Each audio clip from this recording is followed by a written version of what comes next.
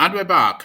Roll up, everybody, gather, come and join. We're doing it again. Yes, we are. We are doing it again. One man went to more. Yes, we are doing it again. I am doing it again. Come do it with me. That thing that we do round about this time is being done just about this time. So gather, situate yourself in front of wherever is most comfortable to you, comfortable for you. So gather, situate yourself wherever is most comfortable for you and surrender yourself to the session for however long it lasts. You know how we do it, and we're doing it exactly just that way again.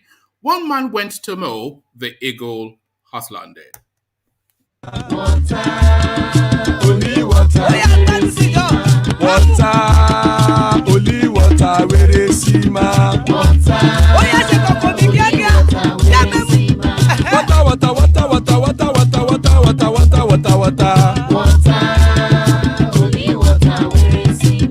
Hapa o naido.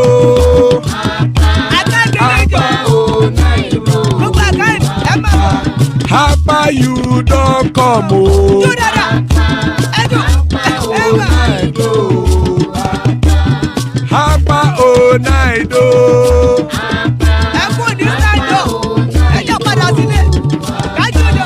Oro kẹ̀kẹ́ ẹlẹ́mù yé o. Oro kẹ̀kẹ́. Ilé sọ́dí àkẹ́kẹ́ ẹlẹ́mù ré o. Oro kẹ̀kẹ́. Bobby master kẹ̀kẹ́ ẹlẹ́mù ré o. Oro kẹ̀kẹ́. Chief Failati kẹ̀kẹ́ ẹlẹ́mù ré o. Oro kẹ̀kẹ́. Eruku lẹ̀lẹ̀ ẹlẹ́mù dé. Eruku lẹ̀lẹ̀ ẹlẹ́mù dòde. Eruku lẹ̀lẹ̀ ẹgbẹ́ ẹlẹ́mù dòde ó jàre o. Eruku eruku lẹ̀lẹ̀ Ghana ti dé ẹgbẹ́ bọ́dì o. Ọmọ ẹlẹ́yẹ ẹ̀yẹ o ó dilé o. Odúyẹ̀lá ẹ̀yẹ o ó dilé o. Petrosodana ẹ̀yẹ o ó dilé o. Petrosodúnkẹ́ ẹ̀yẹ rẹ̀ ó dilé o. Ẹlẹ́kọ̀ ọ̀run mú ìní o.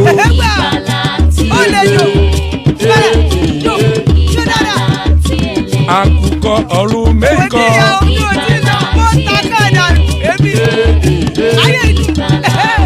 Ikú kò ní ríwà gbéṣe o.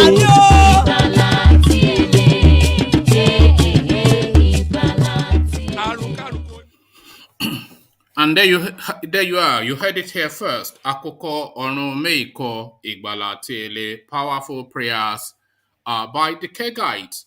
So Àkùkọ ọ̀run mẹ́kọ, as guys, I bring you this. Resource control. Edwin Clarke tackles Obasanjo, recalls ugly past. So Obasanjo, of course, has been speaking a lot to the national space recently, the politics of Nigeria, and preferring his own solution to the malaise that afflicts the country. But then, of course, a lot of people set Obasanjo's commentary against the backdrop that he, above all single individuals within that country, has ruled that country the longest than anyone ever in its history. So, if all of these panaceas were within his reach, why did he not apply it when he was in situation to do so? This is always the go-to in response to any commentary by Obasanjo. Again, resource control. Edwin Clarke tackles Obasanjo, recalls ugly past. So the fight between the septuagenarian and the octogenarian. So let's see what genarian comes out of that in just in a minute. We'll get there.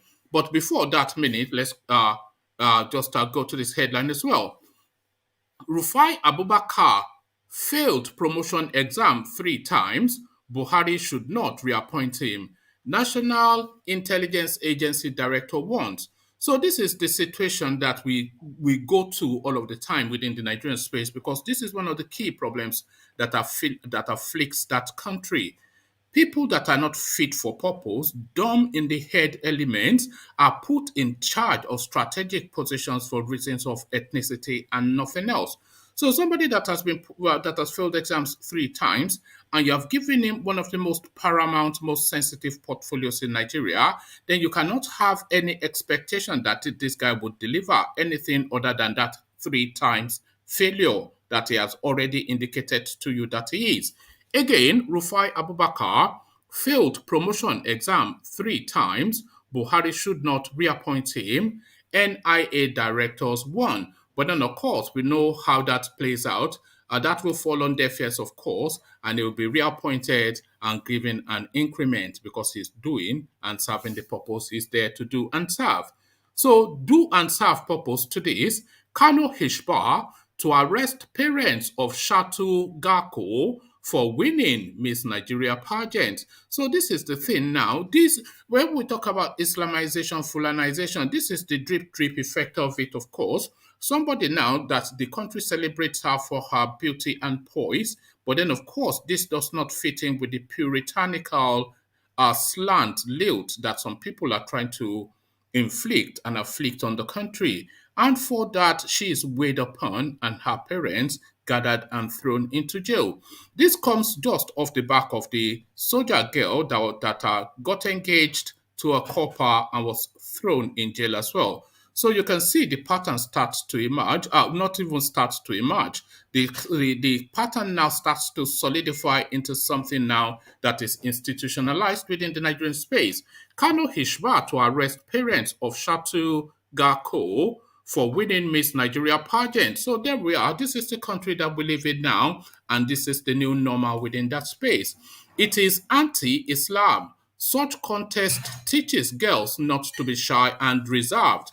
Kano Hisbah to invite Shatu Gako's parents following her participation in Miss Nigeria. So there it is. The ignorance continues, and it still continues. Shatu Gako, Murik supports Hisbah, says Miss Nigeria pageant is not different from reality TV show. So that is the puritanical affliction that they're looking to inflict on the Nigerian space. So to land on this, we're going to the Eastern Quarters. Court ruling, Anambra APC, the Sons and the Uba on plan to appeal. So this is the thing then. The abandonment in Yoruba land, we say ese girigiri nili anjofe. So this is ese girigiri nili anjofe. They disown him now and cut him adrift. Court ruling, Anambra APC, the Sons and the Uba on plan to appeal. So the disgrace then total and absolute now for this element now that has been used and dumped, no longer fit for purpose.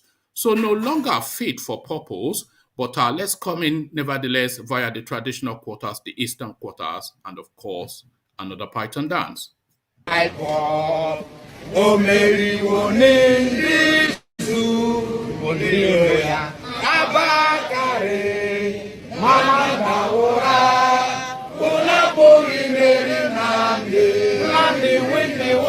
Python dance 1, Python dance 2, now Python dance 3. Unapoli Mary Nandi win the war. Python dance 1, Python dance 2, now Python dance 3. Unapoli Mary Nandi bu onyedu IPOB. O Mary wone nizu ndiroya. Mamanda ora, Unapoli Mary Nandi win the war. Python dance 1, Python dance 2, now Python dance 3. Unapoli Mary Nandi win the war. Python dance 1, Python dance 2, now Python dance 3. Unapoli Mary Nandi Ndiroya Abakare. Mamanda ora, Unapoli Mary Nandi win the war. Python dance 1, Python dance 2, now Python dance 3. Unapoli Mary Nandi win the war. Python dance 1, Python dance 2, now Python dance 3. Unapoli Mary Nandi win the war. Python dance 1, Python dance 2, now Python dance 3. Unapoli Mary Nandi win the war. Python dance 1, Python dance 2, now Python dance 3. Unapoli Mary Nandi win the war. Python dance 1, Python dance 2, now Python dance 3. Unapoli Mary Nandi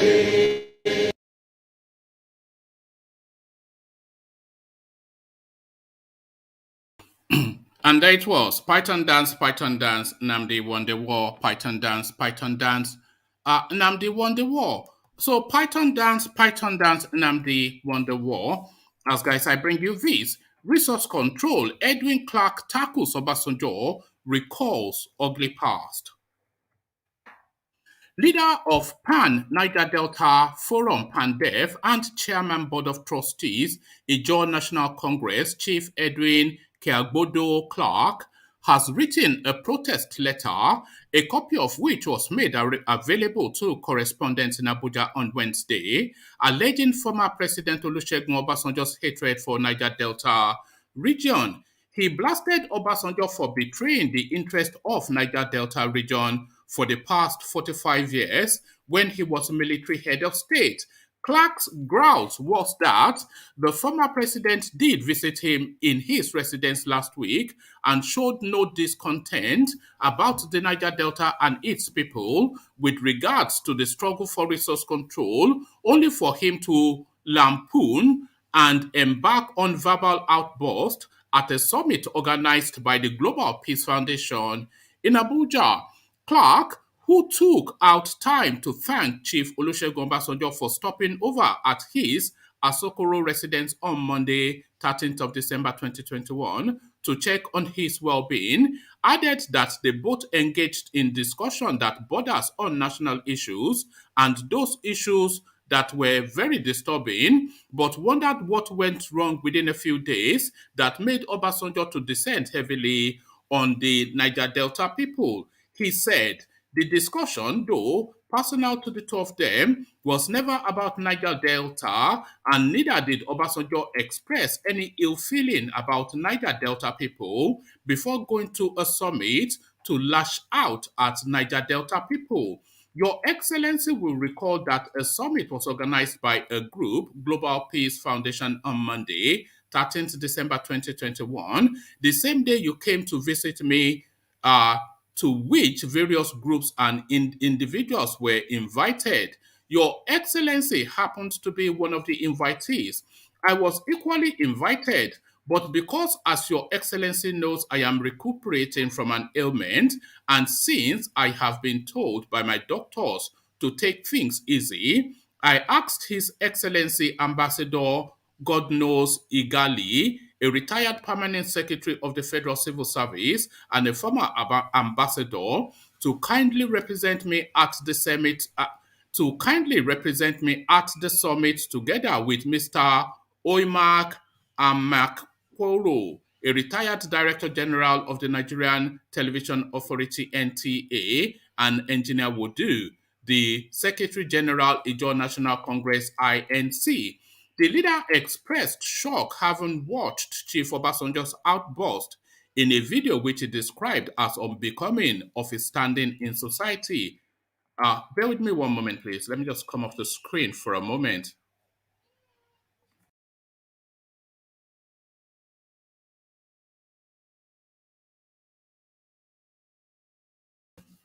All right, sorry about that. So where was I?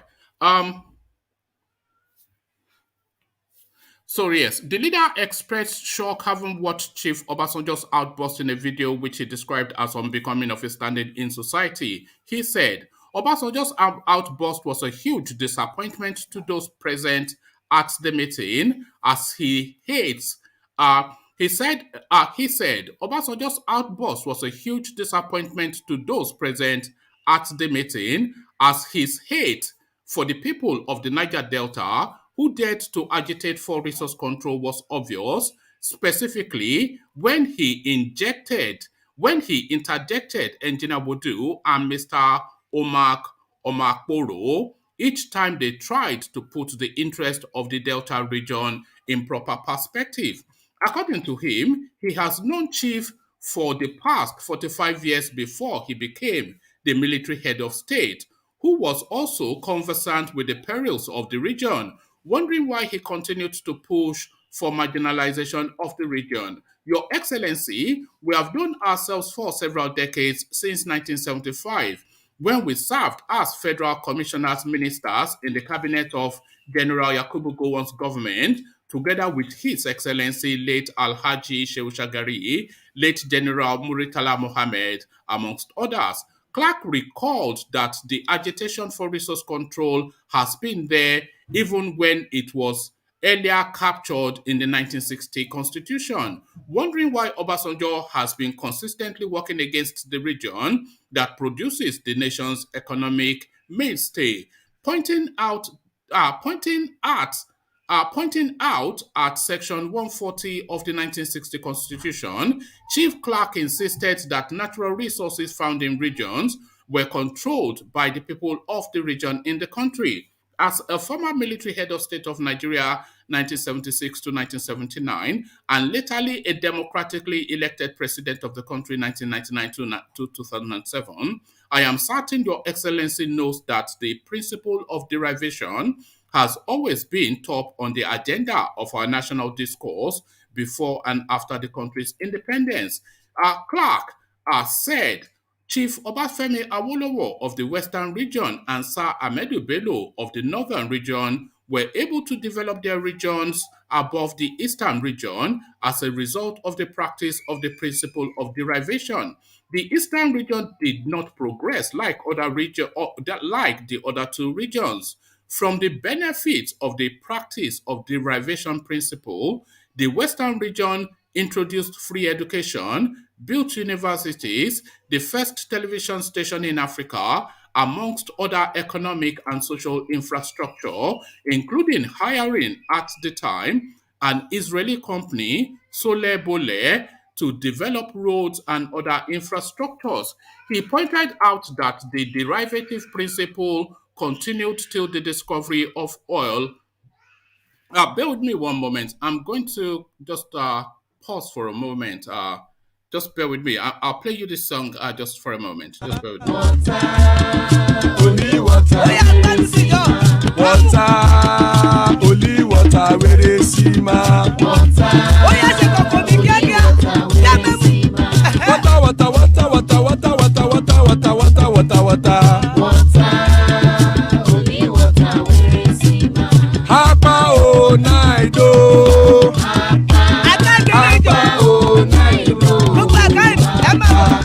Hapa you don't come o.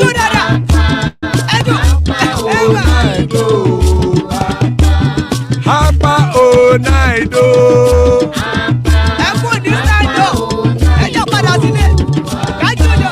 Oro keke keke elemu ye o.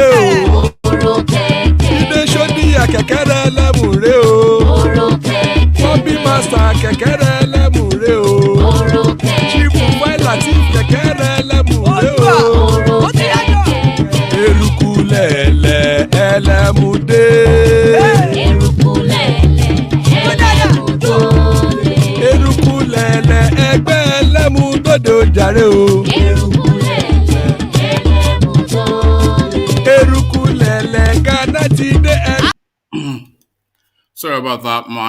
My son was throwing tantrums somewhat, so I just had to make sure that everything was ticketable. So we go on back to where we were. He pointed out that the derivative principles continue. He pointed out that the derivative principle continued till the discovery of oil in commercial quantity in Oleobiri in 1956, which the then Prime Minister Alhaji Tafawa Balewa sent congratulatory messages to the then Premier of the Eastern Region, Dr. Michael Okpara. The sharing formula at the time was 50% of the revenue for the owning state, while 20 and 30% go to the federal government and distributable pool for sharing amongst the region, including the contributing region. Your Excellency, as you are very much aware, this was the situation for sharing the fiscal assets of the Federation amongst the regions of the country until 1966 coup that suspended the Constitution. The Cocoa House and the Liberty Stadium, all in Ibadan, the Western House in Lagos, and the Odudua Group of companies, one of the biggest companies in Nigeria, are solely owned by the Western region.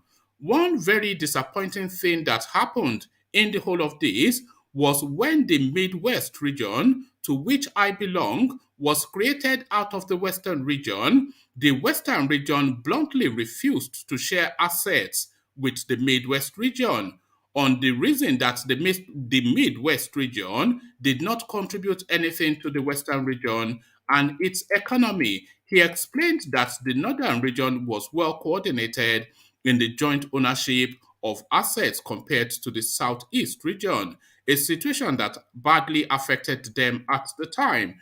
Chief Clark lamented that the 36 states of the Federation comes to Abuja on monthly basis to share oil revenue to the ruins of the Niger Delta region. So that is that sore point that continues to agitate the Delta regions. So Edwin Clark, again, of course, their foremost voice, and that thing continues to rankle. And you can see why it does rankle, because the one constitution that subsists in Nigeria is the 1960 constitution, because anything from 1966 onwards is an illegality. You know, the one constitution that the country agreed on was the founding constitution, and that essentially is still the constitution that subsists. Because there was a military coup takeover in 1966, which is an illegal act which truncated democratic dispensation and then jettisoned that constitution that the country agreed upon and foisted a new decree set on the country. And from that point, the country has continued to spiral to this now abysmal situation that we find ourselves in. So that 1999 coup was the original sin, and this is really what our Chief Edwin Clark essentially holding to be true. And Obasanjo, of course, speaking to resource control and how the the spaces where the resources are found should enjoy the greater and the greatest of those resources. He said that at that conference. So that somewhat rankles with Chief Clark, who points to the fact that, well, if you knew this and you were in charge of this country for that long, why did you not effect it? So this is the narrative, essentially, that Edwin Clark is speaking to Obasanjo about. So this is the fight that he's inviting Obasanjo to come and partake in. So that fight, so from that fight to this, exclusive, Rufai Abubakar failed promotion exams 3 times. Buhari shouldn't reappoint him. NIA directors won.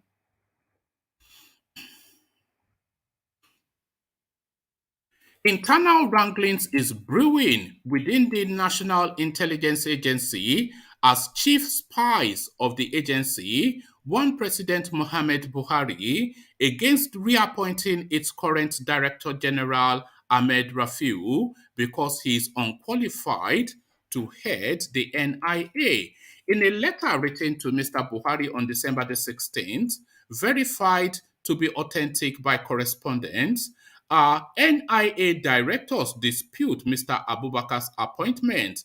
They also protested against his possible reappointment, revealing that Mr. Abubakar failed his promotional exams 3 times before being compulsorily retired.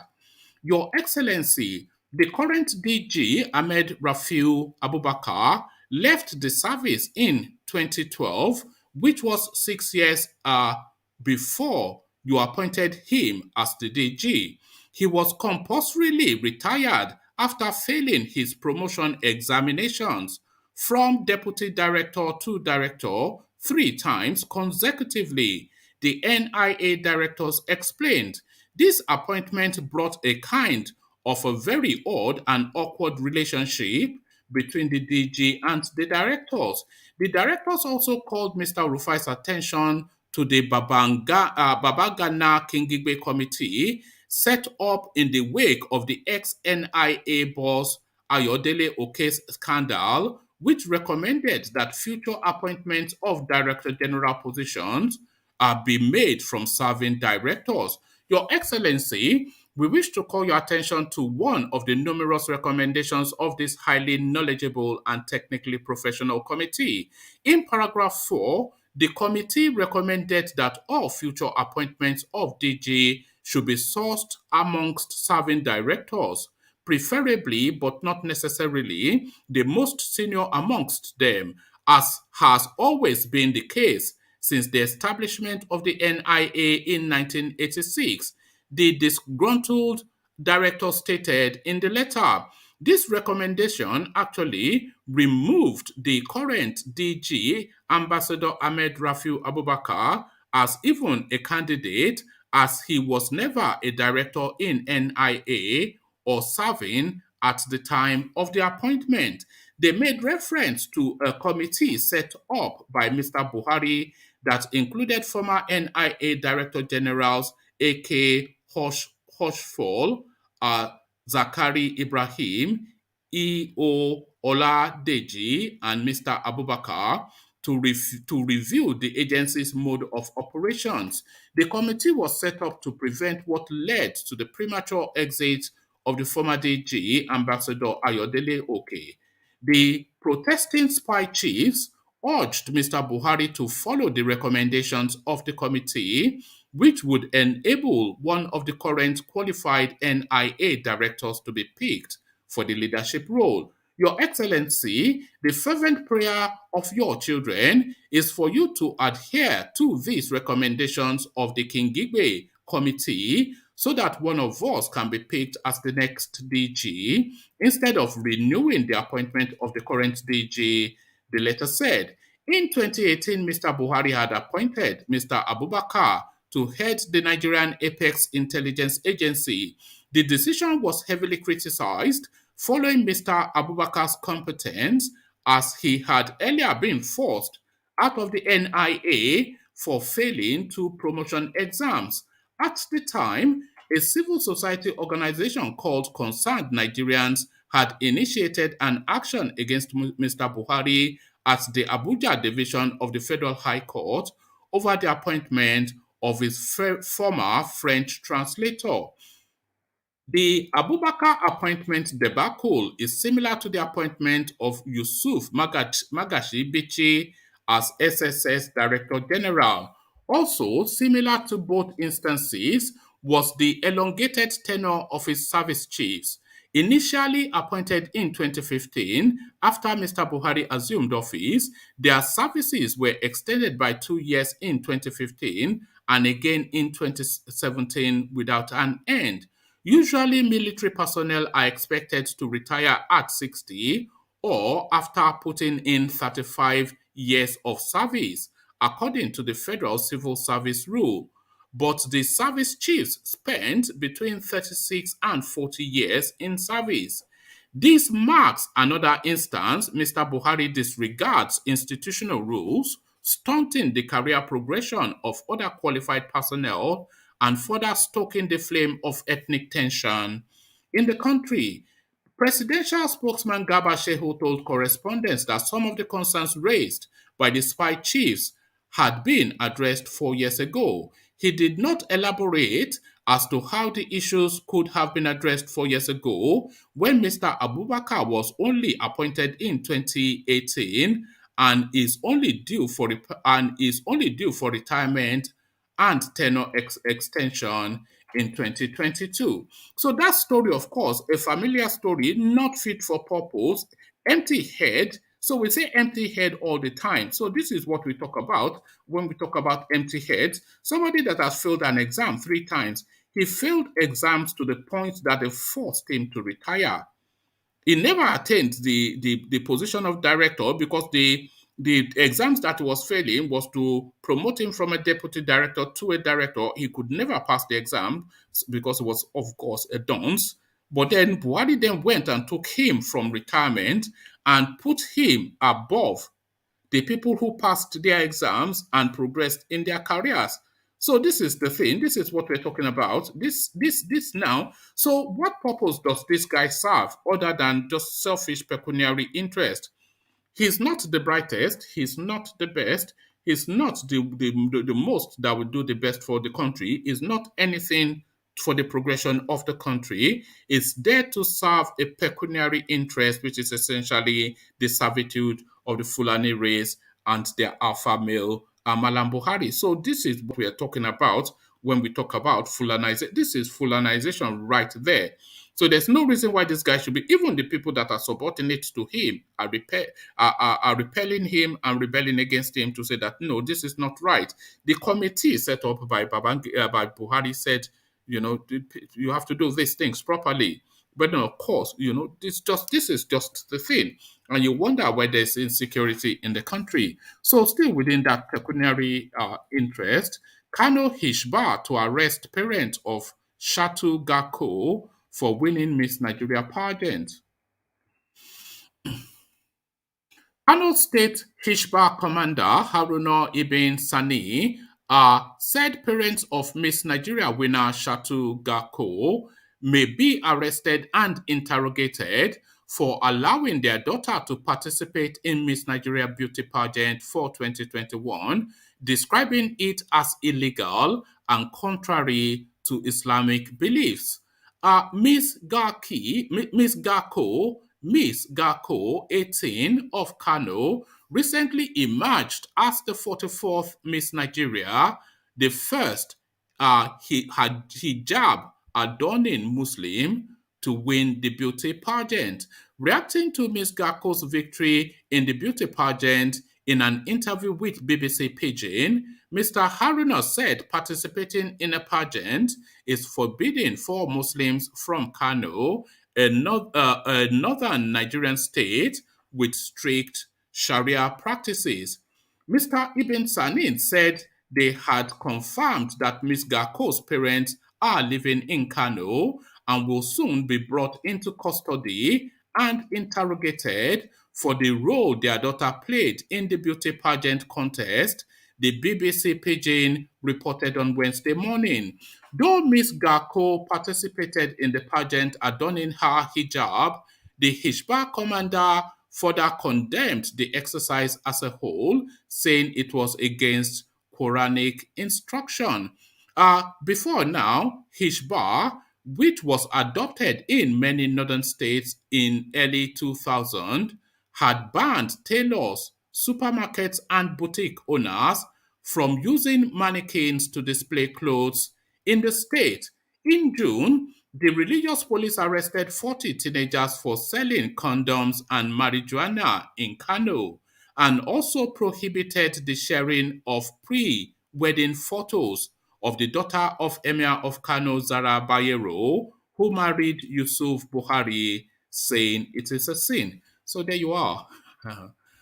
We don't enter at the war, one chance, which is no chance. We have no chance. Um, it is anti-Islam. Such contest teaches girls not to be shy and reserved. Kano Hishbar to invite Shatogako's parents following her participation in Miss Nigeria. Kano State Hishbar Board has announced that it will be inviting the parents of Shatogako, the winner of 2021 Miss Nigeria. Recalled that Gako from Kano State became the first hijab-wearing contestant to clinch the much coveted crown since the pageant debuted in 1957. Haruna Ibn Sani, Kano Hishbar Board commandant, who disclosed plans to invite the new Miss Nigeria's parents in an interview with BBC Pidgin, described Gako's participation as illegal. So I think this is more like a rehash. Okay, I think this has a different slant. So let me just read this in totality. So described Gako's participation in the beauty pageant as illegal. Ibn Sani added that participation in beauty pageantry is against Islamic tenets, and Gako's action could encourage other girls to do the same. He said, "We, the Hishba, has confirmed that Shato Gako is a Muslim from Kano State, and her parents come from Gako local government area. Kano is a Sharia state, and this is why we will not allow the matter to die like that. We will invite the parents to talk to them about the actions of their daughter and the fact that what she did is illegal in Islam." This is to make them know that she cannot continue that path and also stop other girls from copying her. Ibn Sani also backed the claim with some verses from the Quran and further claimed that such contest teaches girls not to be shy and reserved. Hisbah commandant also said that organizers of such beauty pageants are at risk of God's wrath. He added, in Islam, it is forbidden for anyone to participate in a beauty contest. A lot of things happen in such contest, which is against Islam. For instance, there is usually a lot of people exposing their bodies during the event, while such contest teaches girls not to be shy and reserved. So there you have it. It's unbelievable, but then there we are. Let's just take the last commentary on that space and then we go to a different story. So Shato Gakko again, Murik supports Hisbah, says Miss Nigeria pageant no different from reality TV. Look how stunning the girl is, though. It's a travesty to hide this sort of a girl away. Um, Following the plan of the Kano State Hisbah board to invite the parent of Shatoga Ko, the model crowned Miss Nigeria 2021, Islamic human rights organization Muslim Rights Concern has supported the decision. In a chat with correspondents, Murik director Professor Ishaq Akitola said no decent Muslim lady would participate in any beauty pageant like the Miss Nigeria contest, adding that the beauty pageant is not different from the television reality show Big Brother Niger. The group said Muslims do not participate in any beauty pageant. According to Quran chapter 24, verse 31, and Quran chapter 33, verse 59. Akitola stressed that those two verses emphatically insist that women should cover themselves and dress up decently, and neither should display their body for the public. Being present in a beauty pageant, even if she was in hijab, she had done the catwalk with thousands of men eating her up with their eyes. It is, it is not acceptable. Earlier in an interview with BBC Pidgin, the Commander General of the Kano Hisbah Board, Haruna Sani Ibn, said the Sharia police would. Okay, so we've done all of that. Dako, who wore a hijab during the pageant, had won the beauty pageant and took home the prize of 10 million naira, 1 year residency in a luxury apartment, brand new car, and many brand ambassadorship opportunities. However, the Hisbah boss said Gako's participation is illegal and unknown to Islam, adding that the parents of the teenager will be invited so that other ladies do not model after Gako. Akitola further stressed that Muslims are not impressed with Gako's action.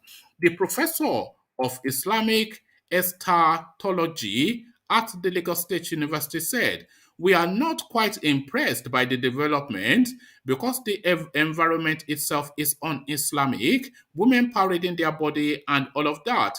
Hers may be different, but she's not supposed to mix with those kind of people. It is like going for Big Brother Nigeria and using hijab or dressing like a Muslim, but you are participating in Big Brother Niger, where people make love before the camera and millions of Nigerians are watching. In a beauty pageant, women also parade their bodies on stage. They come in bikinis and all that. It is not an exercise a Muslim lady should participate in. People who are decent, people who have shame, who have honor, who would not display their nudity, who would not expose their bums." For this guy is very detailed though in the things that seems to repel him. He knows they wear bikini and he pays attention rather to their bums. Who would not expose their bums for millions of naira should not participate in such pageants. On the proposed invitation of Garko spirits by Kano Sharia police, Akitola said, "It is very good. Why do you think Nigeria is in trouble and our youth uncontrollable? It is because that parental guidance and values are missing at home. How did the parents allow her to go to the contest? Though she may be 18 years old, once you are still under your parents, you are under your parents in Islam. The various Hisbah boards in the north enforcing Sharia law have been accused of many high-handedness in the past, etc., etc. So it goes on to list the retinue of just the sort of behavior that goes on in the north. IPOB lambast Kaduna Governor El Rufai for likening a pro-Biafra group to terrorists, saying he suffers from ignorance. The indigenous people of Biafra IPOB has called the governor of Kaduna State Nasir El Rufai's likening of the group to terrorists and bandits as provocative and mischievous. IPOB said it remains a peaceful organization with global relevance, adding that El Rufai has displayed utter ignorance by comparing it to blood sucking criminals. The group assured that the governor will soon appear before International Criminal Court ICC in Hague for allegedly sponsoring Fulani headsmen to clandestinely kill innocent people in southern Kaduna. IPOB said this to react to El Rufai's statement on Tuesday that IPOB is not different from terrorists and bandits, whom he said deserves to die.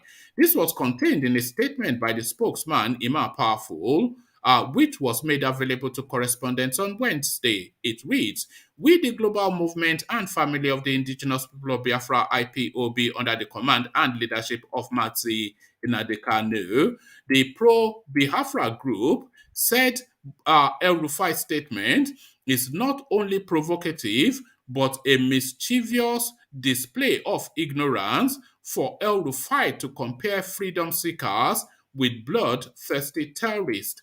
El Rufai should stop playing to the gallery. No amount of cover-ups can exonerate him from the ongoing genocide in the southern Kaduna by Fulani bandits, it added. It continued, he should cover his head in shame for admitting that he is paying the mass murderers in Kaduna State. He should know that he has a date at the ICC. We challenge him to mention any act of terror committed by IPOB. Our only crime against El Rufai and his fellow mass murderers is that we refused to allow Fulani bandits any breeding grounds in Biafra land. Malam El Rufai should swear by Allah that he knows nothing about the ongoing ethnic cleansing of non-Fulani communities in southern Kaduna and renaming of other towns to Fulani communities. It's only in Nigeria that IPOB, which maintains a presence in over 100 countries, can be tagged a terror organization. But the world knows we're not terrorists and do not intend to be. So that is the usual back and forth that you get from those spaces. It's just an endless grind, that sort of space. It's just he said, she said, it will never stop. But it looks as though this has now come to a stop. So now this is now the final story. Court ruling, Anambra APC disowns and the Uba on plan to appeal. So sometimes you have to know when the fight is over, you just know when to drop the dead donkey. So drop the dead donkey. The Anambra State chapter of the All Progressive Congress APC has washed its hands off the plan by its candidate in the November election, Senator Andy Barr, to appeal the ruling that voided his candidacy. A high court in Abuja presided over by Honorable Justice Iyang Ekwo had on Monday voided Uba's candidacy, insisting that the primary election that produced him was not valid.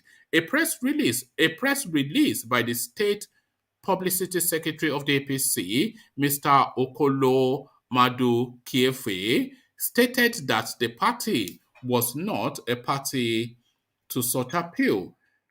Madu Kiefe said, "Our great party is compelled to distance itself from the willful foray into avoidable contempt of court by official impersonators who are supposed to be learned men but are led by the nose by a pretender candidate. We state we state for the avoidance of doubt that the APC has not issued any statement against the considered judgment of the Federal High Court 6, Abuja, presided over by Honorable Justice Iyank Ekwo.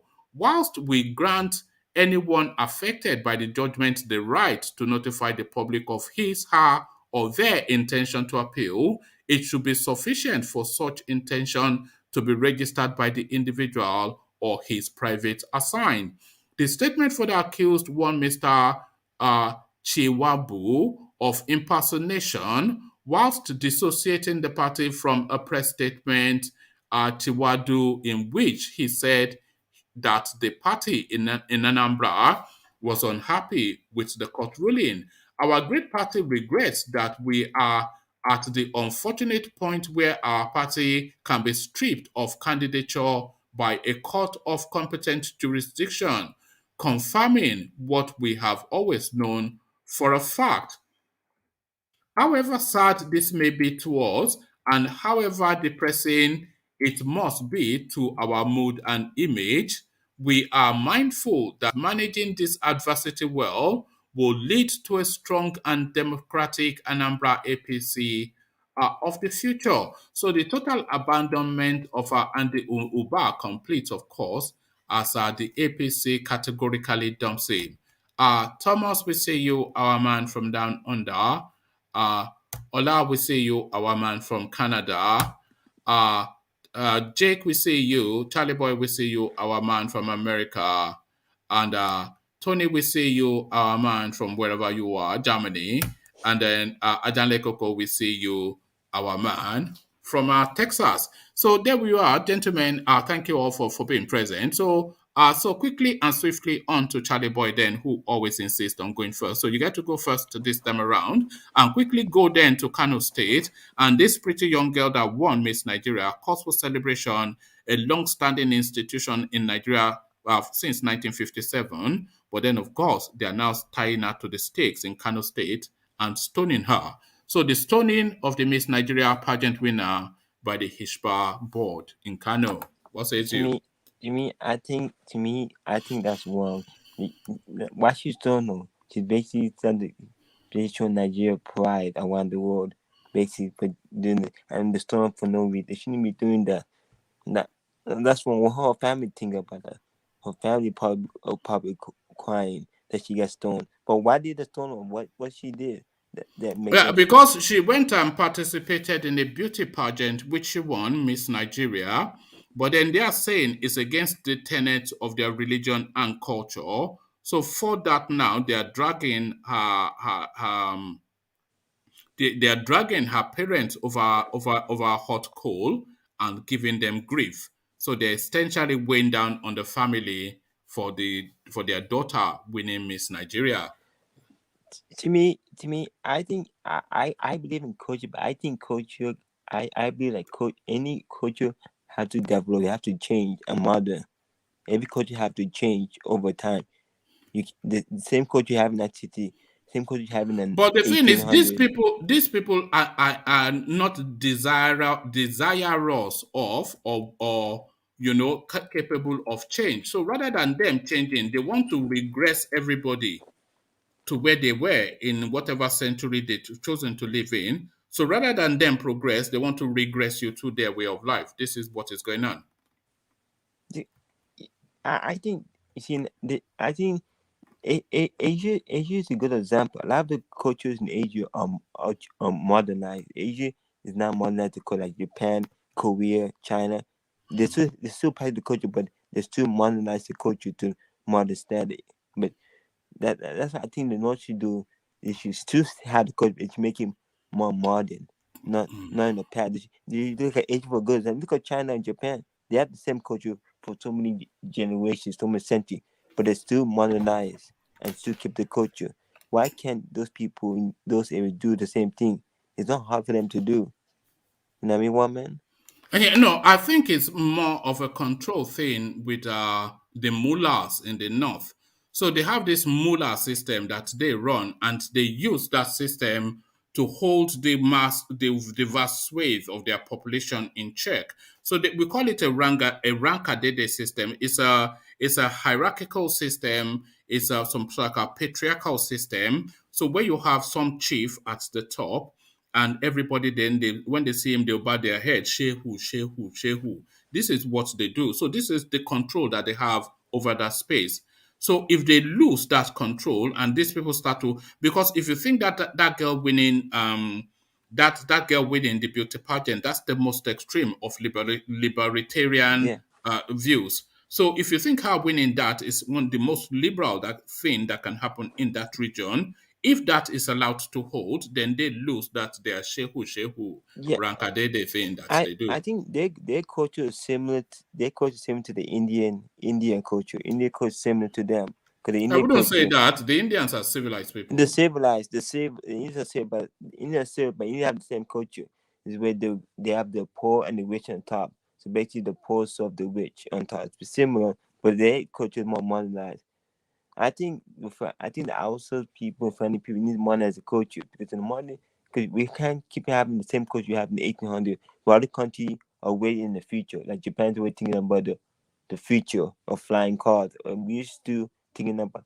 That's why I think Africa need to modernize the culture. Need to modernize because if they want the young people to celebrate their own culture, they need to modernize so young people will be proud of the culture. Because you don't want young people to be proud. You want your culture to be modernized so that people could join in.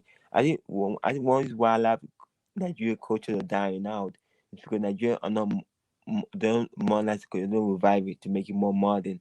That's the way for the culture to survive. If you can't change your culture, the culture gonna die out. Nigeria's culture is not modernized. I take it you've not heard of the video and Wizkid No. I and mean, no. I'm saying some culture in Nigeria are not modernized. I'm saying, we oh I'm saying all right, okay. because even British here, British predict that in the future a lot of Nigerian language might die out. So the way to save our I language, can't see that happening anytime soon. That the yeah, Yoruba language will die out. Maybe no, some satellite obscure languages. I take that point, but yeah, certainly not yeah. any of the major languages. That's I think the way to save our culture is modernize because if you want the new generations to actually be part of the culture, make more. Don't because I think the one the nothing is doing 1800s. You know more 1800s. Get modernized. I think they're scared because they feel like if they modernize, Yeah, no, that's what I described to you. They are scared because they use that ranker. They saying that ranker they shehu system to maintain their position and to hold the whip hand over the mass of their population. So if you allow modernization to come into that space, then that liberates the mind of those people to be able to free think. And the moment they start to free think in the north, that is the liberation of the people, but that is the fall of the hierarchy. So that is what is going on in because the north. the reason why it's confusing, the reason why it's confusing me, the North are Muslim too. Not should look at Saudi Arabia, Dubai. They're developing, and they're the same Muslim, but they're developing. Uh, that's strange. Why Nigerian Muslim is different from the Muslim around the world that are developing? So that's why I don't get it. Something's wrong with Nigerian Muslim versus the Muslim in Dubai and Saudi Arabia. All right. Charles, let me move you on then to this guy, Rafiu Abubakar. So he, the head of the Nigerian secret police, the Nigerian intelligence agency, so one of the foremost spy agencies of the Nigerian space. So a very important role, a pivotal strategic role within the Nigerian state. But then, of course, this man that heads it, he an absolute and a total failure. He'd been failing exams all the way through to the point that he failed exams and they had to compulsorily retire him because he does not demonstrate the capacity to learn or to be able to progress beyond where he was when they rusticated him in 2012. So Buhari has now brought this failure now and superimposed him on the Nigeria's foremost security spying agency. So what are you then making of this fulanization above our national interest You see, politics? that's why that's why I think most of the killings happen in Nigeria. I think they're planning the killing. I think they're planning it. they're using their own criminals, secret spy, to do the killing, to do the bidding. So I think what they do, they give the money to the bandits, to give the money to do the killing, to like ethnic, like what happened can do the ethnic cleansing. I hold you so up ethnic cleansing. Happened can do. I was chatting about that. I was one chatting about the ethnic cleansing going in Nigeria. I was chatting about, it, but no one believed me, and I saw it to happen. See, what he's basically doing, he basically being a secret spy, so he can basically do ethnic cleansing. So he basically force people. No, if you're not fine, you force people. You must believe my you must believe my culture. He basically said your culture is wrong, my culture is right. That's why I had the small language in the north are basically dying out. But possibly we make other we make the whole north funny. Is what we want to do, but there's some languages in the north that are struggling. They're scared for their life because they know that Buhari is going to take. But that happen no. A lot of the small languages are dying out the north because Buhari basically going to everything, killing the people and making them friendly. I think that's wrong. There is ethnic cleansing going on in the north. That's beyond equivocation. It's just it's a categorical and it's systematic because you see a lot of these things that we hear about the north. This is essentially land grabbing and ethnic cleansing. So they sack a whole community, chase the people away, ferry in their own people, and rename that community. So this is a lot of what is going on in the north, and this has been going on for what 6 years now, solid.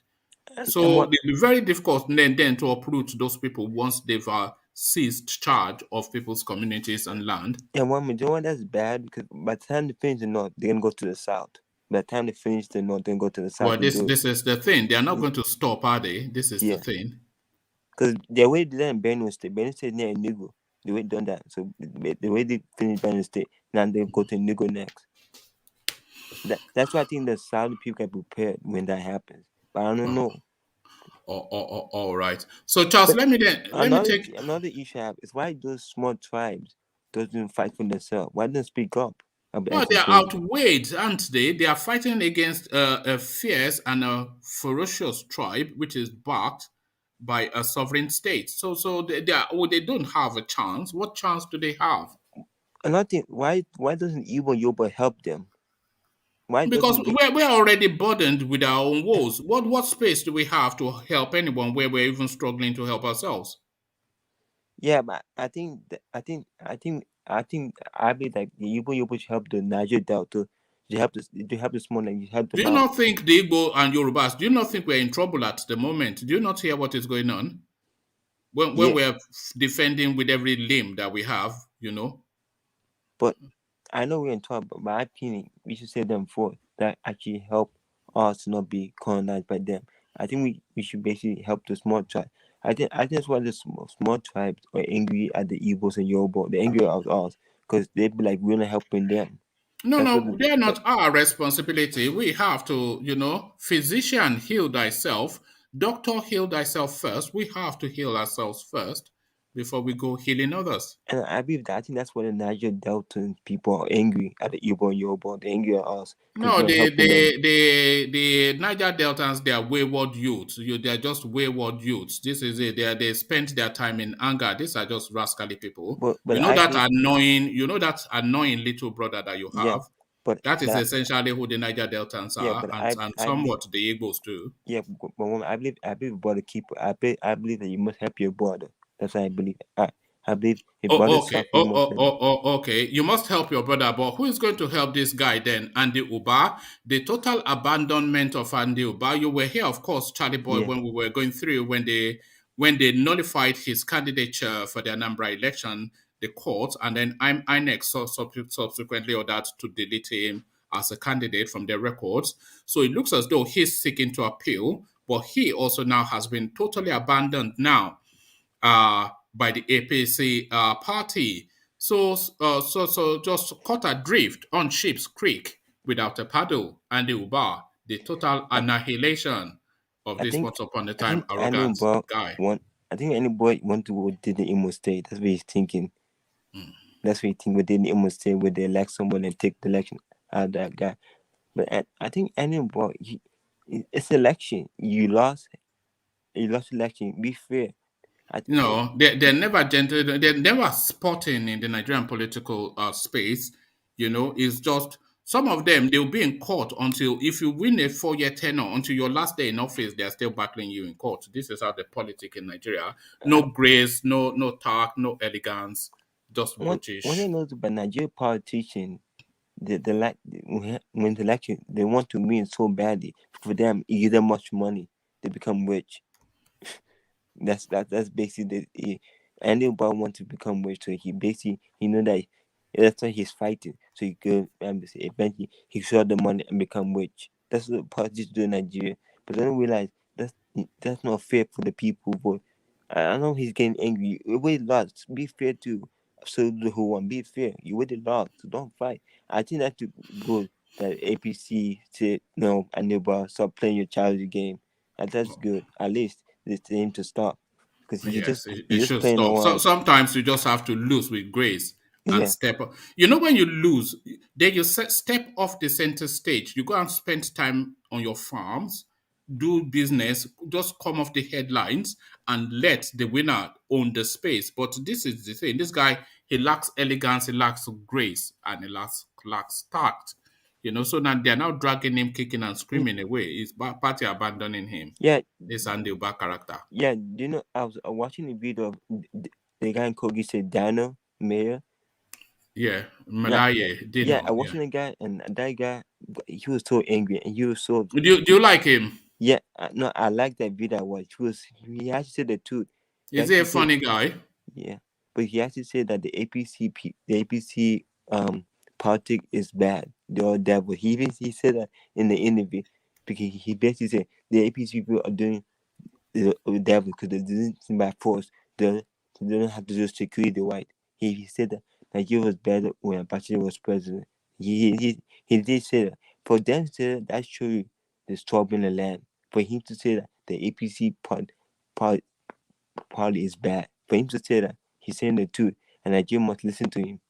He was angry. I don't blame him. He said parties are scared to even go to the state, they're scared to go to the home, people being killed everywhere. He even said that in an interview in TVC News. For him to say that showed you he's emotional. He felt emotional saying that. I think all parties should Yes, speak up. but for anybody to say that the Abacha regime, that Nigeria was better under the Abacha regime, and for that to be true, that is a damning indictment of the democracy that we purport to practice. Because it is true, Nigeria was better under Abacha than it is now. And Nigeria was at a terrible state under Abacha. So if this is worse than then that's just a damning indictment, But woman, do you on agree the with message here. But do you agree with Donald when he said that Well, PDP somewhat. is better than APC? I agree with Well, that. I think PDP is better than APC only because PDP operated a liberal democracy which allowed the people the freedom of expression. They allowed commerce to flourish. There was corruption then, there is corruption now, but there was somewhat of governance then. There is no governance now. There was somewhat of a propulsion of the country into the 21st century, but what we have now is a regression of the country into the 18th century. This story that we're dealing with, previous stories that we dealt with before, the soldier girl that was engaged and they threw her in jail, Mr. so, One Man, can I yeah. interject quickly? All right, go on. What's the difference between PDP and APC, by the way? Yeah, different police. It's difference between the conservative and Labour. What's the difference between the conservative and Labour? Yeah, but that's different. They have an ideal of what their party represent, but from Which Nigeria, is what? Which is what? Well, the Labour Party believe in socialism. No, they don't. The Conservative believe in capitalism. No, they don't. But in right. Nigeria, the parties, I don't understand the difference between the two. I was just wondering if you can... It's the same distinction. The texture of all the isms that you said sets them apart. The Labour Party is a left of center party, and the Conservative Party is a right of center party. The APC is a left of center, but to the right party, and the PDP is a centrist party. So that is the ideological, philosophical thrust of it. So that's it. I thought it was about money. I don't know if they had the idea. I thought it was more about money. Well, you thought wrong. But let's get back. Let's get back. Sorry, Ola. Let's round off Charlie Boy, and then I'll come to you. Okay. So Charlie Boy, yes, just round off on Andy Bar, and then I'll go to Ola. Yeah, so I think Andy Ball, he acts like a little baby. He's a grown-up man. You lost election, you paid the little. He acts like a little baby. No, you're a grown-up man. You're old. You're grown up. You shouldn't act like a little baby. You lost. Big grab, please. Thank you. That's what you want. People choice. Be thankful. That's a good baby. You make him look back. Make him look like a child. That's the only thing I have to say. All right, thank you, Charles. So, Charles, let's go on to Ola. Then, Ola, you wanted to come in, so to you. Yeah, I was going to say Radio Biafra asked a very dangerous question because based on Nigeria situation. So, in reality, when you see Democrat in America, you see Republican, you can separate. But when you see PDP and APC in Nigeria, you can't, because you see APC government office holders moving to PDP, moving from PDP to this. So at the end of the day, you cannot really figure out any concrete ideology or that. No, can you not make a distinction between the two governance style? We've experienced the PDP government and we are experiencing an APC government now. Can you not make a distinction between the two? Personally, I can't make any distinction because you see the leaders moving around to whatever. I'm not talking about the leaders. I'm talking about the governance style. How the government style. Honestly, take Buhari out of the equation. There's no difference. What do you mean take Buhari out? Now, look, okay. What has PDP done, for example, that make them exceptional compared to APC? What? All right. So let's just abandon that. Let me take you to this girl. One man, sir. Yeah. Please, I want to answer just for briefly. Okay. Go on. What one man started to say is like the PDP, at least they will give you a listing here. They will listen to you and then they will tell you, okay, we'll do this. Look, like this addition of the Africa Bank. Look at the Kojo Iweala. Qualified people were in the PDP. At least they listen. So they listen to you, and then they will tell you. They will try to caution you that okay, no problem. We listen to you because during Jonathan time there was flight. You know what I'm saying? There was flight. Bro, okay, that's not ideology. There's no ideology. Hold on, it is ideology. It is ideology. No, it is not performance. No. What you don't understand what you're talking about. It is performance, not what propels performance if not ideology. It's a principled set of stances that you use to propel how you are. One man, can you hold on? The PDP is a libertarian sort of party. It's a libertarian left of center, but with a free enterprise thrust to governance. This is what we experienced under Obasanjo. This is what we experienced under Goodluck Jonathan. A libertarian, free market, left of center thrust in governance. What we are experiencing all the way through the cascade of APC is a right of center, authoritarian style of governance, which is a right of center towards almost fascistic sort of governance. So there's an ideological and a philosophical thrust. And if you cannot see that, then we just, I don't want to label. Sorry, hold on. Let's hear from Emeka.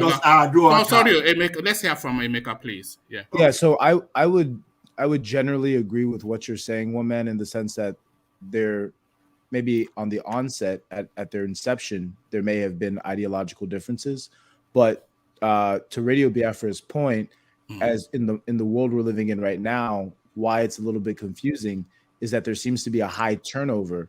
I haven't really experienced or researched or seen anywhere else in the world where people just jump back and forth between political parties as a means of maintaining relevance. So I think while maybe historically there were very clear-cut ideological differences, I think in the world we're living in today, the PDP and the APC are both sort of appendages of just a broader political beast that has just snowballed into chaos. So I can't really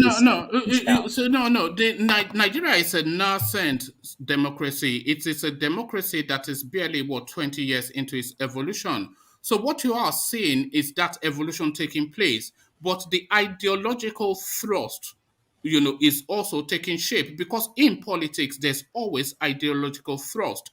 There's this. We've gone through this before, So the ideological thrust is they call it ideological alignment. At the extreme of the left, you have ultra leftism, like Marxist sort of thing, and at the extreme of the right, you have fascism, this nationalistic sort of thing. Politics is played at the center. This is centrist politics that is played globally. But how you lean in centrist politics is really where your election is. Because I agree with you. Yes, everybody is centrist in the world that we live in now. Everybody wants to. What is centrist politics? Politics for the people that supports free enterprise and talent, but then looks to build society around an equitable and a balanced philosophy. That is centrist politics. But then to the center, you lean towards one inflection or the other. You tilt to the right or you tilt to the left. No, I agree. I agree with what you're saying. So these are just basic things. I don't want to label that space too much. I agree with you. It's just going to turn into a bit of Can I interject 1 minute? Just really quickly. Okay, really quickly from you. I'll Coco final word, and then I'll go back to the I agree with what you're saying. There's a spectrum in terms of the ideology, and they play at the margins in order to get a wider appeal. But what I'm saying is that it's very difficult to discern the difference because of the high turnover between the parties. So no, that is irrelevant to the point. That is irrelevant to people carpet cross. Do they not carpet cross in the country you live in? They carpet cross here. Not as much as in Nigeria. If you look at American politics, they don't carpet cross in America. There is, do they carpet cross in America? It's very, very, very rare. Do they carpet cross in America? I'm answering your question. It's very, very, very rare. I'm not asking if it's rare. But it's too early to start with controversy. But it's not as common as in Nigeria. Well, there you are, because they certainly carpet cross in the United Kingdom. So the carpet cross, the frequency is just immaterial, and like I said, a nascent democracy. So if it's not an unknown, it is known, even in advanced and developed democracies. So you might quibble with the frequency, but it is a known political thing. So you're not worried about the frequency? I am not. No, I am more interested in the ideological thrust of the political party rather than the composing parts of the politicians within it. So the politicians are dispensable, but the ideological thrust is not. And secondly, you know that the Jonathan government was always sorry. You know, Jonathan government was always telling how many megawatts of electricity they were able to produce, and what. So they were given listening ear. You can be able to handle with them. They will tell you that 3,000 megawatts is coming. We are building this power station in so and so. That's what I'm talking about. Let me ask you. Article. No, sorry, Radio Biafra. Let's hear from Ajahn Koko, and then I'll it's too early to start a controversy. It's too early to So Ajahn Koko, to you. Yeah, I think I want to agree with Ola that both parties does not have a peculiar ideology, political ideology that drive their style of governance. Both of them don't have it. When we talk of Labour Party, if you are saying that, then you are saying their governance style is the same. So is that what you're saying? Yes, it's the same. Okay. They don't have ideologies that drive their style of governance. They don't have it. When we talk of liberalism, or you talk of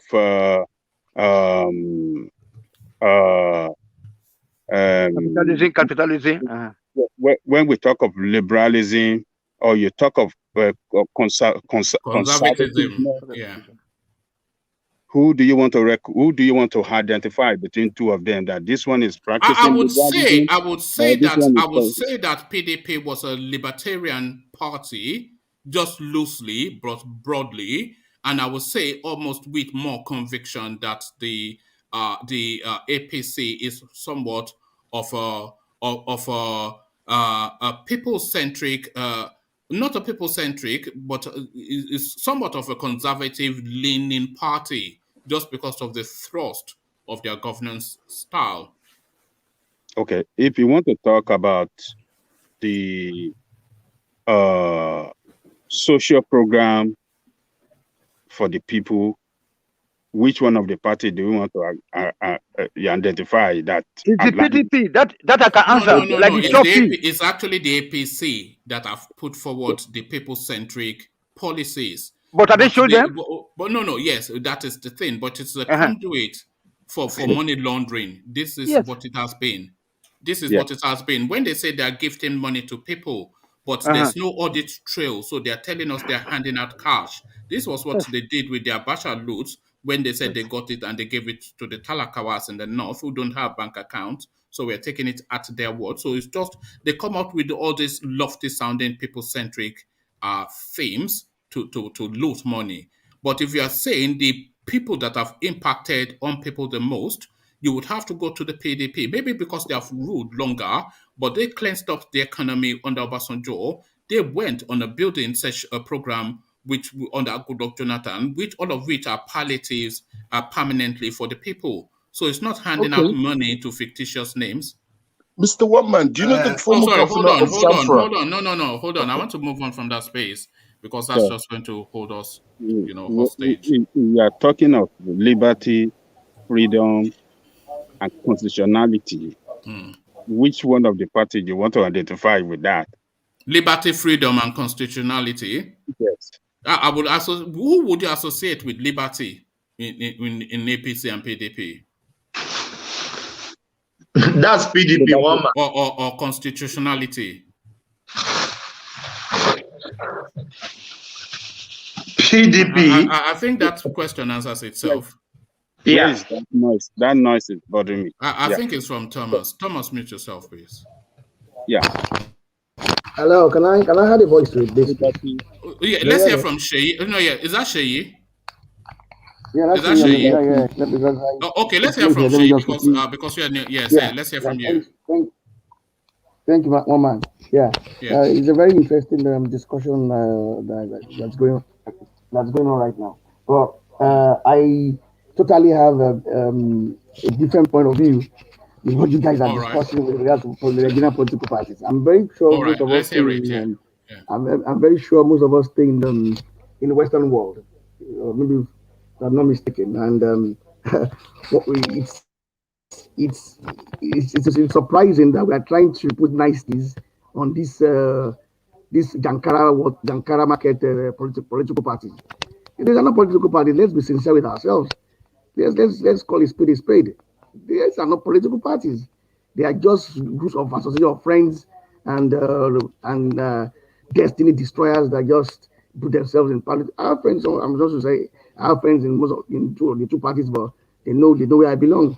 So, but they are just group of people that are just looking for where to butter their bread. That's all. They are not political parties in the sense that let's go back to in the 50s. In the 50s, we have parties like AG. Everybody knows AG is socialism. Everybody knows that. Even up to Action Group, it's socialism. Everybody knows their program. The same program they started from the First Republic. They brought it again, made it bigger, enlarged it in the Second Republic. If you go to maybe MPC, we know MPC is reactionary conservative. We know that. NCNC is a bit of centrist in their nature. So, but comparing PDP, APC, they are friends. They keep on. I was hearing carpet crossing. I live in France.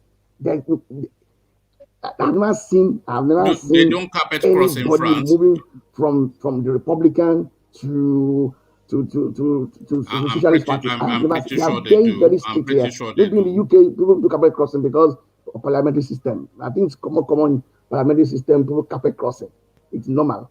But but it's very rare. Once you say, but once there we do have people carpet crossing going from conservative or labor or here, if you're not more in one party, most what I've noticed is that they form another party or join another party. But for them to from another party, but for them to move from the mainstream parties, it's very, very rare here. I'm not even saying, I've not even heard of anybody. I'm not, since I came here, I've not heard of anybody. So if you're just being niceties on this party, what they think, oh. Have we lost you somewhat?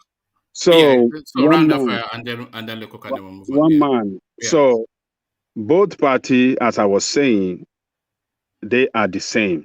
They don't have a distinctive ideology that drives them. When we look at Labour Party and the Conservative Party, we know what ideology each of the party stand for, and they pursue it up to today. We know those that focus on social program for the people, free health services, and all those mass housing program for the people. And we know the others that, and we know those that, Do you know when the Labour Party was?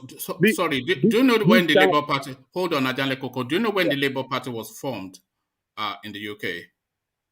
I don't know specifically. It was formed in the 1900s. Okay, do you know when the PDP was formed? Yeah, 1989. 1999. No, not 99. They formed it before 99. Right.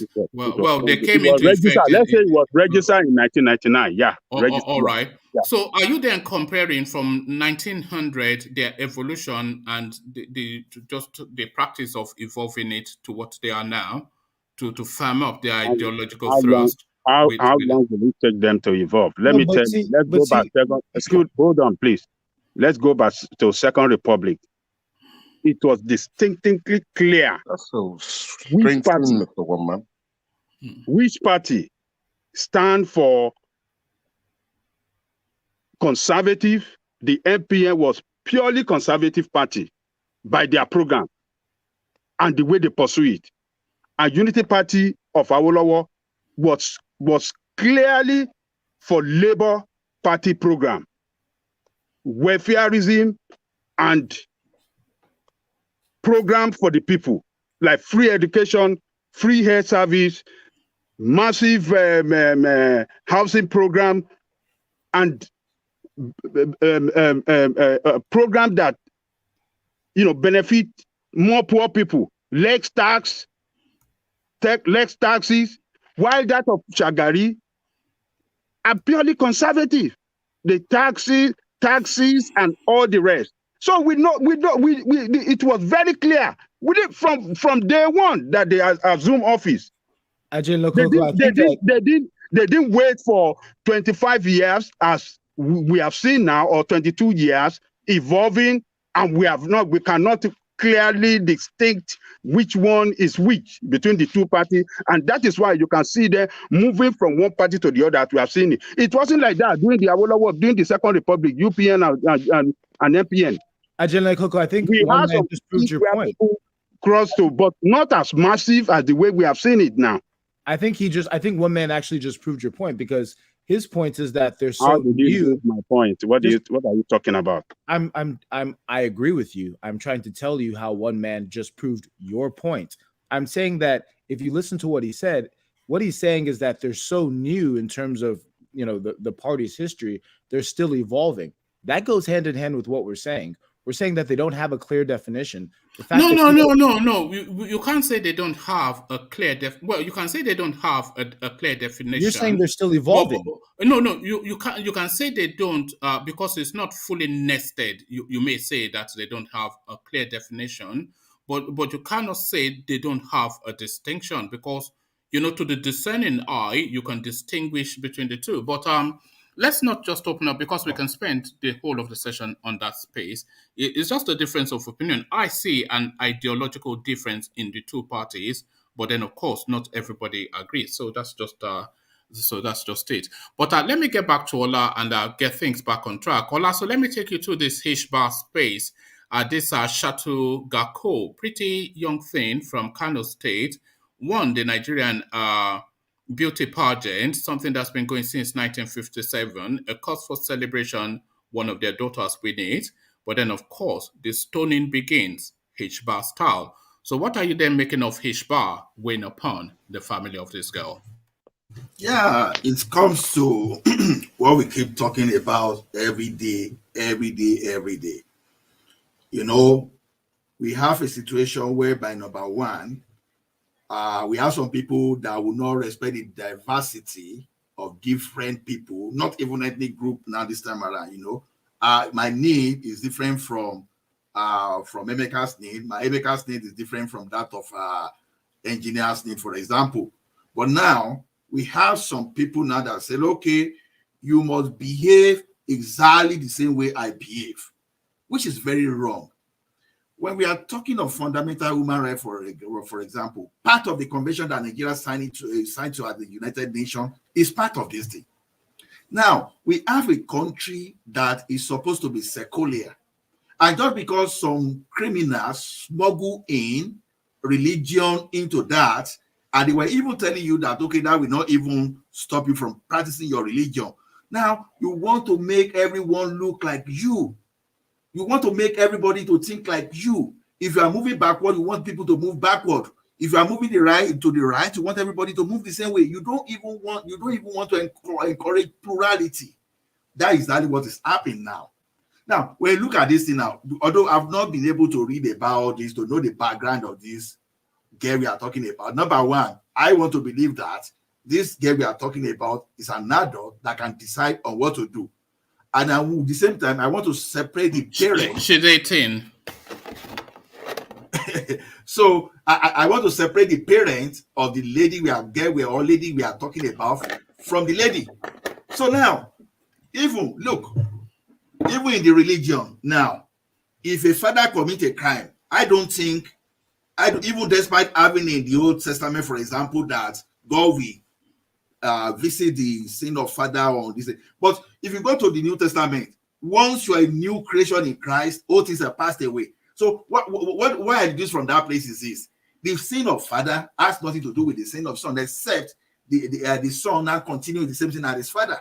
For example, now we have a lady now that decided that, okay, and now that it is good for me to compete for something, and at the end of the day I compete for it, and my offense now is taking decision as an adult to do the right thing. You are not saying to you it's a crime.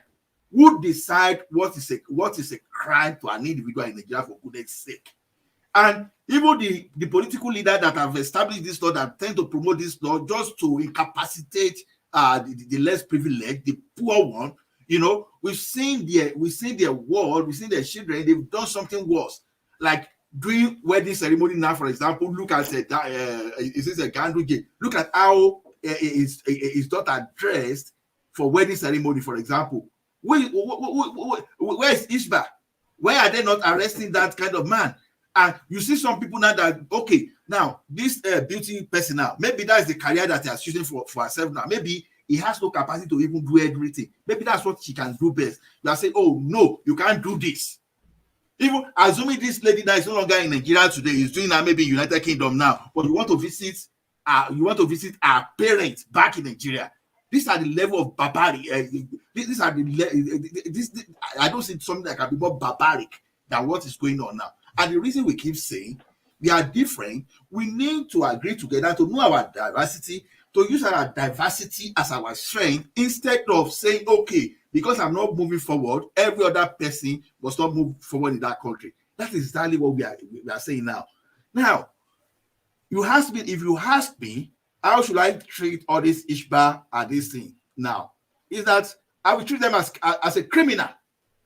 Criminal in the sense that you are violating, even though you can be an establishment of the government of your region, but the federal constitution is superior to whatever law you've enacted for yourself within your district. So these guys infringing on rights, they are criminals. Whatever I see. So can I say something to you, Ola? Can I ask you a question? You want to ask me a question? Yeah, about what you're saying. Please go ahead, please. So I 100% agree with your perspective. I just don't know it. I just don't agree that it reaches the level of criminality, and here's why. I agree that what we're seeing here is an example of, deadly diversity, right? I mean, these people are basically saying that their religion, their culture, their beliefs override other people's beliefs, other people's cultures, other people's norms. But I don't think you can criminalize it. I think what you have to do is realize that some of these opinions that they have are too deep to criminalize. And what we really all need to come to the conclusion is that there are ways in which we can benefit from each other while not trapping ourselves within the same sort of structures, whether it's the nation that we're in or whatever. I just don't agree. It's not necessarily that, Emeka. What essentially it is ultra conservatism clashing against modernism. So it's ultra conservatism coming in conflict with modernism. Is it just conservatism? Because look, it is conservatism. I posted in the private chat. This is an example, a link where they're trying to impose Sharia law on certain areas of London. Now, are you going to tell the people that think Sharia law is good that they should be criminals because they want in East London? In East London. So my point is, like, some of these things are just so fundamental to these people's culture, and no matter how you want to exploit the diversity, you're just going to see deadly diversity. No. That analogy does not hold, because that girl and her family, they are adherents to that faith, and they've subjected themselves to the guardianship and of the Sharia system. So they are Shariaist themselves. So it's not Uchenna from Kano that they're weighing upon. It's Gako, one of their own, who went to the pageant in hijab. So she already an adherent and a signatory to that system. So you have to add that to the mix. Yeah, I mean that's a good point. But how at what point do they stop, right? So that was my point the other time I came here. What business would I ever have in certain parts of Nigeria? Because at that point, they've stripped away the experience of being a citizen that I would want to be. So why would I ever go to those places? No, you have to understand that it is not everybody that the Sharia system is weighed upon fully. It's broadly the application within that space, but it is specific to the adherents of their faith, acknowledging that others are not adherent to that faith. The whole of the north is filled with Igbos, Yorubas, etc., living as they would in comfort and in delight. It's not true. I don't know about what do you mean it's not true? Be quiet, man. What do you mean it's not true? What do you mean it's not true? Say something, please, Mr. No, hold on. What do you know to the contrary to say it's not true? I wouldn't think that. I don't think that it's honest to say that all of the Christians in the north are living to their comfort and delight. I think that's hyperbole. People migrate to the north from I the agree south. that in fact, my father was born in Jos. I know that people live in the north. I'm saying that they're not living in the comfort and delight that you're talking about. I think in relative terms, it's a Sharia space, but they by choice choose to live there, having the options not to live there. I think from the example that you can see in other parts of the world where Sharia is not. Forget other part of the world. We're talking about Nigeria. I think you can see that in Nigeria, in a Sharia space. First of all, it's not a secular decision to be a Sharia law space within Nigeria. It's a religious one. So I think that's already orthogonal to the constitution, or at least the original plans for Nigeria. So listen. I think that ultimately it's your decision if you want to go to certain parts of Nigeria. But I do worry that there's a deadly diversity that we're trying to package in, but it can't actually be packaged. To Ola's point. No, I don't understand what you just said, but I'm thank saying you. that there's some things. I'm saying oil and water don't mix. We're What do you trying mean to. oil and water? Come I'm on, saying man. oil and water don't mix. I'm saying there are certain things that are fundamental to other people's culture that are simply Right. not going to mix with the way I want to live my life. Like if I want to Yeah, go to no, that's your personal choice. So you can carry on living in no, but we live. America. We're So supposed to nobody be is going living in a. to. You're But not we're being supposed to be living in a renditioned secular. back to Nigeria. We're So you supposed to be carry on living. living.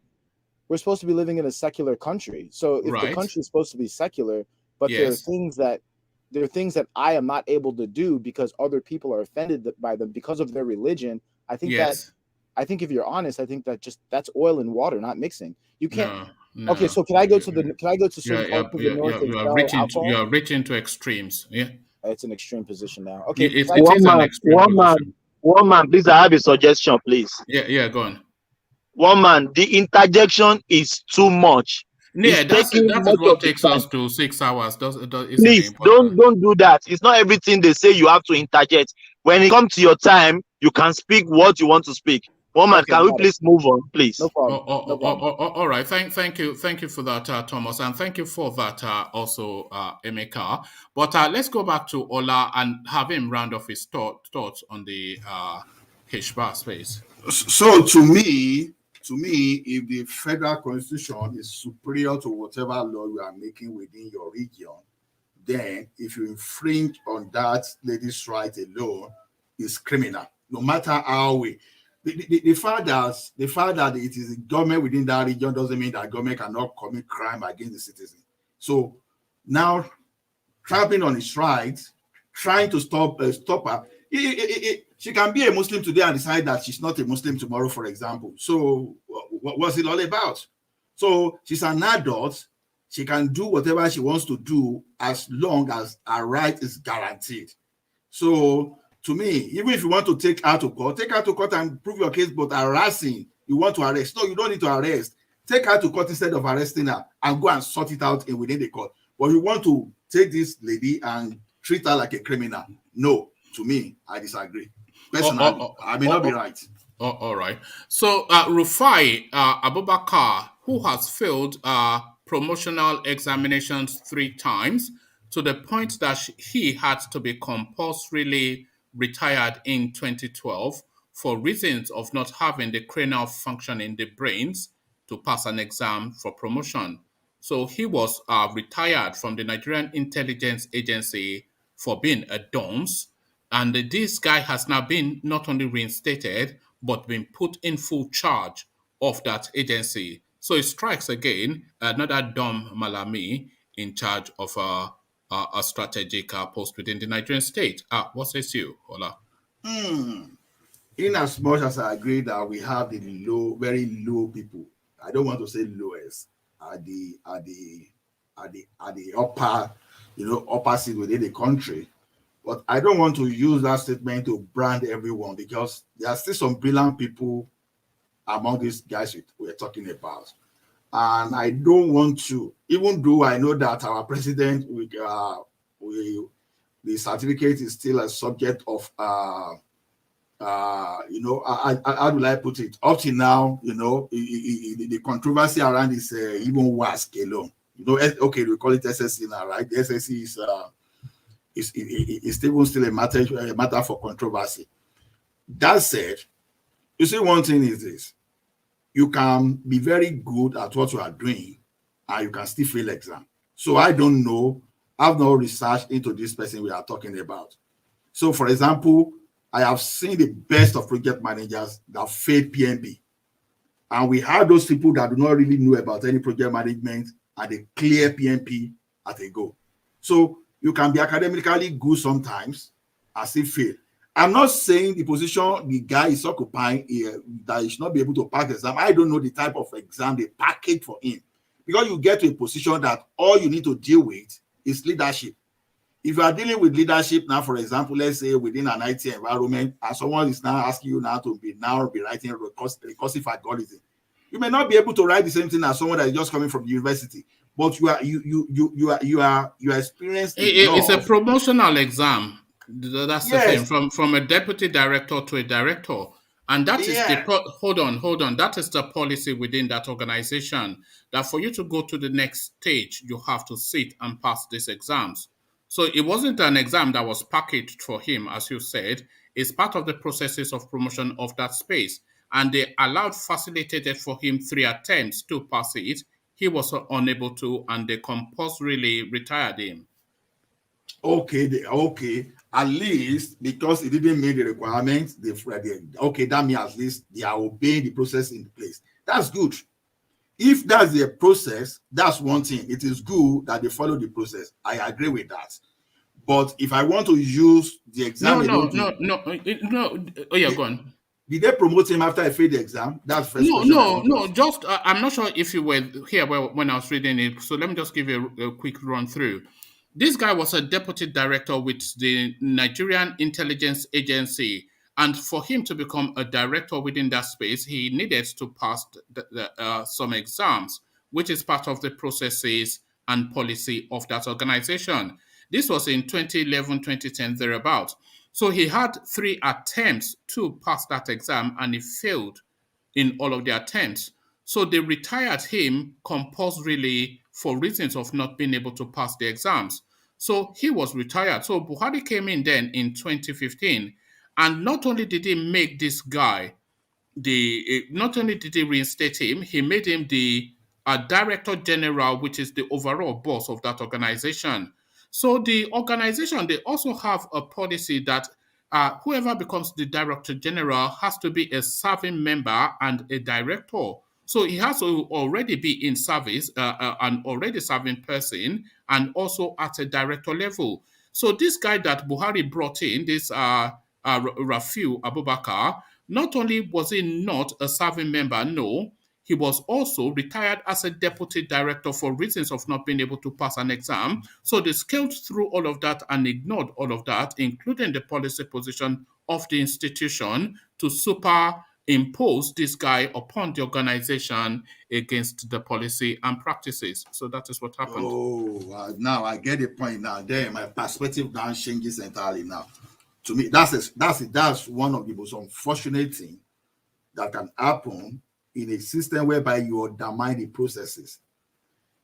The Buhari, when they were marketing Buhari to us, Buhari was supposed to be that person that we allow the agency of the government to run, that we even not take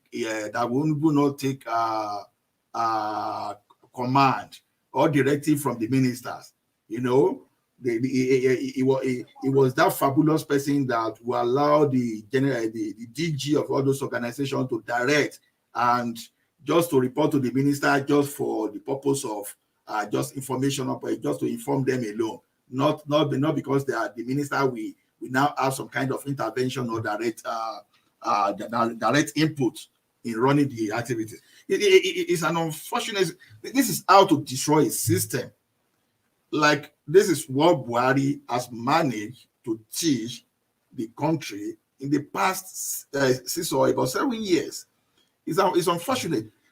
So what is telling us indirectly now is this: there's no other person that is qualified for that position except the failure that the system identified as a failure and expel or has to retire from that thing. It's unfortunate. What is really telling us is that his personal want and his agenda supersedes the national interest, because appointing that guy as the director general of the agency is not in any way, there's no argument to present that is in national interest.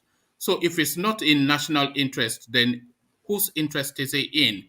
So it's in interest that this guy pledges his fieldom to Buhari. It's in interest that this guy is of a particular stock and is there for that particular purpose, because he's not the best man for the job. He's not even in the top 10 men for the job. He's not even in the policy description of the job. It's not fit for purpose by whatever argument in terms of propelling Nigeria's interest. So why is he in situation? And you can remove this guy and that agency and take the same narrative all around all the key strategic positions in Nigeria, and it's the same storyline. Buritai, Yusuf Bichi, Every single one of them, the guy in EFCC, the same narrative.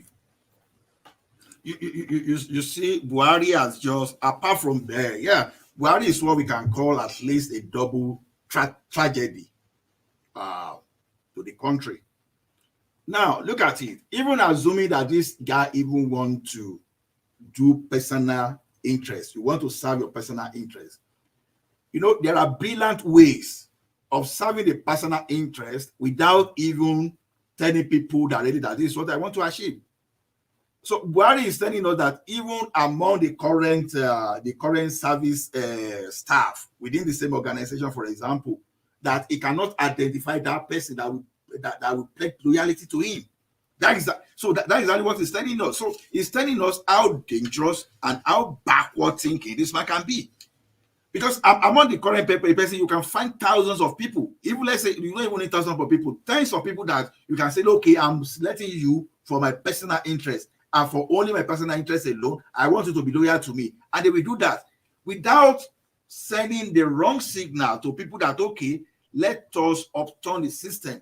Let us destroy the system. Like I was saying the other time, like Buhari said, oh, he was going to develop the institution, but he's exactly doing otherwise. So to me, it's telling us the type of mindset, the type of mentality we have there, that when I'm there, I can do whatever I like. I damn the consequences, whether now or in the long time. I don't care about the bad precedent I'm setting for people. That is exactly what Buhari is doing. Like I keep saying, but the most annoying thing there is that Buhari is not the only person that is complicit in this issue we are talking about. When we say in this government like this, we have to have some kind of check and balance. And we have our National Assembly there. They don't do more than budgeting and allocating fund to themselves, and you cannot really see what this one can do. Or maybe just every president approve debt, know that you want to borrow.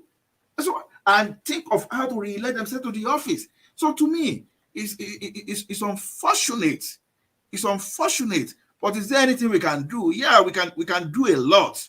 Is it now that we can do it? If we cannot do it now, we should start thinking of how to. But unfortunately, are we thinking towards that? No, because already we've started lining up behind the Tinubu of this world, and and our man Atiku of this world, and those people that are even going to, because of their even mental capacity, if they find themselves there, that can even tend to be even worse in terms of their brutality than Buhari when they get to that place. So, it's a tragedy.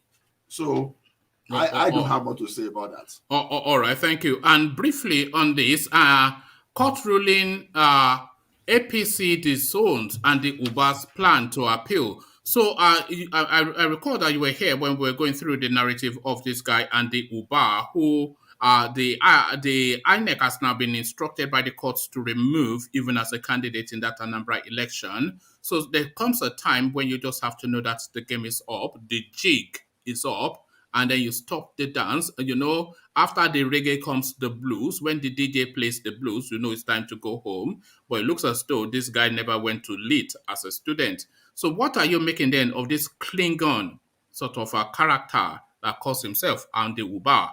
After everybody has rejected him, he's still holding on to the court tails. What are you making of the disowning of Andumba by the APC in Anambra State? Well, perhaps he knows something others do not really know, right? But it depends on how we see that. To me, now, if you ask me how I see Andy Uba now, I see Andy Uba as the enemy of his people, and someone that even if he has someone that he wants to support, even going forward, people should scrutinize and be very careful and avoid him. That's what I see there. Because to me, court ruled, and you are still going ahead, except he has a way to achieve his aim. Because if they reinstate you as the candidate, what do you want to do? You want a judgment against a very clear candidature, or against the popular will that people of that part of Anambra, the person they voted for. I don't know. It's in the nature of Nigerian politicians that it's only when the outcomes favor them, that is the only time they accept. But when it is against them, they do accept. To me, I don't have much to say about him. People should just be very careful if they want of how they associate and how to take anything that the man says seriously when it's leading them to a particular candidate, except they can analyze this candidate on their own and they think this candidate will serve the purpose of governing the people right, or maybe he's trying to serve the purpose of attending to the needs of his godfather. I don't have much to say about that. All right, thank you, Ola. So Ola, let's move on then to Tony, who's also with us. So Tony, to you, let's take you then to this Miss Nigeria person who calls for celebration, a long-standing institution within the Nigerian space. You, of course, will recall, like the rest of us, when we sit in front of the screens to see who wins the Miss Nigeria pageant. Something that's been going on since 1957. So now it goes to Kano State, and hijab, wearing Muslim now, the public face of the Nigerian female, calls for celebration, but alas, not the stoning of this lady then by the Hisbah in Kano. What says you? Yes, we have already said this yesterday that I was citing some example how they would try to stop Miss World from taking place in the northern capital city of Abuja. So, and then we talk about that yesterday. So, it's the same thing. So it's just bringing us back. And then I was surprised that Ola was just trying to say that didn't know the difference between the culture. So we cannot be together at all. So it's just it's a highway key to the breakup. An express kokoro, make we open the door and then everybody go their way. That's it. Why are you insistent that we cannot? Do you believe in diversity, Tony? No, look, I'll be citing some example like today I'm trying to speak very slowly, okay? Because of some of the commentators, they say that please speak slowly. I also see that they also want me to be there. You have to ignore the comment section. If they get into your head, they will mess you up. Those people, they are dangerous. They are dangerous people in the comment section. No, but it's okay. I have to listen to them because I'm very happy that they're also there. Because they made the show to be complete, sir. You know what I'm saying? We cannot be having a show without the audience. You know what I'm saying? Yeah. Yes. So like it's kind of crazy that we have to be repeating this. Their way of life always bring us back to this particular point. Every day. You know what I'm saying, sir? You see that we cannot be together. But we can be together as African neighbors. Fellow African neighbors. So we don't want a war. We can use the Russian style. You see, you criticize the North and they come after you. Have they not gotten you then, Tony? Please, someone should look for Tony or Abego. Look at that. Don't criticize the North. This is it. You saw what happened. You saw what happened to Nnamdi Kanu. Now Tony has now been renditioned. So Tony, come back. Just don't criticize the North anymore. Are you there, Tony?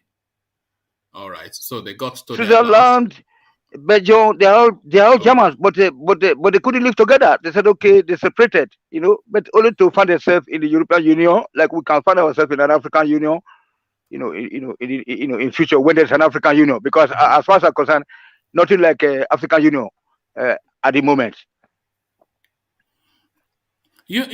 Anyway, those are that's your opinion, and of course your right to hold them. But really, I feel that there's something in just the diversity that is a real unique opportunity if we're able to get it right. So they have a certain way of being in the North, and we have a certain way of being in the South. So the marrying of those two ways of being evolves something that is even more unique and beautiful. That is an opportunity that if gotten right, you can evolve something. Why does that need to be in one country? Why do you have to be in one country in order to exploit your diversity? Let me finish my time. Eh? Let me finish. Let me answer. Why not? Why not? So you know that these people, their way of thinking is different from our ways of thinking. So right. So no, that Mr. Woman, do you have a daughter? How is that a bad thing? Mr. Woman, do you have a okay, daughter? okay, but No, normally, so normally, I used to love Nigeria too. One Nigeria like when we talk of Suya, back in the days when people talk about we separate. I don't know because I also have a very nice friend, Adamu, Lieutenant do Adamu. you know who Dan Mariah Jos is? Dan Mariah Jos. No. Right. Do you know Samanja? No, I know this Guru Maharaji. You know From Guru Maharaji. from this this guy. from all right. Okay, carry on. so it's better that we don't have to fight ourselves because fundamentally when when you have a federal system of government, then you will have the federal government institutions have to be spread across the country. You know what I'm saying?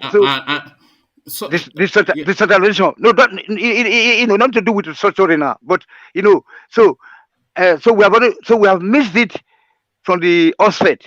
So at that time, there should have, once there is a federal capital territory in the north, then there should be central bank in the south, then there should be Ministry of Finance. How does that work? Yeah, it works in Germany. In Germany, and it's working also in the USA. The central, New York was the capital city of USA. But when they moved, New York is the capital city of USA. No, previously it's an ex. It was but when they moved, they didn't move the central bank. No, hold on. Yeah, that was it was the central. So just like Australia now, like Sydney and Canberra, and then you have Toronto, you have Ottawa. So everything is spread. Like Enugu have to have some place. Like Ibadan have to have some basis. Federal government, departments and like in Germany. So the telecommunication sector is in Bonn. It's a very small city. It's in Bonn. Then you have this Ministry of Transport in Frankfurt. How does government work when all of the agencies are spread all over the country? Yeah, when they're spread, then they will give every citizens of the country a kind of a sense of belonging. No, but how does government work if all of the agencies are spread all over the country? No, they have they maybe have it. No, they will synergize, because they have the ministries in Berlin, and then if the president in Nigeria needs to have a quick conversation with the chief of security, who is located in Abeokuta, how does that happen? We're in the digital. No. There are some ministries that have to be at the federal capital territory. No, for example, now, sorry, sir. For instance, so do you know why things are not working in Nigeria? Do you know that when I was at, when we were in the high school, most of us here, we used to have a Federal Radio Corporation of Nigeria, where they will even teach you, many subjects, So that's what we're talking about. So, because the infrastructures were, look, can you just imagine that? We don't even have a meeting company that was started in Victoria Island where we print our own money. Do you have to go and print your money in Malaysia, go and print your money in England and bring back to Nigeria? You see, so the infrastructure, so those establishments that were there before in Lagos, as I moved the federal capital away, that Babangida rushed it because when federal capital was proposed, it was to be it was 30 years plan to complete the federal capital territory. But you see the way they rush it, that is why the country is broke. You know what I'm saying? And it was just like cyber something. So that's what we're talking about. So and those NTA, although I want to set up NTA, they took it from Ibadan. So Ibadan is supposed to be the Nigeria Television Authorities headquarters. That is what we have in Germany here, So all those companies that were set up by the regional government back in the, before the war, and so on, so they let them be. So that's what we're talking about. So fundamentally, little things that matters, sir. Little things that matters. If you want to unite the country, you cannot put NDA in. Look at this Nigeria Police College in Ikeja. As a kid, we used to go there to play. It was a very beautiful place. You go to Eleyele, there was another police school. Small school in Eleyele in Ibadan. You go there, everywhere was pretty. The barracks were fine. You go there and then they will give you some goody chocolates. You know what I'm saying? So that's what I'm talking about. Things are wrong because a certain section of the country is house to everything. So how do you want that? They will be saying that You see, the country is dead. If Kenya is now on 5G, and the South Africa that we fought for, that is now 5G, they are more advanced than us, you know that something is fundamentally wrong. So sorry, are you saying Nigeria does not have 5G? What are you saying?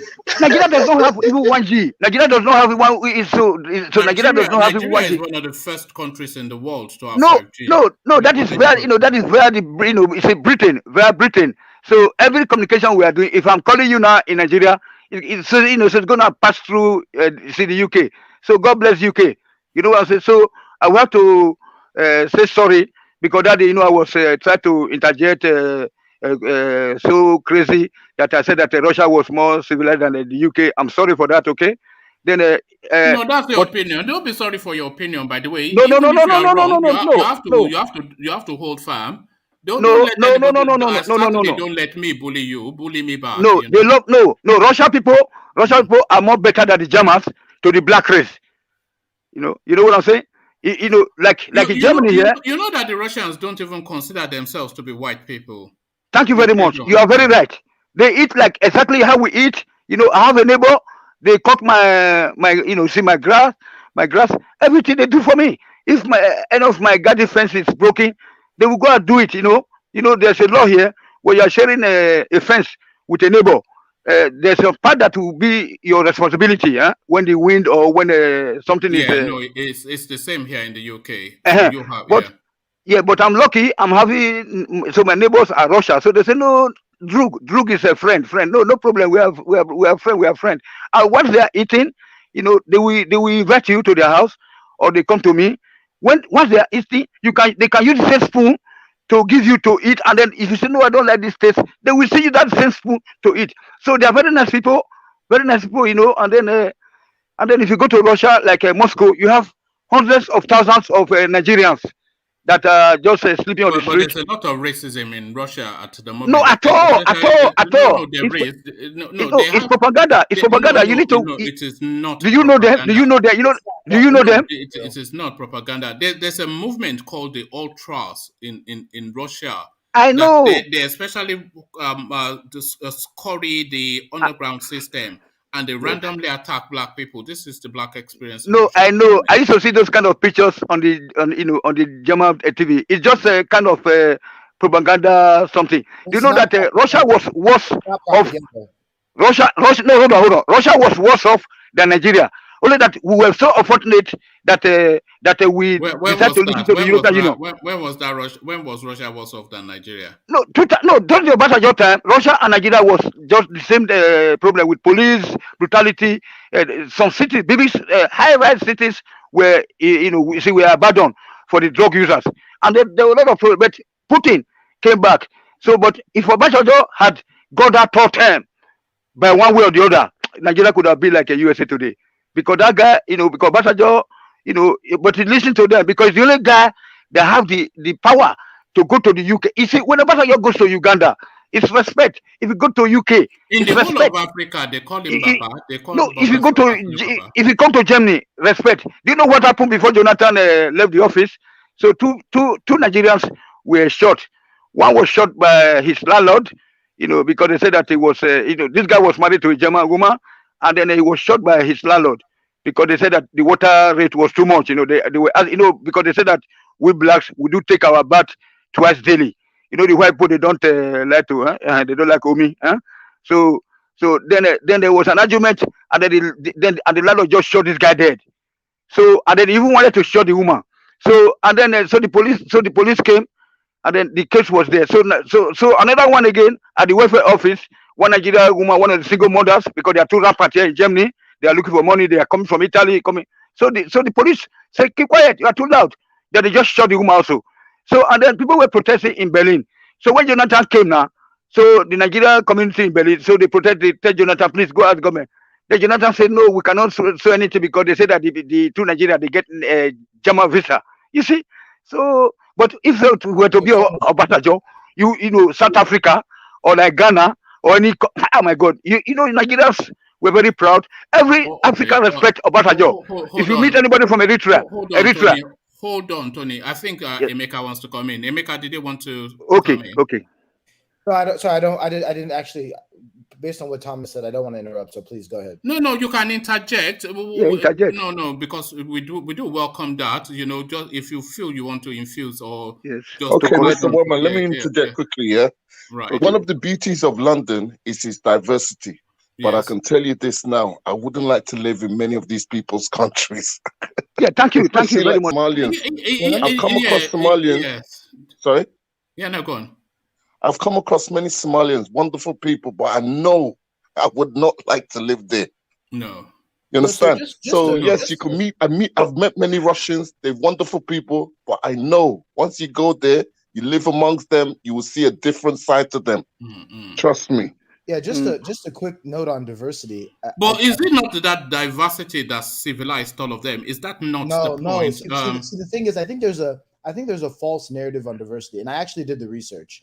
I can't find another. You didn't do any research. Don't say you did research. You didn't do any research. Listen to me and prove me wrong. Listen to me and prove me wrong. No. Say you are off the thought. Don't say you did the research. You didn't. No, I did. I did the research. That's why I'm trying to tell you the research that I did. Go on. It better be good what you say next. Oh yeah, go on. Okay, so I can't find any other country that is doing well by international standards that doesn't have at least 75% of their population as belonging to one ethnic group. So every other developed country, emerging country in the world that we would regard as a doing well country that has a great GDP, that has a stability of government. I looked. All of them have, so this quote unquote diversity that we're talking about is actually a false narrative because all of them have their population, 75+% of their population belongs to one ethnic group. Russia, it's like 75% Eastern Russian. That's just some random abstract. Russia is Russia is 95%. No, that's hold on. Ukraine is Russia. Georgia is Russia. All this Belarusia is Russia. But only the Chechnya, the Arabs. Hold on. You don't know so much, because it's my area here. So the Chechnya are like hold on. The Chechen, they are like the Hausa Fulani we have in Nigeria, okay? But they represent maybe just 1% because they have this Arab culture, and that was why Putin came back the third time. You mean they are Muslim? Yes, and then those are the ones that were holding kids hostage in the school, just like as Boko Haram are doing right now. So but Russia came back and cleared them up. You know what I'm saying? So that is why Russia decided to. So that's why Russia is now moving ahead. Then Germany, Austria, Switzerland, they are all Germans and part of Italy, but it's certain countries. So Germany is 100% white people and German speakers. Even part of Denmark also is also German. Tony, can I just? There was a comment, and I think this person doesn't realize how much time I have to do research. No, you don't research anything. Don't say you research something. I did research it. No. You say it's your informed opinion. No, you it's express research. a prejudice. You say you research. research something, and Can I tell you how I did the research? You throw likely data that nobody can really refute because can I tell you how I did the research? It sounds. We should speak here. We should speak here with experience. Can I tell you how I did the research? Are you a guy man? Are you a guy man? Do you know who a guy man is? Look at this guy. But I can tell you how the research I did was very simple, and it's actually you don't research. You have to experience it. You have to live, among the people to know them. I quickly googled. I quickly googled. Tony, you live in Germany, right? You live in Germany, right? Yes, sir. Okay, sprechen auch Deutsch. Wir können auf Deutsch sprechen, wenn Sie wollen. Yeah. Okay, so, but just listen to me. Just listen. Aber wo wir sprechen Deutsch, die anderen Leute verstehen nicht, wo wir sprechen Deutsch. Ist egal. Wir können reden. Ist nicht egal. Sie muss verstehen. Just listen. The research I did was very simple. All I did was I picked the top 100 companies, the top 100 countries in order of their GDP, okay? And then I went to Wikipedia and I looked up the ethnicities of each of those countries. Wikipedia is research. What are you talking about? Just listen to what I'm saying. I'm listening. Professor Wale Soyinka, look at this is simple. Why are you discrediting something that's actually factual? It's factual based on your say so because it sounds plausible. It's real. It sounds plausible, and nobody wants to label trying to disprove. One thing I have to tell is that America? Yes. You know, there is no single country, black country that is doing well. That's my point. Why. Hold on. That's why people don't respect us. Otherwise, but the other African countries, when they see you anywhere, you should tell them you're from Nigeria. They say, "Oh, Nigeria," they respect you. Okay. Tony, you are wrong. Rwanda is doing well. Rwanda is doing well. Ghana is doing relatively okay too. No, they are not. They are not doing well. Not up to the standard, please, sir. Not to the standard. I think they're in progress. But listen, my point is that the diversity narrative is a false one, because no other country that I found, whether you believe I did the research or not, you could repeat the research. None of those other countries have lower than 75% of their population belonging to one ethnic group. So this whole thing of diversity, more than most of the countries that are progressive are more than 90%, because even if you talk about Thailand, one way or the other, it's just like hold on, it's just like Yorubas and the Benis now and the Robos. They can live together because they are one people. They dress the same, and then they do and there's some Igbo also, an Igbo also. Yeah, even like Samuel Ekpa is trying to work towards that now. Tony, but the North is quite different people. They have different, not religion, but because of this arrogancy, because the Northerners first, which was spread by Amaju Bello, is what is staying in their head. Northerners first. I'm agreeing with what you're saying. I'm actually agreeing with what you are saying. That's why they are taking people who didn't go to primary school to head government agencies. One might have already, analyzed it in his introduction. You know what I'm saying? Because even, today, I have to, even before the program starts, I will even try to log in. You know what I'm saying? Because I really, the guy is trying, because if you listen to the intro is just enough for you. The intro is enough for you to get all the whole decision. But, although at the middle of the discussion, he will try to be defending Fulani or whatever, or defending multicultural, but he knows already, you see. So he's talking about Fulanization, and then and their bookies and all this kind of stuff. But as a moderator, you don't have to be too much hard on them, during the discussion. That's why you should let us. Okay, this for the benefit of Emeka, the demographics of India. So India, a fairly civilized country. Yes. Hindi 43.6%, Bengali 8%, Marathi 6.9%, Telugu 6.8%, Tamil 6.7%, but Gujarati. it dropped off after the first one. That's my point. The first one is a clear dominant. No, let him finish. Let one man finish, because it's going to mention Muslim also. You said 75%. That's what you said. What? But India is not a progressive country. You said 75%. If I can make my point.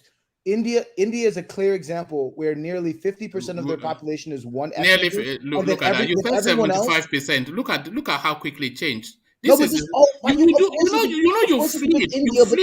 No. This you've done it every single time you've been here. You flip for just in total opposite direction. I'm not saying that in the same breath. Whenever you interject, you always take up the stage. That is not so cool. Like Thomas was. You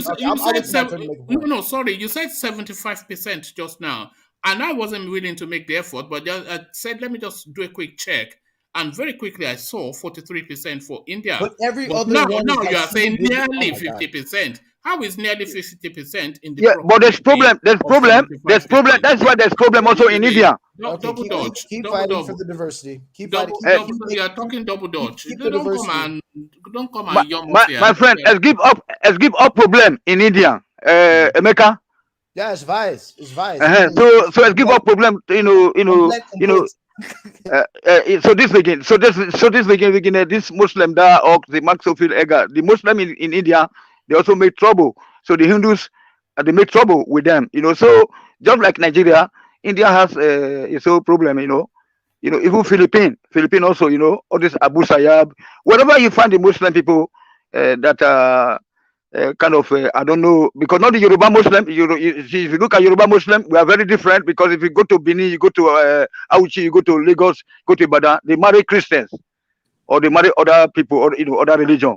Look at Fashola, Tinubu, etc., etc. Notable people, you see, like Oshomole also is a Muslim, but he married to a Christian. So this is what we're talking about. But Tony, why do you hate the Muslims so much? I don't hate them. I don't hate them. They are the one that make me to survive in Germany. You don't hate them. What do you mean you No, don't hate them? no, Ever I since don't hate them. you've been here, you've done nothing but. I used to celebrate with them. I used to eat. With them. I go to from LA. Just imagine how many kilometers? Almost 20, 25 kilometers. I will go to all this Mapo side. Isale, but there, you go to chop, go to mosque. I went to mosque, do everything before because in Yoruba land you don't know who is a Muslim. When Awujale, we go to Awujale Palace, we are making any celebration. All of us go there. Nobody know who is a Muslim or who is a Christian in Yoruba land. Forget about this Muri, this Akintola. What is it? It's on his own. He doesn't speak for the Yoruba people. Okay, you know what I'm saying? Oh, all right, thank you, Tony. So I'm not quite sure how you even responded to anything that I had to say, but then of course, I'm very cool today. I'm very cool today. I'm very cool. Oh, you are very cool. I'd like to not see you when you're hot, if this is your cool.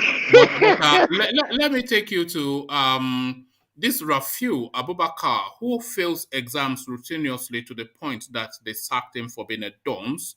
Then Buhari brings it back to be the head of the Nigeria's foremost spy agency.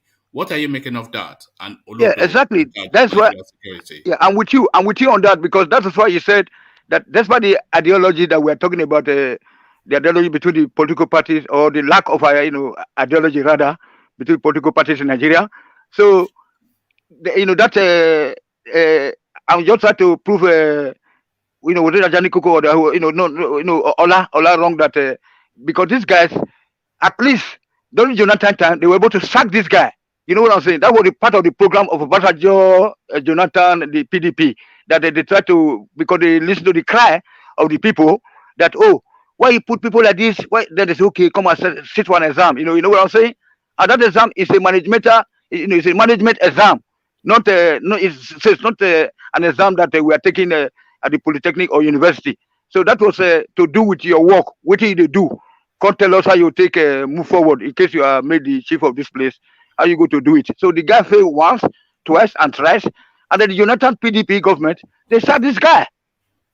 So that is okay for us, so that we don't have to be forcing round objects into square holes. You see? So, all right. Thank you, Tony. So, Tony, finally to the space of Andy Uba, who everybody has rejected. He doesn't know when the party is over and to get his coat and go home. Andy Uba, the Mumu. No. Anyway, you know that. To that, Tony. I would rather like to stress a little bit about the political ideology, like because Ajani Koko was trying to point so many things out, which is correct. All right. So your take then on the my take is that ideology or not of the Nigerian my take is that I think that because I've been reading so many books, so I don't have to be speaking grammar because I'm an engineer. You know what I'm saying. So then that during the European time. So there was 5 cardinal programs, So they would talk of education, health, etc., housing, etc., So that is what is lacking. That means Yakubu Gowon was right when he said that the black people were not ready for democracy. That was why that he refused to hand over to a civilian government back in the days. That was how I read about Nigeria history. They said that Yakubu Gowon was not good, although I'm happy that this man, this E.K. Clarke, this Pa Clarke, now say that that Awolowo also participated in the bringing of a refinery. But where I disagree with him is about try to try to create confusion between the Midwest and West, because at the end of the day, it was not 100% Midwest that were against the West. The Asian people, the Benin people, the Yoruba people, they didn't want to leave the Western region. And then at the end of the day, we benefited from the educational programs and whatever program. Like we have this Nigeria Institute, NIFO, Nigeria Institute for Oil Palm Research in Benin City, very big one. It's bigger than the Horticultural Institute in Ibadan. Then we have this Nigeria Rubber Research Institute, which were all brought by Awolowo. This Okumagba Industrial Estate in Warri. You know what I'm saying? Then IPOB Hill industrial estate in Benin City where they manufacture tires and where they also so the Brusali also came under Awolowo, like in Nahoro, all those are Awolowo people, So and then I want to tell you that if you go to, you see that's why you see that the Ishan people, they are very more forefront in the politics of Nigeria because of Awolowo's educational opportunities given to them. The Ishan, the Ishan people, when we make of Ishan, we talk of Nahoro, we talk of all those Brusali, talk of all this Fidelis Yakulome, even this Christian Yakulome, many, they all benefited. We are part of Western region. So Edwin Clarke cannot come today to say that, okay, there's a fight back in, you want to wake up some old wounds that, because people from Asaba and this Dennis Osadebe, they say they don't want to be part of Western region. So therefore, it's not the bone of contention at all. Nigerians revel in old wounds. The Eastern Porters are still fighting the Biafran war, even today. And then why the Northerners are taking everything? Do you know that it was a Awolowo's program that educated the Ijaw people?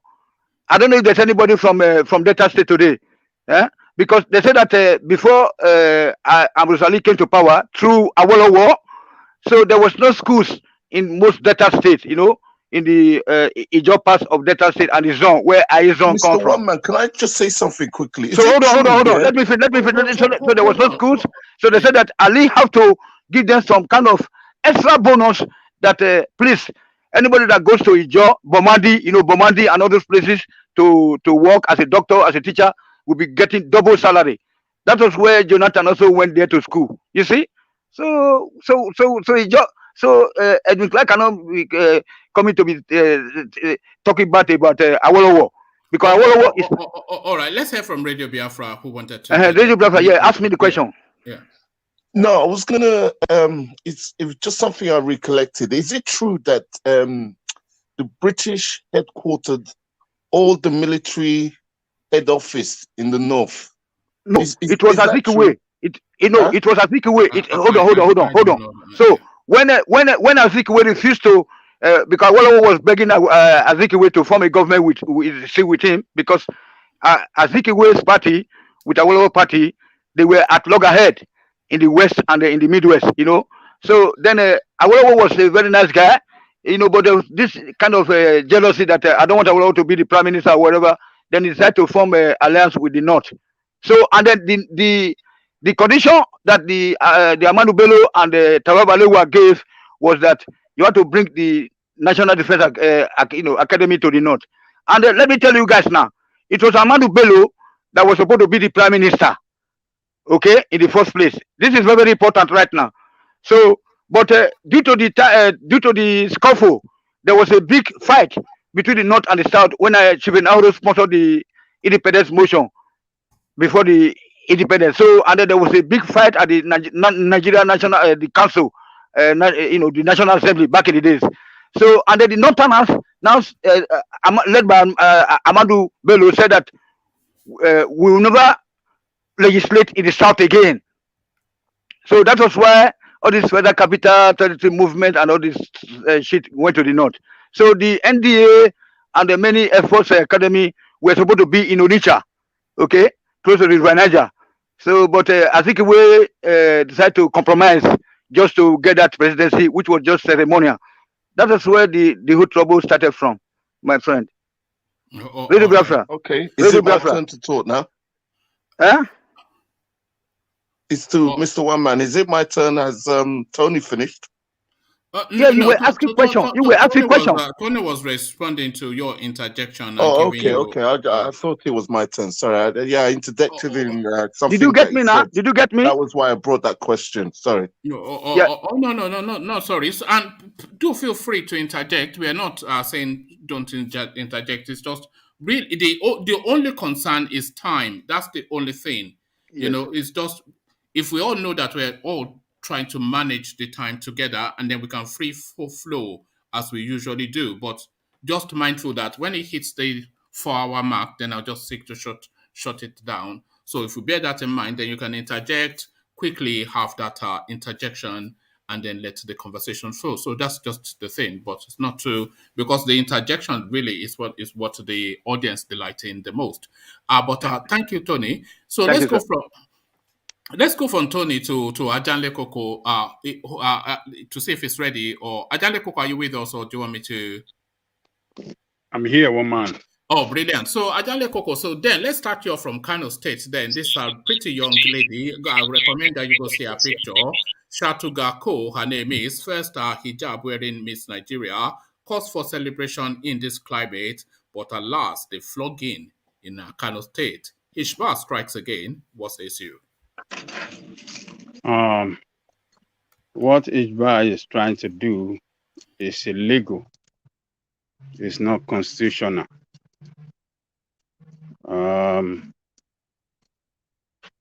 They can practice their Sharia in any way they like to practice it, but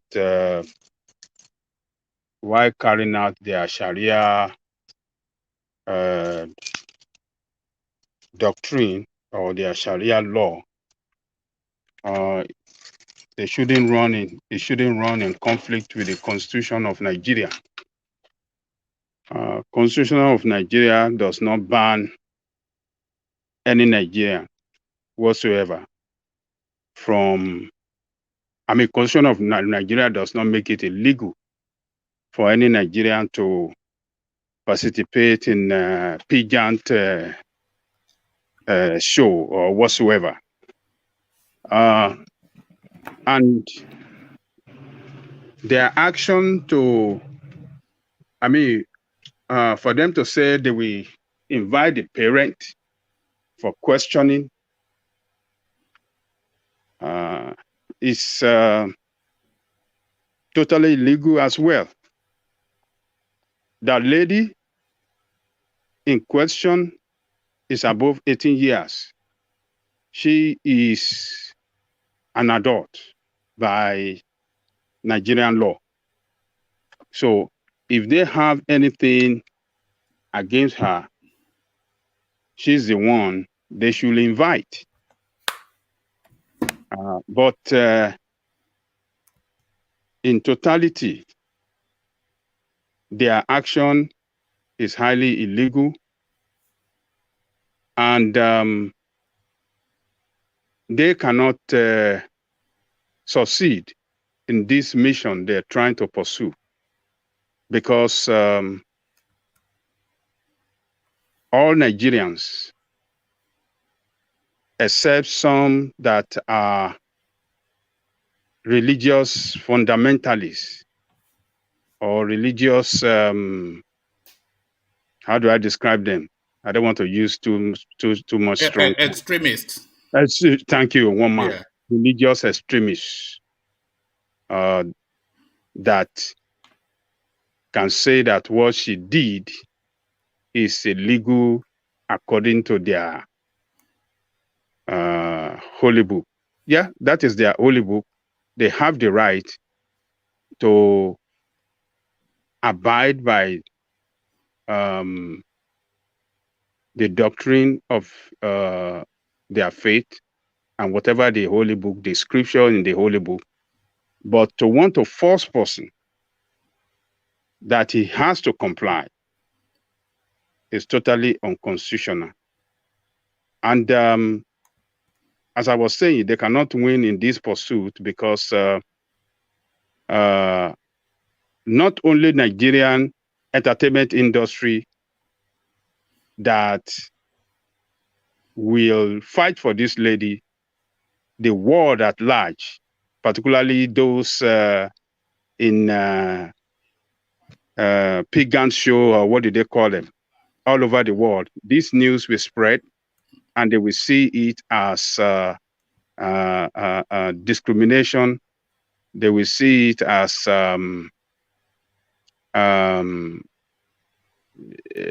violation of women's rights. So the women will stand up. The entertainment industry that sponsors this beauty show all over the world will stand up for her. So they are just trying to pursue, to fight a war that they cannot win, both in Nigeria. Nigerian constitution will deny them their way. They can't have their way over the constitution of Nigeria at Nigerian law court. And an international community too. They cannot have their way as well. So it's just, it's a strategy to me, a strategy to strike fear into other young ladies, Muslim ladies. They said so themselves, that to discourage, yes.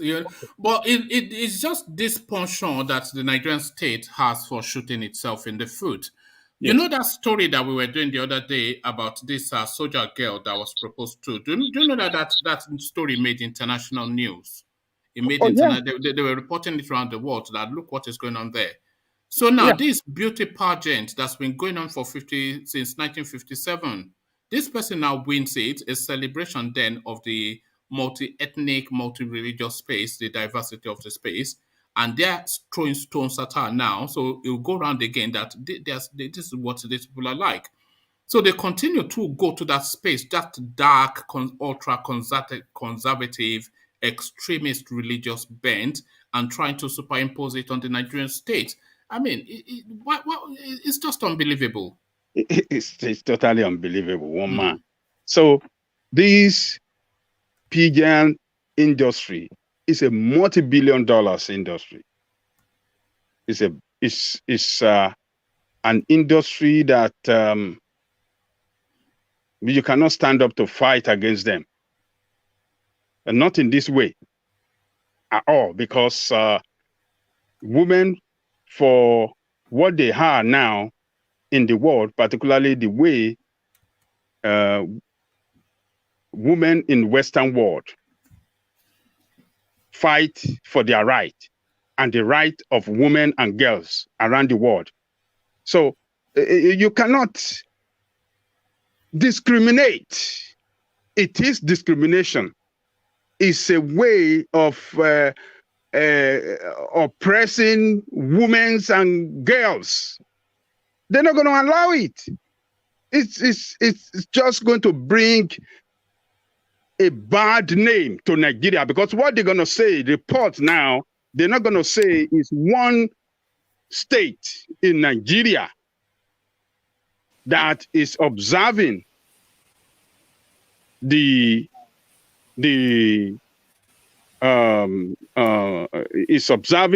trying to pursue this barbaric act. The way the headlines we read it is that Nigeria, in Nigeria. Yes. So you can go through the body of the story and then it's just one state in Nigeria. But the headline going to read that, I mean, if they are reporting this on Al Jazeera, on CNN, on BBC, they will. If BBC might say Northern Nigeria, but generally they will just say, in Nigeria, they will say they missed Nigeria something, and their parents, they will even say have been arrested and locked up, for this is the thing. This kind of action will just ridicule us in international community, ridicule us as people, ridicule us as a country, and bring shame to us that we are not civilized people. So I know that some people will be ready to fight for that girl right now. And that girl, by her position, the sponsor, the sponsor of that beauty pageant in Nigeria, they be ready to have attorney to defend that lady. So, this lady, for the first time, a Muslim from the north, this lady has brought glory.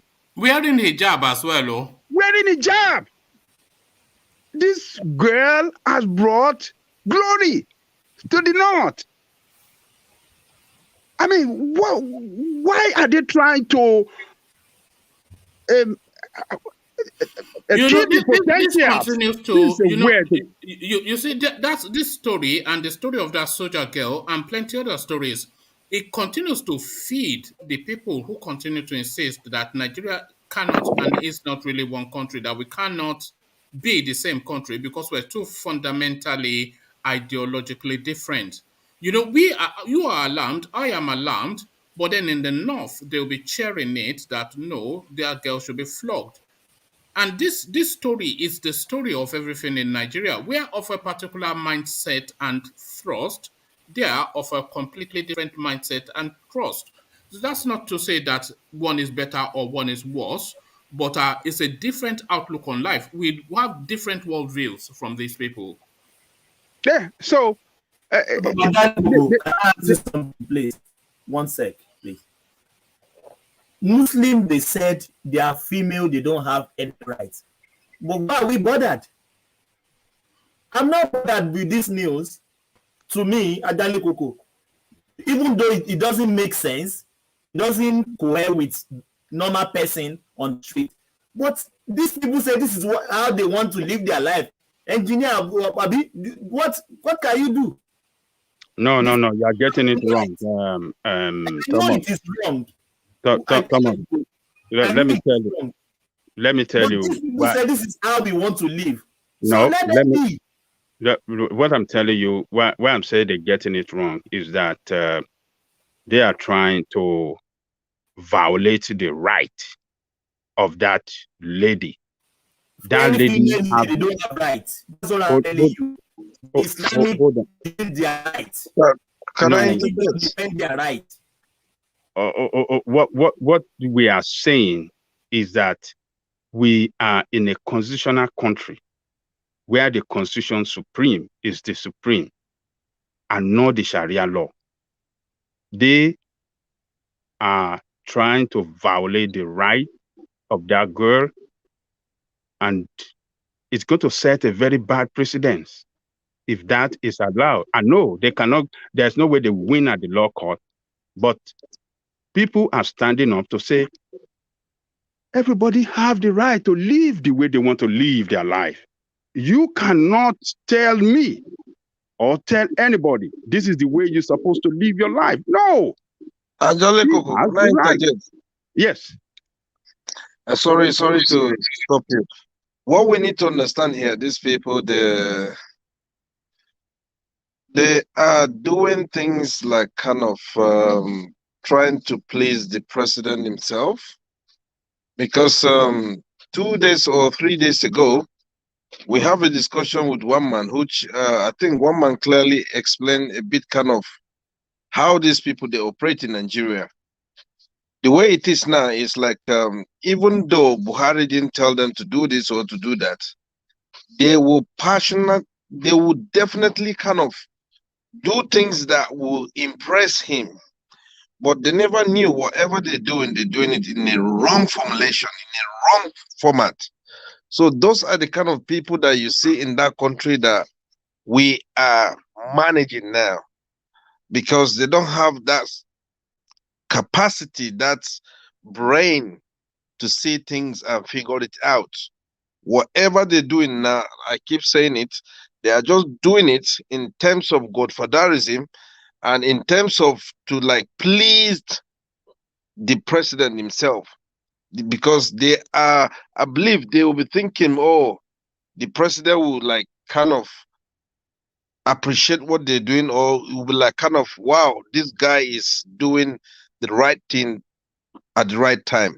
But they never knew is whatever they're doing, they're exposing that country and they're kind of like disgracing the presidency himself.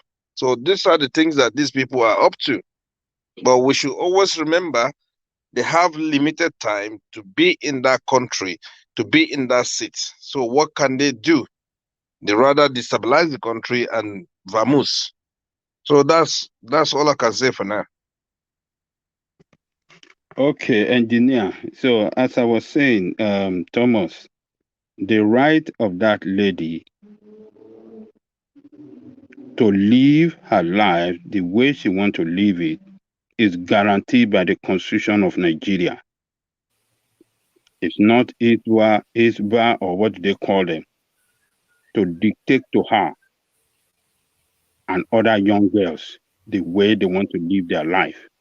But Adali Koko, their Hisbah law is a knack in their state law, and this girl fall in that state. So I don't know why we are just castigating these people. That is what they want. You are getting it wrong. You are still getting it wrong. We are telling you I'm not that, getting it wrong. For them to pass that law in that country, and they are using the same law to castigate people, punish people. The Constitution is supreme. But it's not playing out. I agree with you, Adale Koko. Yes. The Constitution is supreme, but it's not playing out. What do you say it's not playing out? They are just trying to use illegal means to suppress, subjugate people's rights. But why we are saying this is because we know that the Constitution of Nigeria is supreme and they cannot have their way. But they are having their way. They have been having their way, and they will continue to have their way. When they go to court, they cannot have their way. That's what we are saying. They are just using illegal method to suppress and subjugate people's rights. But constitutionally, when it's taken to court, when they go, they can challenge them at the law court, and the law will slam them down that what they are doing or trying to pursue is totally illegal. It's totally illegal. Look, we are not saying that people should not practice, but you want to force religious right on people. I mean, it's in a secular state, a secular country rather, including that state, Kano, is regarded by Nigerian Constitution as a secular state.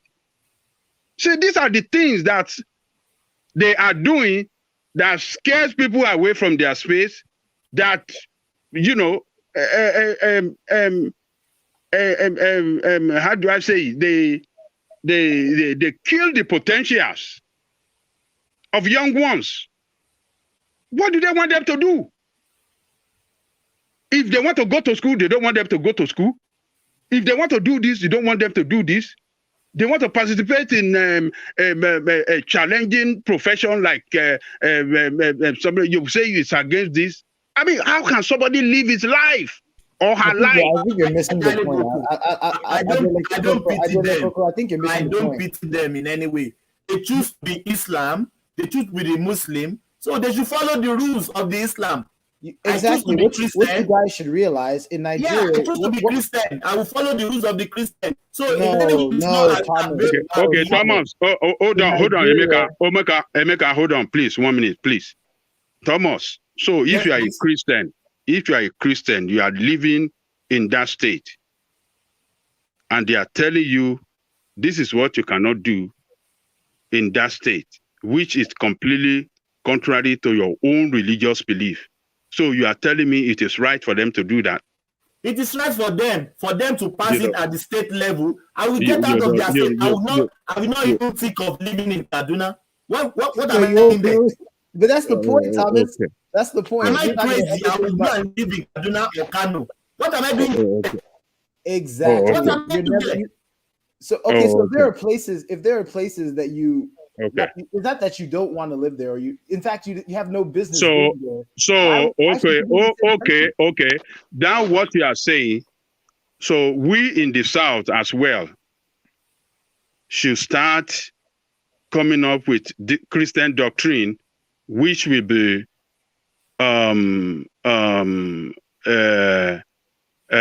Christian doctrine that will jeopardize their own religious right too.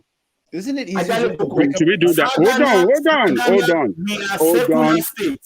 So we don't practice Sharia. Hold on. We don't practice, yes, but there are certain things we could do to pass a law in our own state. Say, okay, you cannot do this. You can't do this. Will that be? Let's say, okay, in Igbo land that are predominantly Christian, they should start passing law that will be contrary in entirety to Muslim that live in their state, particularly Muslim from the north. Is that what? Hold on now. Is that what you think we should be doing against each other, against Constitution of Nigeria?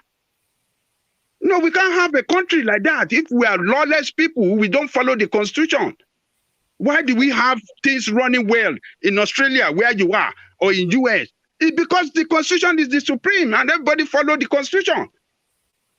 Sometimes the government of this country will take some action and some people will say, no, it's against the constitution, and they go to court. Like all this this thing that in America now, Biden administration was trying to enforce people to take vaccine. There are so many states that are in New York and trying to force people. They took them to law court, and law court declared it as unconstitutional. That is how things run in a state or in a country where you have constitution. Everybody must abide by the constitution to have orderliness in a country that is a constitutional society, is the constitutional state.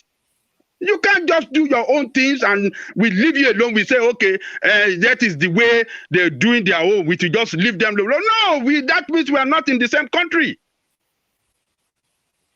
Then let us break it up. Thank you. Yes. Break it up. Then you say, well, let us break it up. You don't want us to break it up, but you want to practice your own religious doctrine at the detriment of other people, at the detriment of other beliefs. It is wrong. Ajele Coco, you don't get it. They want you to. He got it now. When he said we should break it up, he got it now. Wait, Tony, just wait 2 seconds. Yeah. I'm being sarcastic. They want you to simply become their religion, and then you'll be fine. Just like Malami said once upon a time, everyone should just start studying Arabic and the Quran, and Nigeria will be a lot more peaceful. So this whole thing that you're talking about, you just don't understand yet. You need to change your religion. You need to change your culture. You need to change your name, and then everyone will be fine. And then the terrorists and the bandits and the Fulani herdsmen, they'll all go away. You get it now? You understand? Don't complicate it too much. Just give up who you are. Give up your personality. Give up your religion. Give up everything so that the North can enslave you. Then we'll all be okay. Don't think about splitting up Nigeria. Don't think about having individuality. Don't think about having your own culture. Don't think about having freedoms to express yourself in any way that you want to express yourself. Continue with this fake, phony narrative of diversity to the death. Let me just interject quickly. I want to ask Thomas something. Yes, Thomas, I'm asking you. You're a hardcore one Nigerian, Abi? Sorry? You're a hardcore one Nigerianist, yeah? Is that true? Yes, please. Yes, please. Tell me why. Tell me 2 words. Why are you in support of one Nigeria? Did I say 2 words? Two sentences. Why are you in support of one Nigeria? Why I'm still one Nigeria now is the problem we have is the leadership, not Nigeria himself. Nigeria is the problem of Nigeria. The Higbos are the problem. How can a leader stop Sharia law? Stop having Sharia in the North? But that's what I'm saying. They have Sharia in the North. They don't force you to come and live in the North. They don't bring their Sharia to Oyo State. They don't bring their Sharia to Anambra. They actually do bring drink when they're having the Muslim whatever, and accidentally start drinking, they will arrest me or behead me. What kind of system is this? Me as a Christian, I cannot be as a Christian. I have to follow the law. No, Thomas, I don't know. Thomas, okay, so you're saying that Nigeria is not the problem; it's the leadership. Okay, listen, that's not okay. Listen, but that is not a. The Sultan of Sokoto one time said something about women that they cannot participate in politics, and before you know all this, the women had to shelve their plan to want to enter politics and all this thing. So what is the leader going to do about all this? Let me just get 1 sentence. Thomas, you claim you're secular. It's not sufficient enough to say that the leaders we are fundamentally. This is not a bad thing, and it's only when you're honest with yourself. I understand that when Nigeria breaks up, because it's just mathematically impossible at this point. But some people will be better off than others. But just by saying that it's the leadership, we are fundamentally different people, and that's not a bad thing. We're never going to be able to actually develop and like let's just say now we broke up into different countries, and one man is in Oduduwa Republic, and all of a sudden they're getting light over there because they're serious about life, and I love the Yoruba people. They're very, very serious about things. and they're getting all these new startup companies. Very and clever Lights is people. there. Just wait, bro. But Just wait. forget Osinbajo for now. Just wait. Just 2 seconds. Just wait. They're actually developing themselves very, very, very quickly. That is going to put pressure on the rest of the regions, or the rest of the whole rest of the region, for economic reasons.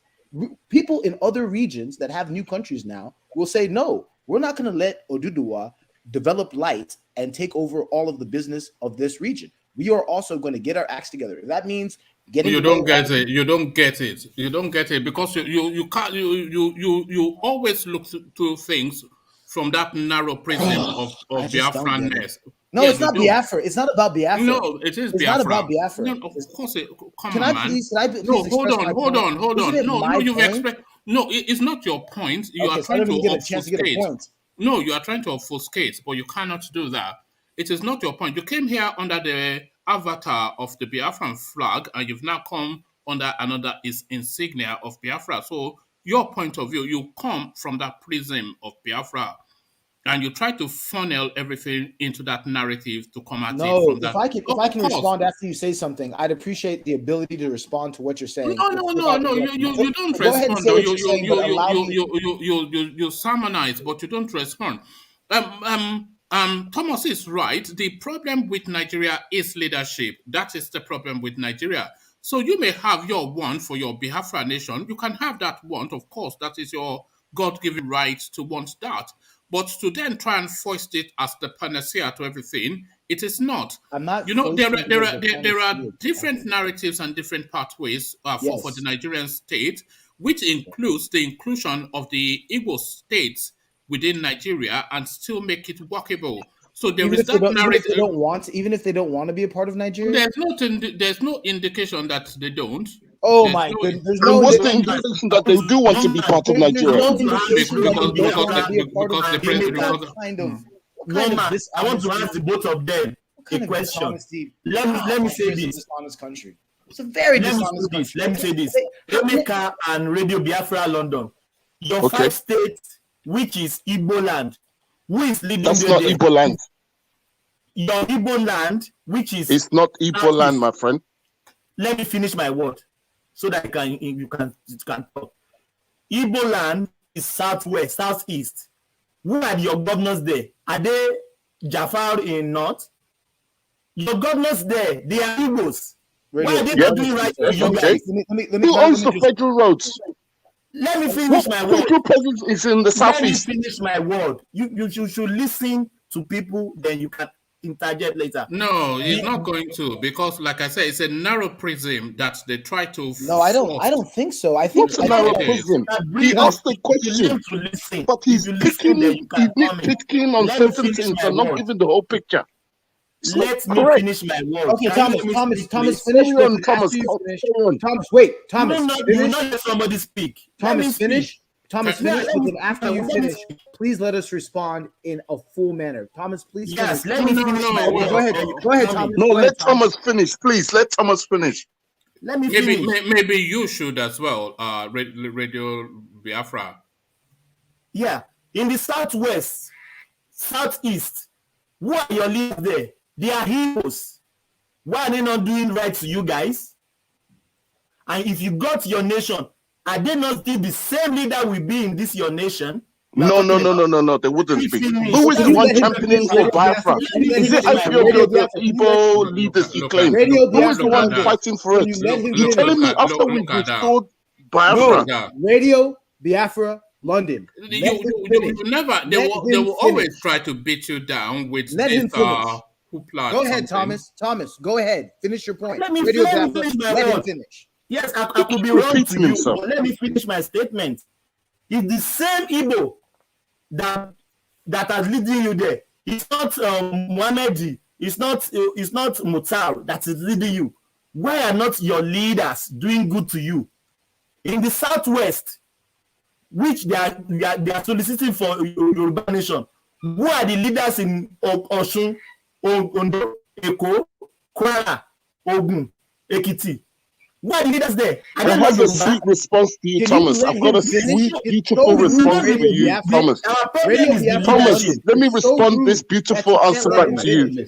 Thomas, Yorubas have had the. Can you block Radio Biafra? Oh my goodness me, Thomas, Yorubas have had the president for how long? Obasanjo was in power for 8 years. It's your clansman, isn't it? 2021, Yorubas are agitating for homeland, a Duduwa nation. What is that telling you? This is what we get all the time. No, see, Radio Biafra, you're in this situation. We're not having a productive conversation because you cannot have a productive conversation oftentimes when you have the East present. No, if it wasn't Radio Biafra, it'll be Pansat. What I'm saying if it wasn't Pansat, it'll be Morris. If it wasn't Morris, it'll be Starman. Okay. If it's not Starman, it is Freeman. If it's not Freeman, it is Rowley. Always the same. You can typecast 50 This is the experience we've had here. Thomas, go ahead and finish your point. Thomas, no, there's no point because you just get jumped upon by your. And Mr. Wama, and you still say that there's no indication that Igbos want to be on their own. Can I interject, please? Please, let's hear. Let's hear from. I wanted to respond to Thomas. Let's hear from. We already know what you have to say, but let's hear from engineer, and then we hear from Ajande Koko. Yeah, thank you, Wama. Thank you, guys, and I'll be going off any moment from now because I got work to do in the morning. There you are. Yeah, I must be honest, and I want to use this opportunity to thank you guys, and I would still want to thank One Man for organizing this platform to unite us, despite the fact that we have our own issues, we have argument, we have things that we understand and things that we misunderstand. Well, the only thing I just need to clarify to us, everybody here on this platform, please and please, let's endeavor to support One Man, because I've seen most of his super chat. He has been posting it, and I don't know if any of you guys are, doing it, but it's just, he created a platform. He's a family man. He dedicated himself to run this program for people like us to come and share our views and understand ourselves. Let's just please not forget, he's a hustler, he's a family man. Let's do anything to support the channel. And if we start doing that, I'm telling you, things will work for good. And in terms of arguing or saying so many things to ourselves, something we need to realize, if we don't love that country called Nigeria, one, we will never sit down here and be talking about that country. That's not right. That's not true. We all have passionate in that country. I must be honest to you, regardless of anything, we are, most of us, some are born abroad, some are this. Let's just not forget the originality of our parents. They are all from Nigeria. So please, let's still rethink, and let's, in terms of argument, let's just try to make things work for good. Because this platform, a lot of people are watching this platform from every part of the world. And if we come out like this, shouting or chanting, it's not something that is helping the platform. So please and please and please, let's try to put heads together and Engineer, see. I want to remember my great-great-great-grandparents. Sure, my brother. Sure. So let's do our best. Things will work for good, please and please. And One Man, thank you very much. And Ajale Kuku, Emeka, Truth to Power, Ola, and our brother in the house, Charles, and Tony as well, and Thomas, please, and Radio Biafra. Things still go better, so let's try to make things cool, please. Thank you, guys, and God bless you all, and have a good day. All right, Mr. All right. Thank you, engineer. So we let engineer go so he can go prepare himself for work. Thank you, engineer. And just to what engineer was saying, nobody is obliged to super chat or anything. Of course, nobody. I'm not going to turn you down from doing it, but don't feel pressured to do it. It's not. It looks nice on the screen, but it's not a compulsion. But I wouldn't repel it if you're not inclined to do it, and I don't think I put it too hard. But going back to the conversation, these Easterners now always coming here to be rowdy all the time. Radio Biafra being a perfect example. But let's leave Radio Biafra to its wayward ways, and we go back to Ajanle Koko to a more civilized conversation. So Ajanle Koko, let's take you then to this now not so civilized space of this. Let me complete my comment on that Hisbah nonsense. So.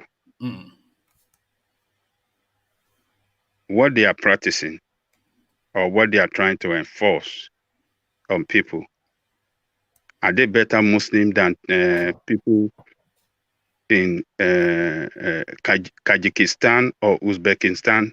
They have pageant. They organize beauty pageant every year there.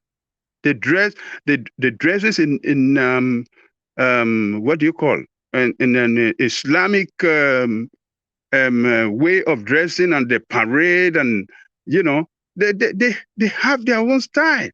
That is what they should do in the North. They can organize their own in a different way to promote their own style. You don't have to do it in the way that the Western world are doing their own.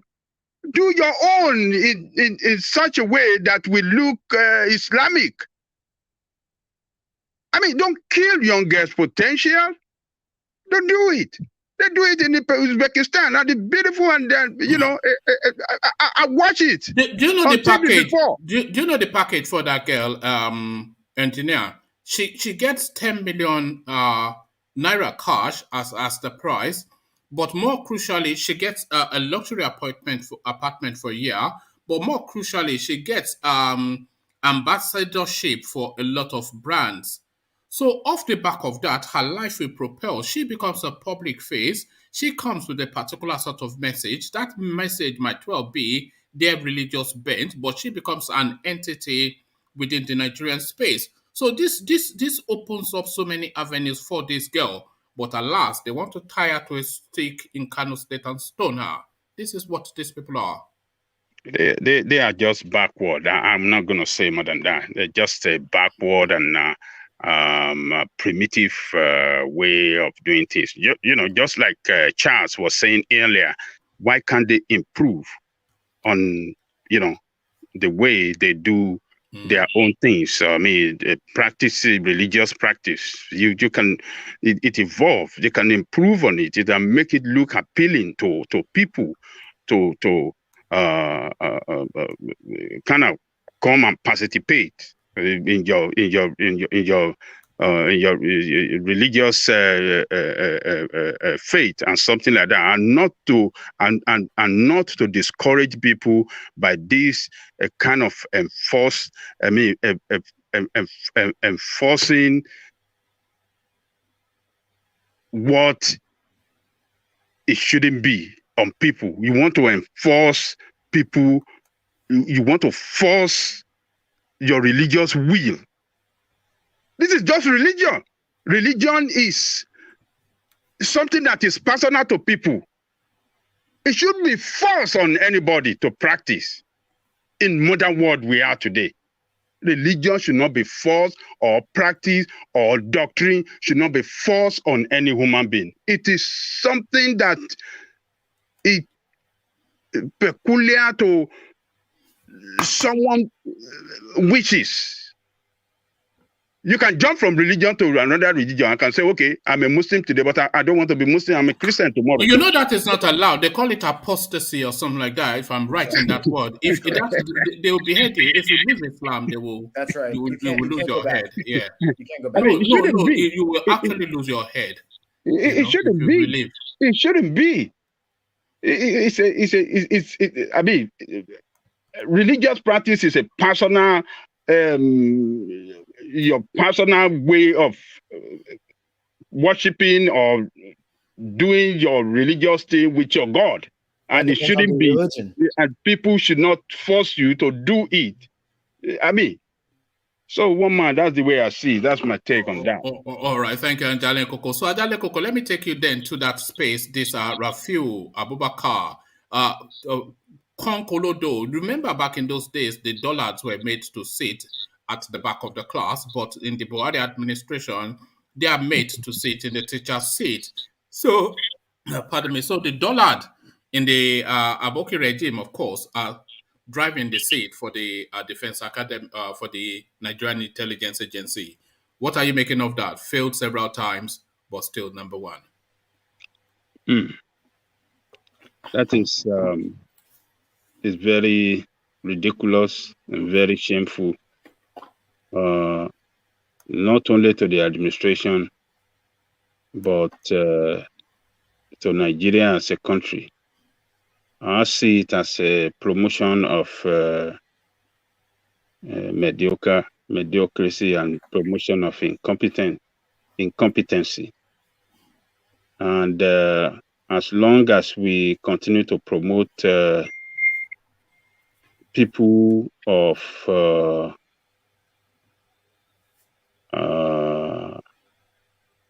people that lack competence, the more the country will continue to go down, and the consequence is very grievous for the country. It doesn't achieve better things for the country. It achieve failure for the country. This guy that is known as a failure is really the one that will strategize a policy on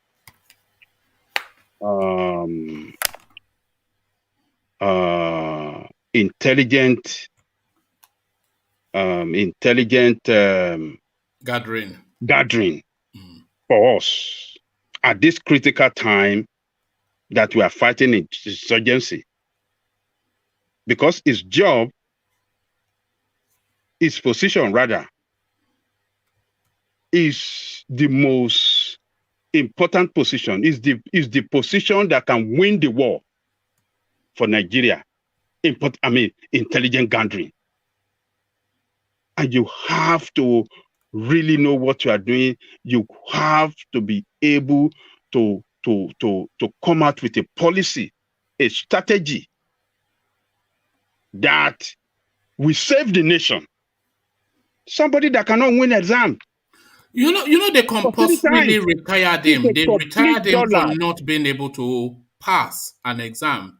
That's the reason, not for disciplinary reason, not for corruption, not that he came to the age. They retired him for not being able to pass an exam to get to the next stage. And you bring him back and put him at the top of the agency. How would he be able to strategize for the nation to win Imagine this war? The resentment. It will not get the buy-in, the cooperation of anybody in that office. They will look at him look at this idiot. He will walk by and they say, welcome, sir. And they will just say, look at this idiot, Damn.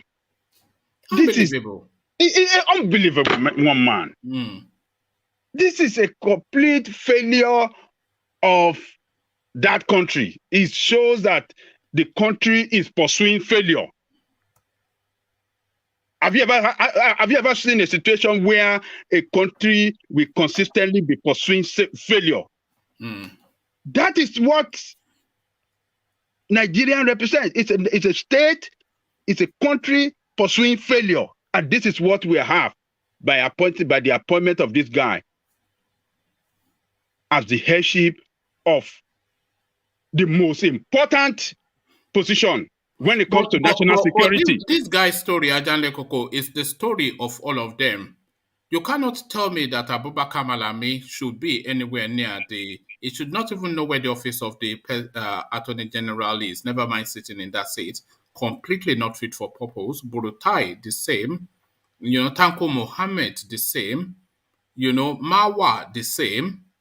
The guy Hamid Ali, in charge of custom, the same. All of them. Pantami.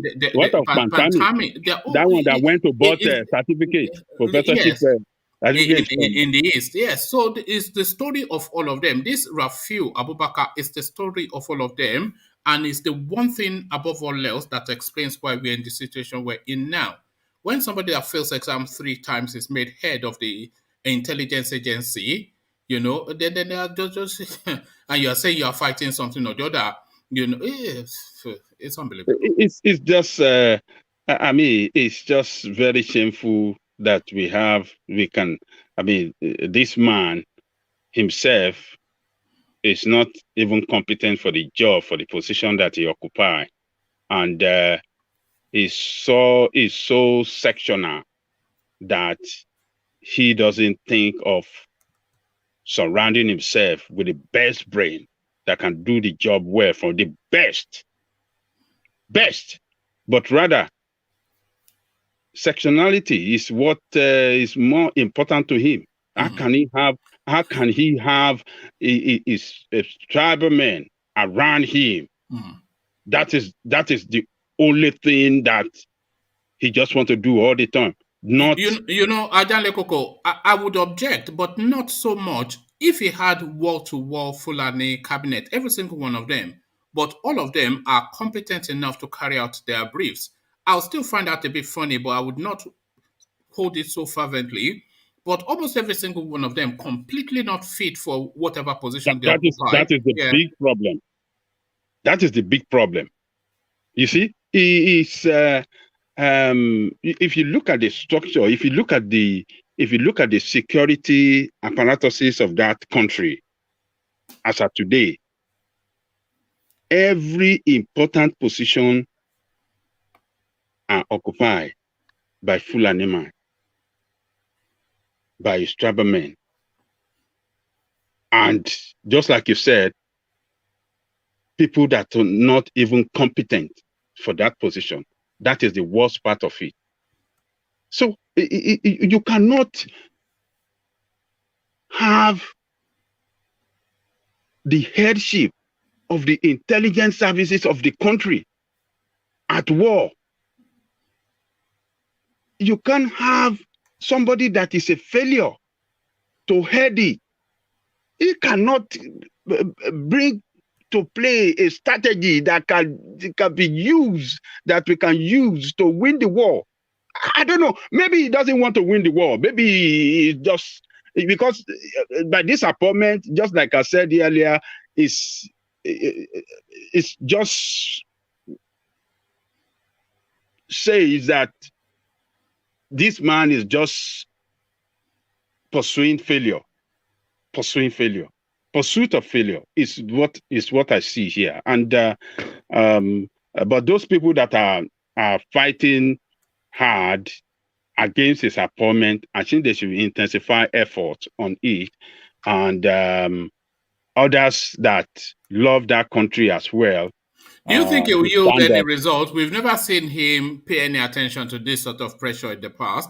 Remember when they said Ibrahim Magu, he was not fit, and he just said he will continue. Oh, yeah, you're right. You're right. Yeah, he might not yield any result. He won't listen. If Buhari is a person like that, once he put his head of something, and that's it. You cannot change his mind. Except maybe something very damning will come out against that guy. In the coup broadcast that took him out of power, the Babangida coup, I think it was actually maybe Abacha that read that coup speech.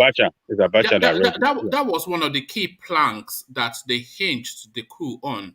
That is inflexible and too rigid, and it doesn't listen to the soundings of the Supreme Military Council. So it doesn't take on board the advice and direction of his colleagues, and it will just act at will.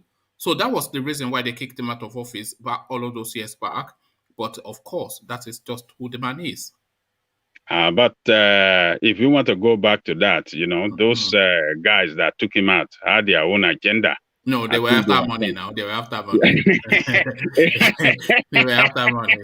We know that. Eh, Yeah. Yeah. So That was an they have to now. say anything to ridicule you. And So that's I what they think it do. was also after Babangida's wife for drug trafficking or something. That was the rumor then. Not Baba. Yeah, yes, yes, yes. You Remember are right. Yes, The yes, Gloria yes. The Okon Gloria Okon. narrative? Yeah, Yeah, yes, yeah. yes, yes. You're right. Yeah. So that is why those Babangida guys they, they make a very strong move and took him out. You know. Because otherwise Babangida would have rotten in jail. Maybe he would have been killed. Who knows? There you Because Buhari and the Diagbo were very, very serious about their war against drug then. And they showed us example by killing some, these three guys, Joe Lakwe and these other two guys. You know, the whole world appealed to them not to kill them, but, you know, they killed them by firing square. I think they took them to their local government and killed them in front of their people, so that everybody can laugh. that guy has been brutal from day one. You know that. You know, I wonder when Buhari meets his maker, I wonder how many lives he would have to account for. That guy, that's just that one man. You know, how many lives he has seen off the, you know, mortal coil. Do you know how many people that have died under this administration now? Yes. Via what do you call it? Terrorist. Through his action or inaction. Inaction, yeah. Yeah. Those that have been killed by terrorists, those that have been killed by bandits, those that have been killed by, even by the police, by the army. It just, oh God, only God can do the job. I think God will have to set aside a week for that guy. That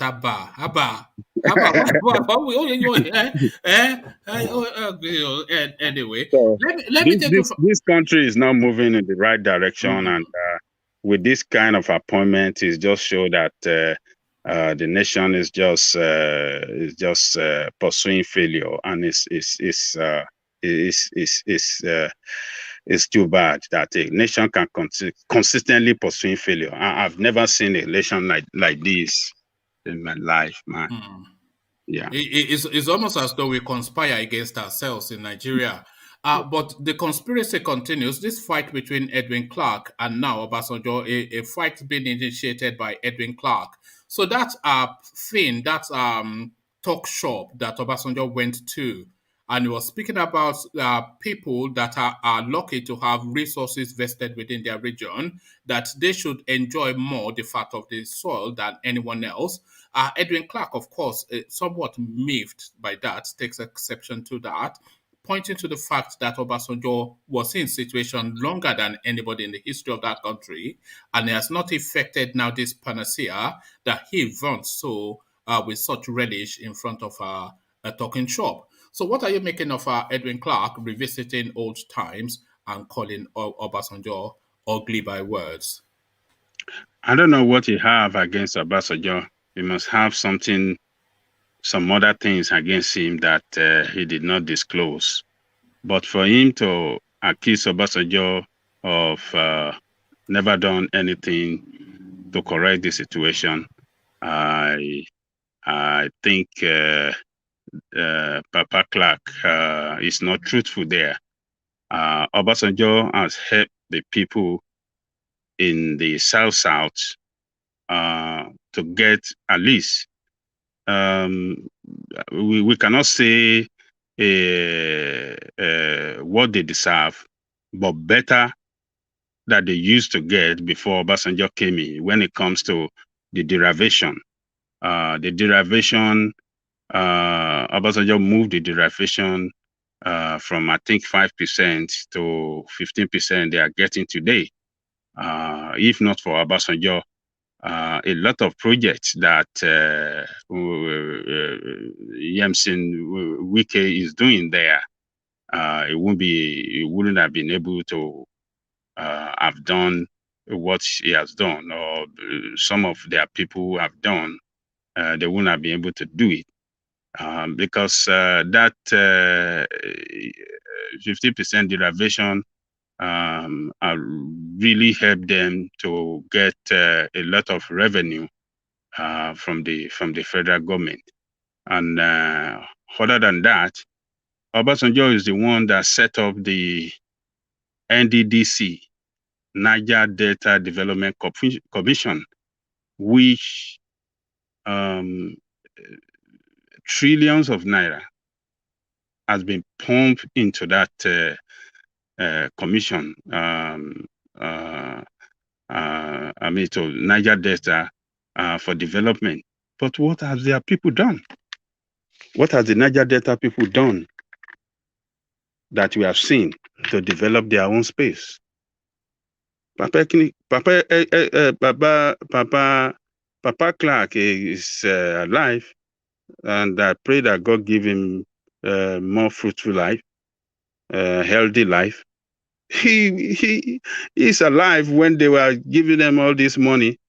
He's supposed to stand up against the criminal politician in his own space that are looting all the money instead of using it to improve infrastructure and educational facility, health facility, and better the life of the people in the South. So, to me, I'm not saying that Obasanjo is saint, but Obasanjo has done a lot during his own time to help the people of the South.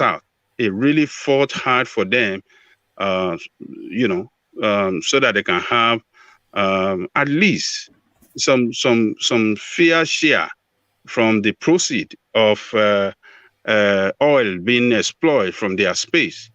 And it was Obasanjo that was instrumental to Jonathan being the vice president to Yar'Adua. This is what Obasanjo did. If not for Obasanjo, Jonathan wouldn't have been president in that country. Obasanjo did it. And what did he do to help his people? What did Jonathan do? He should be speaking against Jonathan and the governors that have ruled that space since 1999. They've never done anything to develop their space. He should be speaking against them, not Obasanjo. So if Papa Clarke has anything against Obasanjo that is not disclosing, maybe one day he will let us know. But to completely condemn Obasanjo that, oh, he has not done, and he has not done when he was there, he didn't do, that is not right. Papa Clarke, everybody knows that's not right. Obasanjo did a lot for you people. He did a lot. It's your people that failed you and not Obasanjo. So that's my take on that one man. Can I add to that? All right. So, sorry, who's that one that they call Akpabio? He's from that space, and when he got to the NDDC, the immediate thing they told them to do is go and cash $1 million for me first within the first week. But Ola.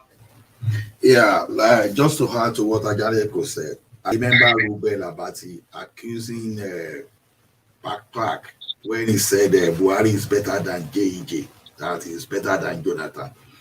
You see, Clarke issue is this: anything that we favor him is where you will see this man. Now, there was a time that he just grew, denounced this man that he was not representing them, that he was only representing his pocket. So all this man has been doing since was to get the favor of Obasanjo, Buhari. Now you cannot see where this guy, this Baba, actually stood or still standing for your people, but anything that will favor him. So he hasn't really done anything, but yeah, Obasanjo may not be the best, but like Ajaleko said, he has done a lot for that region. Clarke was there when Akpabio, Ibori, and what's the name of this guy in the Delta State, Odili, when they were messing the place up, when they were investing everything. This man never said anything. He was there when all those militants were being settled instead of developing, using the Niger Delta Development Commission to develop the region. They didn't do anything. Baba is now coming now where we don't even know. When Jonathan was there, he called Jonathan his son. He should have impressed it on Jonathan to make sure that the issue of resource control was resolved. This man never, we don't see what this man did just to support that, to make sure that they did resource control there. So we don't know what he's talking about, really. Oh, all right, thank you, Ola. So Clarke, I think he just has a personal gripe with Obasanjo. I think it's more, these are old stalwarts that they go a long way. They go, so a lot of it, they've been battling it since go on. Yes, they were ministers for go on. This is fight to death now. This is fight to death. This is the thing. People use this idiot to become president. When the bike T-boy once upon a time. This is the thing. It's a Tano at play. It's crazy. Look at that. One is 90, one is 86, and they still the pattern is still there. Come on, man. Is it you and me that will be going to settle there? That day this rule, okay, so that day this rule, all right. Thank you, Coco. Let's go on to Emeka then and hear the Biafra usual stuff. So Emeka, to you. So are you there, Emeka? Yes, Modupe. Look at this one. Do you have permission to even be using those words? But well done. Odema. All right. So to you then, let me take you to that kind of space. This young lady calls for celebration. A lot of people, they will make her the first citizen of their state for a year as an example to others. But alas, in Kano State, they stoned her. Shatu Gako, her name is, a pariah in Kano State now. Yeah, I think people have really sort of hit the nail on the head with this one. It's really clear that Nigeria is having a really, really difficult time managing its diversity. And so one thing that I think Ajene Koko, look at this guy. Ajene Koko said was that he kind of. Where have you come from, you this man? Where have you come from? Hey man, I'm just trying. Ajanle Koko. Ajanle Koko.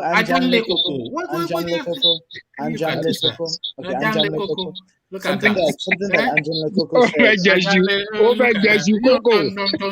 Ajanle Koko. Look at this man. One thing that he said that I think we have to be careful about was that it was kind of backwards and it's primitive and it's this and it's that and this is my point. You can't be too quick to characterize them in that way because that's how they want to live their life, and I really want people to think about. Well, you cannot say that though. You cannot just necessarily say this is just a cultural foible or this is a way of life. Since you gave me the mic, let me just fully express myself. I think what we have to remember, because remember, they're all over the world. In some places they're indigenous people to, like if you go to parts of the Amazon, there's still indigenous people there that have not been supposedly contacted by the modern world.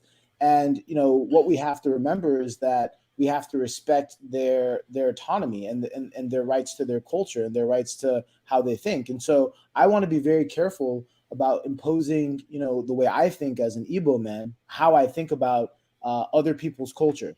I think it's unfortunate that Nigerians haven't realized that their diversity is deadly and that they should probably think towards maybe finding alternatives to that deadly diversity. But I feel really sad for the girl, right? I mean, she's working hard. She's working hard to express herself, and she's being suppressed by, the environment she finds herself in. It's not indicative of a working democracy. It's not indicative of a society that really appreciates individual differences.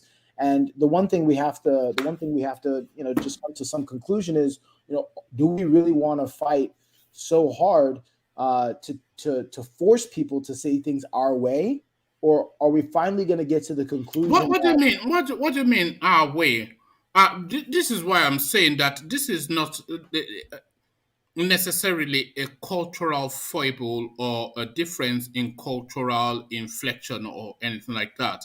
These are fundamental human rights issues. It's a fundamental human rights issue, not a cultural malaise. So, I mean, one thing that we have to remember, like, human rights, I personally, we probably have very similar ideals of what human rights means, in general. I think 80% of what I believe or 90% of what I believe probably will resonate with you in terms of human rights. But we part at cannibalism, but correct, exactly. that's that 10%. But we have to remember that that's still a very subjective opinion. And so wherever this girl finds herself, it's the majority opinion that what she's doing is just not acceptable. And so if we want to go to war with these people and say, well, no, she has the right to do whatever, she can, shake herself all around and wearing whatever she wants to wear, I don't think that's going to end well. I'm of the opinion that when you're in Rome, do as the Romans do. So what we should really be advocating. No. The right to self-determine is sacrosanct. It's a human right.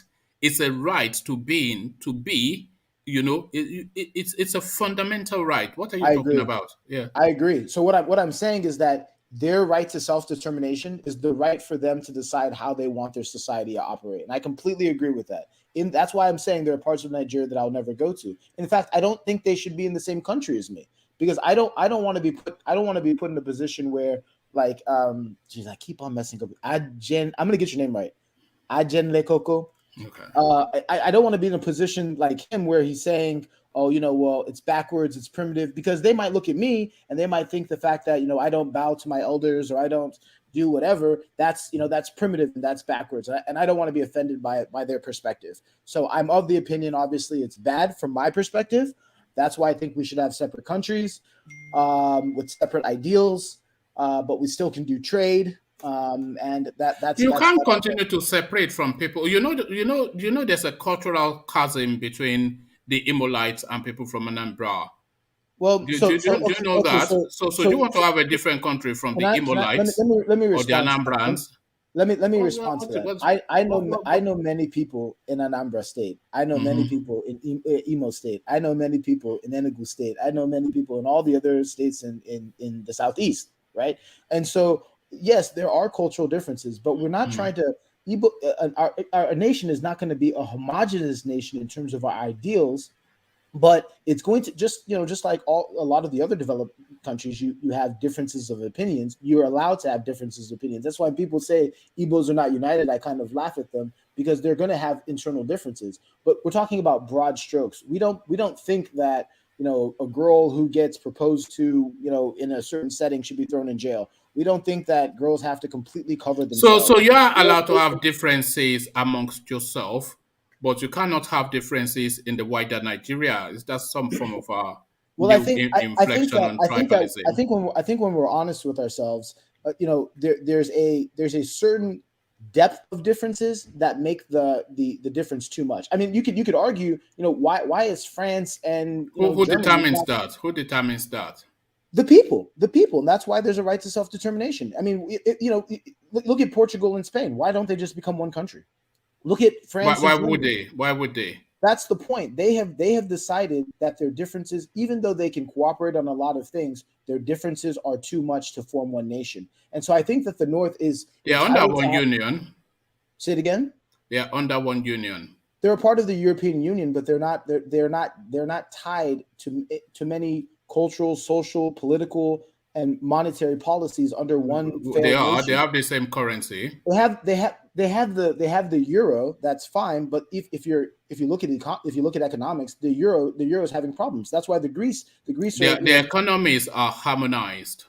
Their economies are definitely not harmonized. Look at Greece. Well, what are you talking about? What are you talking about? Tony, how many times in Germany have you heard on TV "Bitte helfen die Griechen"? I mean, Greece is literally one of the countries. The economies of the European Union. Not Tony, one man. Is it one man? Is it Tony? Is harmonized. No, I said Tony for a reason. They're not harmonized. They're not. My guy, I just told you, man. Don't speak to what you don't know. No, I do know this. I'm telling you, you don't know it. Germany is carrying most of the weight in Europe. Germany's what do you carrying mean? most. Yes, do you know what harmonized means?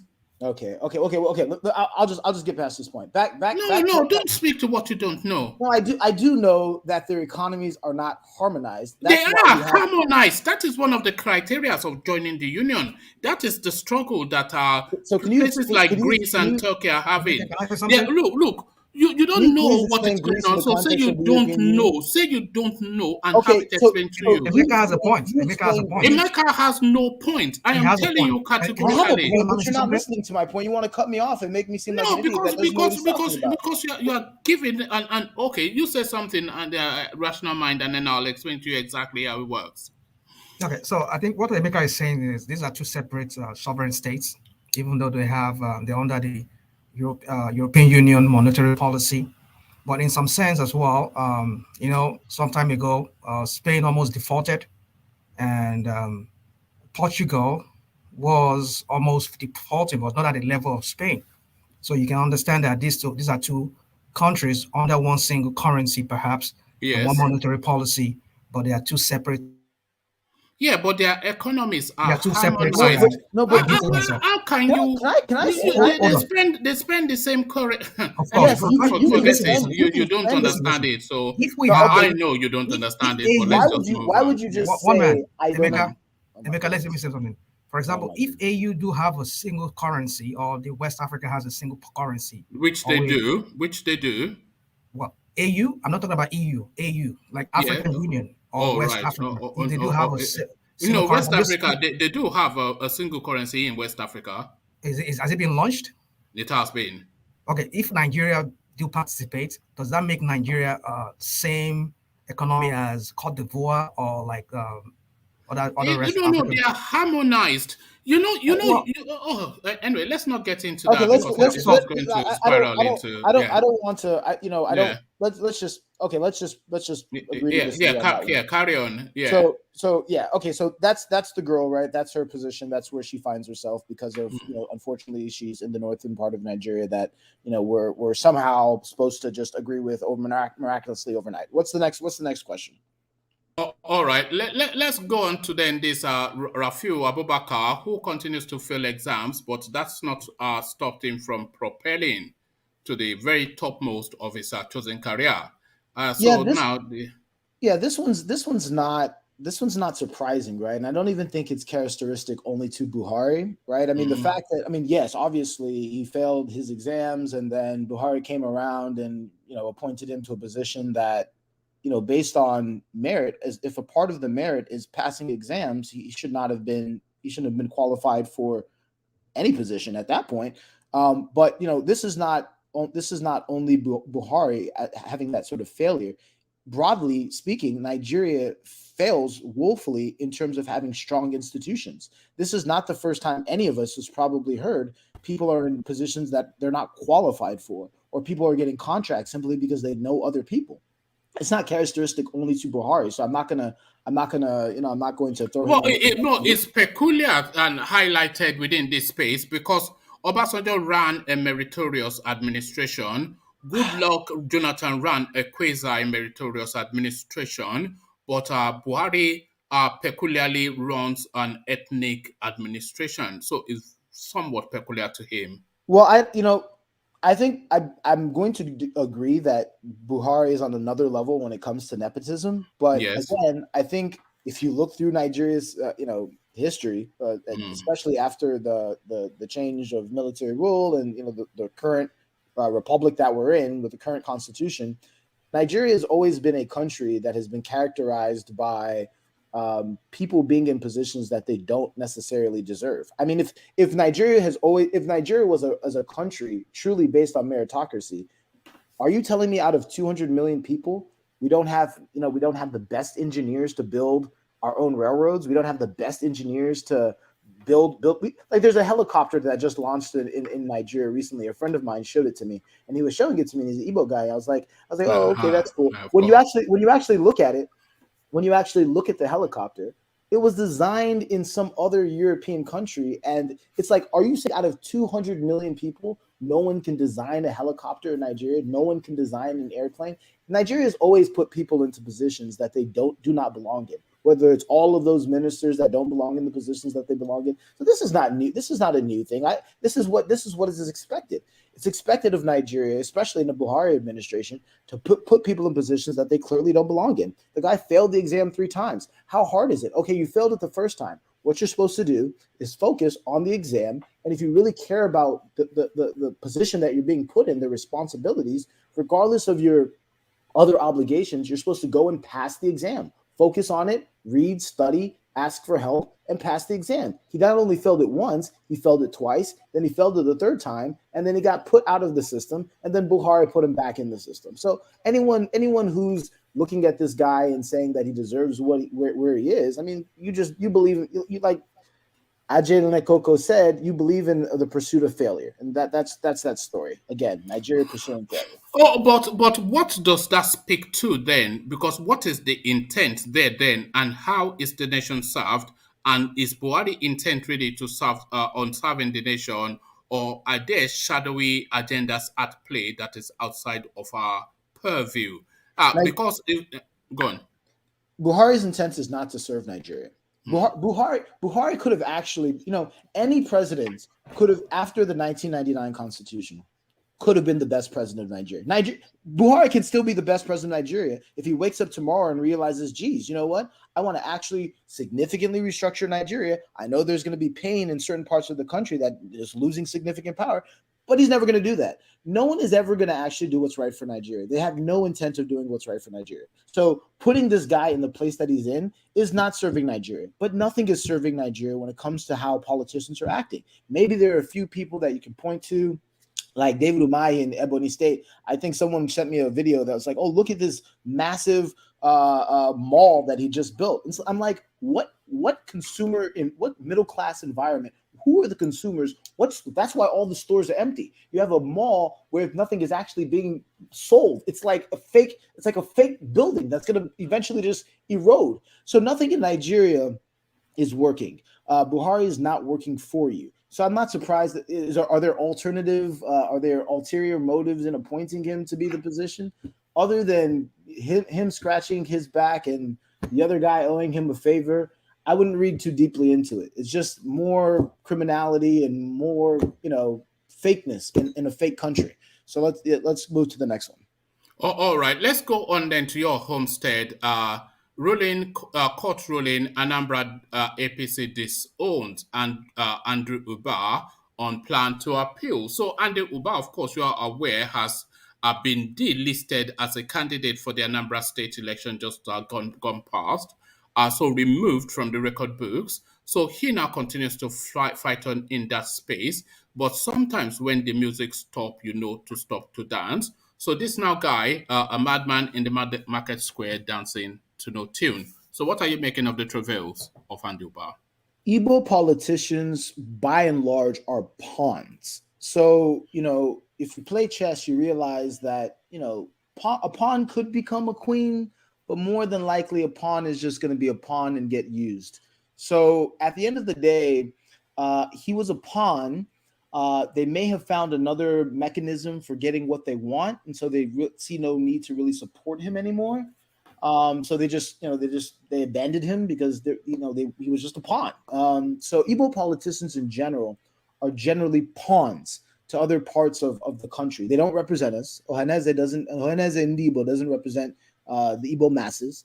Igbo politicians don't represent Igbo people. So anyone. So who's your voice then, Nnamdi Kanu?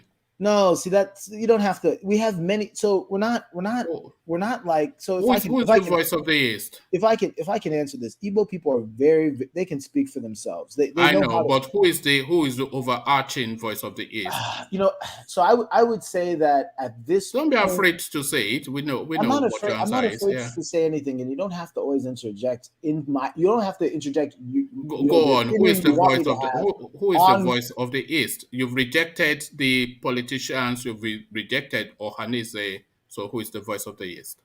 I think that if you really understood Igbo culture, Igbos have their own voice. Right. Each individual person is very individualistic. I would say the consciousness, though, the general sort of zeitgeist of the is that individualism expressed in the Holy Holy Song? I think that Nnamdi Kanu is one of the forefront. So the that is your strongest voice. So voices. why are you afraid to say? So that is I'm your not. voice. I'm not afraid to say it. But what I'm trying to tell you, one man, if you're honest and you want to have an honest conversation, you don't need to. You don't need to implant your opinion. You don't need to try to make my opinion your opinion. You have to let me. No, you're scrambling now. You're I'm not scrambling. I'm trying to tell yeah. you what I want. I'm trying to tell you what's important, as what you should actually take. Igbos are not. No, you want to do we are Republicans. You want to say we are Republicans. You are not slaves to Nnamdi Kanu. Nnamdi Kanu is not like king of the Igbos or anything like that. But his voice and his opinions and his thoughts are ones that are very well received by most Igbos. So that is your voice. Okay, I mean, if you want to simplify it to that, is it not? If you want to create that simplification, I think no. I'm asking you to guide me. It's your space. Well, is it not your voice? I tried to guide you, and I think I did a good job. And I think people. No, you haven't. You're just rational mind. Do you think I did a good job? No. You are playing verbal gymnastics. Don't gymnast. I'm not playing verbal gymnastics. I wanted to make sure I expressed the point. I think I expressed that point. So the question still subsists. You've rejected the Ohanese. You've rejected the politician who is the voice of the East. Which voice? What Claren? I said Nnamdi Kanu is a great voice. So there you are. So say it now. It's nothing. We know he's that a great we voice. We know you're an we know you are an we know you're an adherent. We know we know where you're a disciple. Is it disciples that you call yourself? We know you're a disciple. So nothing to be ashamed of. Are you a disciple? Are you a disciple? Call him whatever you want me to call. No, I'm asking you. Indoctrinated. Hold on, Thomas. Are you a disciple? I think I've done a really good job at exposing a lot of things. Are you going to be like a Judas? Are you going to a Tubrute? Are you going to deny this guy in public? Are you a disciple? I'm not denying anybody. Yeah. So are you a disciple? I am a disciple of the Alaafin for you. Are you a disciple of Nnamdi Kanu? I'm not. We'll hold you to what you say now. I'm not a stooge. What's the next question, man? Are you a that's the next question. Are you a disciple of Nnamdi Kanu? I don't think that was in your list. You deny him in public. So this is it now. To the Igbo listeners, are you for the last time? This is your last window, and if you dodge it, then this will take it as a denial. So to the Igbo followers, on your behalf, I'm asking Emeka now: is he a disciple of the Alpha One of Umar here? Are you a disciple of Nnamdi Kanu? Igbos know when they're being patronized and when they're being made to look like a fool. Emeka, you should be proud of your position. You should stand by what you stand for. Don't allow one man to bully you. You said you admire. You said earlier that the voice of Nnamdi Kanu and the leadership of Nnamdi Kanu is where you stand with. So why are you scared of saying that you are the disciple? I'm not afraid. It's not sure. It's not sure. Just say it. Just say it to him. Let him know. I think it's very. Just act like a man. Don't allow another man like you to bully you. Yes, I can't be bullied. I can't be bullied. I mean, we have millions of IPOB members around the world. They are disciples of Kanu. So what's the big deal? Just say it. And they don't deny him in public. I mean, just say it. Don't allow. How do you allow one man to punch your face and punch you and knock you down like that? I don't think anybody's knocking me down. I mean, you guys can laugh. Hey, if you are the voice of IPOB on this platform, you should stand firm. Don't be shaky, man. And the Igbos are not known for being shaky, by the way. Come on, don't be shaky. I'm not shaking by anything. Okay, but I think it already speaks to you guys' character. All right. Another savior, holy, Nnamdi Kanu. Is there another savior? My point over and over again. All right. Thank you. Let me take you then on to the next question, which is still within those quarters. IPOB lambast Kaduna Governor El Rufai for likening pro-Biafra group to let me just see what's there. For likening pro-Biafra group to terrorist, says he suffers from ignorance.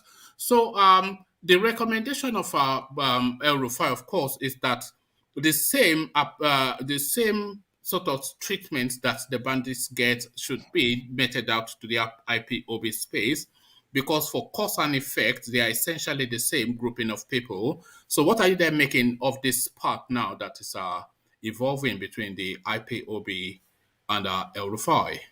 I think this is another example of the Nigerian government being dishonest and being criminals. If you look at the IPOB and what they stand for, they're clearly a peaceful organization. They're clearly an organization that's woken up the consciousness of not only Igbo, but in the entire Nigeria and probably a lot of Africa in terms of self-determination and fighting for what you believe in. So El Rufai is someone that if you actually look into his history, he's a criminal. And, the fact of the matter... No, who is a criminal? El Rufai. All right, okay. And if you actually look at what's the conversations in the international world, if you talk to Congress people, if you have connections, if you're not just whatever floating around, you realize that the narrative of Nigeria is one that's clearly been exposed. I'm taking it by that you have those connections and you've had those conversations. Is that what you're trying to imply? I think that the only people that are fooled about what's going on in Nigeria are Nigerians. All right. And does that include you, or are you exempting yourself from that? I am not fooled by what's going on in Nigeria. Oh, all right. Is ramen food what's going on in Nigeria? Oh, I don't think I am, but Emeka will tell me I don't think one man is fooled by what's going on in Nigeria. But I think, like I said, at the onset, the biggest problem with Nigeria is that Nigerians is that they're dishonest. They're dishonest themselves. I'm just a 419 guy. All right. It's a level of dishonesty, and I can say categorically, Nigeria will never progress as a country because of it. It's never going to progress. I mean, it's always going to stagnate for one reason or another, and that's something that at some point, they're going to have to grapple with, because they're the ones living in that misery. I'm not living in that misery. Whenever I go to Nigeria, I feel just fine because I go to the East and I'm around people that make sense. But it's a function of what sort of life and what sort of country and what sort of legacy you want to build. So Emeka, why are you bothered? If you are not in that misery, you are not in that territory. So why are you bothered? Because I exist in a ethnic group that doesn't want to be a part of your. We don't like stagnation. You are contradicting yourself. The other time you said Nigeria, you think Nigeria can work. No, I never said I think Nigeria can work. I've never said that's what you said. That is what you said the other time. You said if Buhari can put his hearts together and do the right thing, Nigeria will work. That's what you said. That's your statement. Thomas, I'm repeating what you said now. Thomas, stop putting words in my mouth. Listen, I've never said that Nigeria works. I said in a. You said that one man. Were you not here? Thomas. No, Emeka contradicts himself in just the same. But you said if Buhari put his ass together, Nigeria can work. Thomas, that's what you said some moments ago. Thomas. No, Emeka is a man on the run now. Look at a man that denied his own leader. He denied your leader. So did he say that or not? He said that. No, I cannot recall. I cannot recall. Let me make it very clear, Thomas. I do not. In fact, just go to the last time I was here and listen to my closing remarks. I do not believe in one Nigeria. I don't think Nigeria will ever work. The only time Nigeria could work is in a fake hypothetical universe where everyone just changes the personalities that they currently have, which is Emeka, never. Can I ask you a question? Go ahead. Do you have a Nigerian passport? You carry a Nigerian passport. And don't lie this time around. Yeah. Don't worry about the. Don't worry about the passport. You said that. You said you have a Nigerian passport. You said you carry a Nigerian passport. Okay. So you see. Oh God. Anyway, let me. Everybody got. If I have a Nigerian passport, how does that affect? But you don't get it. Everybody you are speaking to here, we are intelligent people. We're not just. Thomas, I never said you're not intelligent. Thomas, Emeka, you have a Nigerian passport. Okay. You are Nigerian. You're an Nnamdi Kano disciple. We know all this. So what are you doing? You came here under the insignia, did you not? Under the avatar. What? Look at this guy now. Come on, man. Don't do that now. All right, so excuse me. Wait a minute. Rational mind. Me having a Nigerian passport. What is that? What does that mean? No. Do you though? Answer a direct question with a direct answer. So then he follows on to make that point. Yes. So what was that? So the reason I'm asking you that is when Thomas was putting it to you that you said something before, and now it seems you're denying it. But I'm not saying you actually said it, but if truly, like he said, because I want to believe Thomas is right. I think I've heard you. I think I remember, was it yesterday? Rational mind. I'm going to really make it very fucking simple for you. I don't believe in Nigeria. I don't believe in Nigeria. Okay. But you carry the Nigerian passport. You carry the Nigerian passport, but you don't believe in Nigeria. Nigeria is a transaction. We don't know all of this. You see, Emeka, Nigeria is a transaction for many. Emeka, let me make a point. You know, the other day here, where I was saying to you guys, you can make a point, but I do never put words in my mouth. I'm not putting words in your mouth. Hold on. Very honest with you guys. Don't put any words in my mouth. Period. Okay, just calm. Go ahead. Let me say something. Let me put something across to you. I'm not saying you should not agitate however you want to do, however you said it. But the thing is that sometimes you want to be consistent in what you say. And I'm not attributing any inconsistency to you as of now, but somewhat I want to believe that you see something about the Biafra struggle with the Biafrans or the Igbos. Let me not say the Biafra, the Igbos.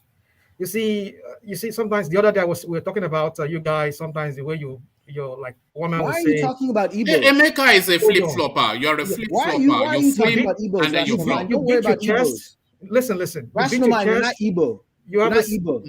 Sorry to be personal, but you know. Rational mind, you're not Igbo. I'm not Igbo. Is it because I speak Yoruba? I speak all other languages. Rational mind, are you Igbo? Oh well, I won't divulge that information to you. Okay, fake news. You're not Igbo, man. Just go back. Talk about something else. Don't talk about Igbo people, man. Just talk about something else. This is the problem. This is where we get to. Whenever we talk about why not though? The Igbos are Nigerians, and we are Nigerians too. We all share. You see that passport that you have, that green passport. The rest of us have it too.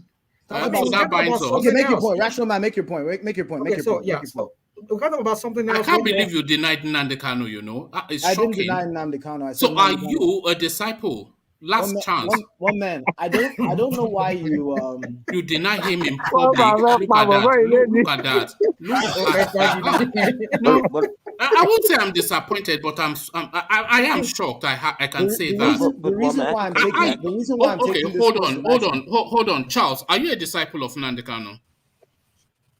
No, I speak the truth. I don't lie. So no, he said. So he said no. So he said no. So Emeka, are you a disciple of Nnamdi Kanu? The reason why I'm taking this course of action is because this is recorded. Yes, look at that. Yes, man, let me tell you. The man on the road. Thomas, you can see how people are. Because I think the way Jesus Christ was denied, though, by this is the way Judas Iscariot.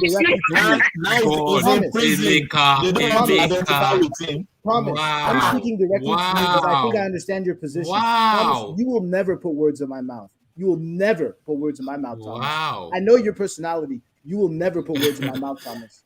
I'm not afraid to say anything. And Thomas, you are not afraid to say anything. I'm giving you 10 chances and you cannot. Okay, categorically, this is a yes or no. Now, are you a disciple? You said you are not afraid to say anything. You just said now. Okay, this is a yes or no. This is a yes or no answer. Are you a disciple of Nnamdi Kanu? I don't have to answer such a ridiculous question. But you're not afraid. You're not afraid. You're not afraid, Abby. Look at this guy. Emeka. Oh my God. Let me just say this. You see, the thing is this. You see, one thing about those people who are non-Igbos, we kind of like sometimes we kind of wonder what does the Igbos want. We know exactly they wanted to go, but in the process of wanting to about this whole agitation, you start kind of like see. I mean, sometimes you hear some narrative that seems like inconsistent with what you people want in the first place. You know, some people say, "Oh, we want Nigeria." Some people say we want to go, and even those who said they want to go, they still have this wishy-washy. I mean, among them. Rational mind. So, rational mind. Rational mind. Excuse me, rational mind. Go on, you please. have no idea what you're talking about. What I have want no idea what I'm talking about. Do you know how many space I am? Do you know how many platforms that I go and I talk on? You think rational mind. I want you. Rational mind. go to the Southeast and have this conversation with someone on the ground. Okay. I know the answer to that question. Oh, I When don't last care. did you go to Rashid, Nigeria? When last did you go to the Southeast? You are last did you someone go to who Nigeria? you are someone who wants to be intellectual, but you are dishonest. Period. How so? How so? You are someone who wants to be intellectual, but you are dishonest. How so? Now, can you give me an example? Yes, the examples are very. Did you not clear. hear the Arabic remark there? He says you want to be, you know. But can you give me an instance of you let that one want to get be you. and then I'm not? Can you give me an instance? Can you give me just an example? Are you Igbo rational mind? Oh, okay. Hold on. Let me answer the question this way. Are you Igbo? Yes or no? Let me answer the question this way. Okay. My great grandma is from Igbo. Is an Igbo woman. Okay. Yeah. My great I mean about 3 generations before me. And what does that mean to you?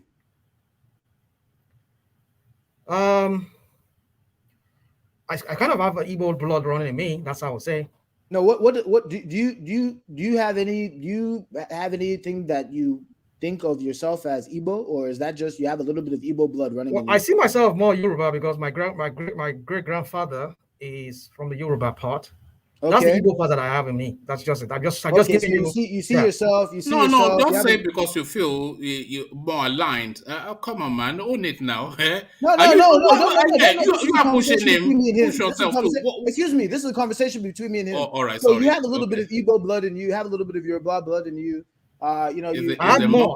I would say 80% in me. Okay. That's great. That's 20% maybe Igbo. That's wonderful.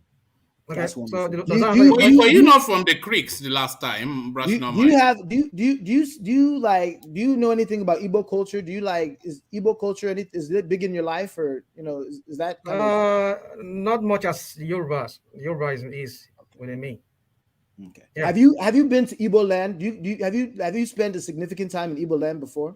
Yeah, I have. Where did you go in Igbo land, and how much time? I won't disclose that.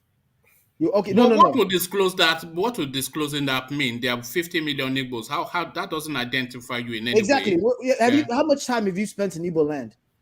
I didn't ask where. I just said how much time have you spent in Igbo land before? Well, look at that. I don't want to go into that. I think look at that. Okay, you're an intellectual, but you're dishonest. I mean, I think we should ask Emeka that question. Yes, you're an intellectual. We have a lot of shifty characters in this. It's only me and Najan Lekoko that are straightforward in this place, and Charlie Boy. You're not an honest person. I'm straightforward. Why would you say I'm not honest? Why you say I'm not honest? Okay, my friend, I think I've already proven to you you're not dishonest. You're not honest. Now let's go on to the next I think it got to your rational mind. I have to say, you let him escape. You let Emeka escape, but Emeka, don't worry. I've marked your card. Let's go to the next question. Okay, so let me finally land you on this one. Edwin Clarke versus Obasanjo. Edwin Clarke insisting on revisiting the first constitution of Nigeria, which wholesomely favors some people. 50% to the source of the resource, and then 30% to the central space, and 20% to be distributed equitably to include the originating source. So that was the Constitution of Nigeria at the start, and it is spiraled to this point now where Buhari gets to control all the oil wealth in the Niger Delta. Obasanjo speaking to that space of resource and the indigenes where it is found, and Chief Edwin Clarke accusing him of being disingenuous. Are you following that narrative? And what is your slant on it? Yeah, I think Ija people have an amazing opportunity to take back what is theirs and rightfully theirs. I'm a big believer in Ija Nation. I'm a big believer in the fact that they should have control of their resources. I believe that they're a great people. And so Edwin Clarke is just going to, in terms of just the Niger Delta region in general and all of the different ethnicities that are there that he's trying to stand up for, I think he has a point.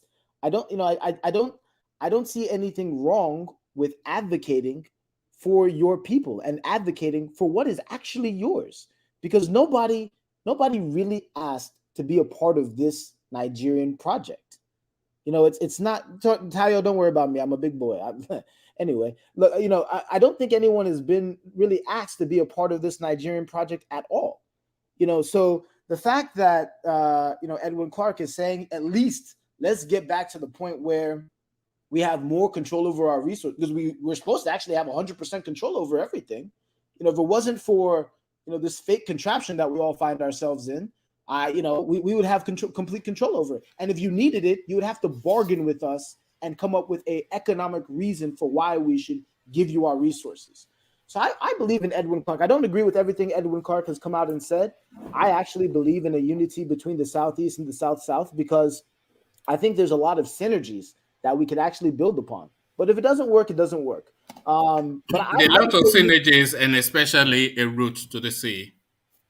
I listen. The route to the sea is another false narrative. Like I think Nigerians, you know, I don't want to belittle anyone, but I just think the level of creativity in that country is very little. We're not obsessed. Any real intelligent person is not obsessed without having some direct access to the sea. We're just not. It's just not something not something we're obsessed by. Some people, people you talk to, that's like the sticking point. But it's not the things it's not the thing that's going to keep Nibo in Nigeria or keep them not in Nigeria. It's just not, and we're not landlocked. So anyway, you are not. All right. Okay. Yeah, I agree with Edwin. I agree with Edwin Clarke, but I think he needs to take it a step further. I actually think that this February will be very interesting as they continue to pursue their right to self-determination. I don't think Nigeria is ever going to do the right thing. It's not going to progress. It's always going to be a stagnant country because it lacks something very fundamental to progress, which is honesty. It's a country of very dishonest groups. You know what I mean? It's that's basically what it is. You know, it's ultimately something that is going to be the Achilles heel to Nigeria. It's level of dishonesty. So if I were Edwin Clarke, if I were in the Niger Delta, I would be taking it a step further. I'd be looking for self-determination. I think that's essentially where they're going to go. I don't think that Nigeria is ever actually going to work on that front. But America, how would that work for Niger Delta? There's so many languages in the Niger Delta. So how would that work if it becomes one country? People are fighting going there. Sorry, can you repeat the question, Jay? I'm saying, if you say Niger Delta, it becomes a country, but there's so many languages in Niger Delta. So how do they work together? It will allow a fight going on in Niger Delta. When I said Niger Delta, I 100% believe in people in terms of self-determination. I really meant to say Ijaw people, because Edwin Clarke, I really associate him with Ijaw, and I would actually motivate Ijaw Nation to go for self-determination and be their own nation. That's what I would be. Now, other groups can come in and play. Like, I actually think that Ijaw people and Igbo people, if they really just sat down and ironed out their differences, I think they'd make a very powerful collaboration with the Ibibio and Efik and the other groups in that region. I think that the South and the Southeast could come together. I think the old sort of configuration could work, but it has to be on a common table. So at this point, you know, it might not, and so it might have to be Southeast. Well, might have to be Igbo, and then you know, other groups deciding their own way. Yeah, but I think Edwin Clarke is going to. I think he's not being bold enough. I don't think. All right. My 50% of what is yours. My opinion, I think it's Nigeria benefit on behalf of benefit for the small tribes to join a bigger tribe. In my opinion. Yeah. Yeah, but what if they don't want to, Charles? If they don't want to, that's you fine. cannot. You keep harping on that space. He said when they've made it would be good. He didn't when say they've made it categorical that they are not interested. That's fine. That's drop fine. the dead donkey now. Drop the dead donkey. They say they are not interested, Abi. Not by force. Well, the loud voices. See, that's the thing. That's again the false narrative. The loud voice. It's like saying Igbos say they don't want Biafra because David Umahi came out and said that Igbos don't want Biafra. It's the loud voice. Okay. It's all of the voices. If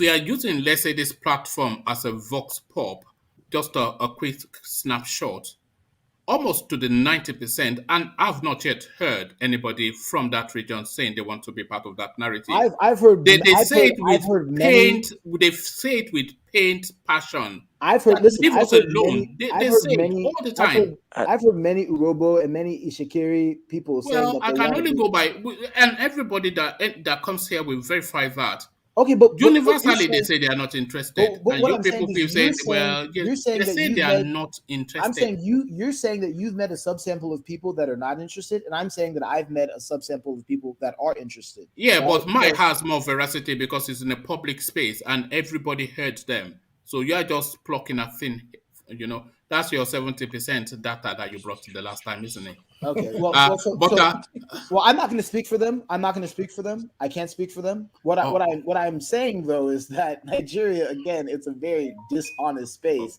and where we're gonna find ourselves very soon. It's going to be shocking to a lot of people how it happens. We're going to actually find ourselves very. And the funny thing is that when you look at Yoruba people, because I think there's something to be said about their craftiness. When craftiness, look at the year started, the year started, and all of a sudden you saw their flags. Really? Hold on, Thomas. Let him just run. He just wants to get back at the flogging that he has been taking. I'm not gonna. I like Yoruba people, but what I'm saying look at him. It's not courageous to say that it's Kano disciples. Yeah, but they can quickly attack Yoruba and say, "Oh, Yoruba, they are scared of competing with them." I'm not attacking Yoruba people. Yeah. That's the No, thing. You're so insecure. You just call them crafty. Crafty is not a bad thing. Is it bad to be crafty? A bit sly. Is it? A bit sly. You guys a bit sly. A bit shifty. You didn't even let me. You didn't even. Anyone watching this video that has a discerning nature will know that I've already won this conversation. But anyway, okay. So take your victory then, and as I go on to But can I say what I want to say about Yoruba people, please? Okay, go on then. Yeah. Oh, no, okay. Tayo, don't worry about No, go on. Sorry, yeah, go on. I'm a big boy. Don't worry about these. Yeah. So I thought it was very interesting at the beginning of the year, and as the year progressed, I was almost shocked because I was talking to someone from Akwa Ibom, and I was like, man, like these people, they have a flag. Even the pots and pans are rebelling against you in your house for being so. You see. Go on.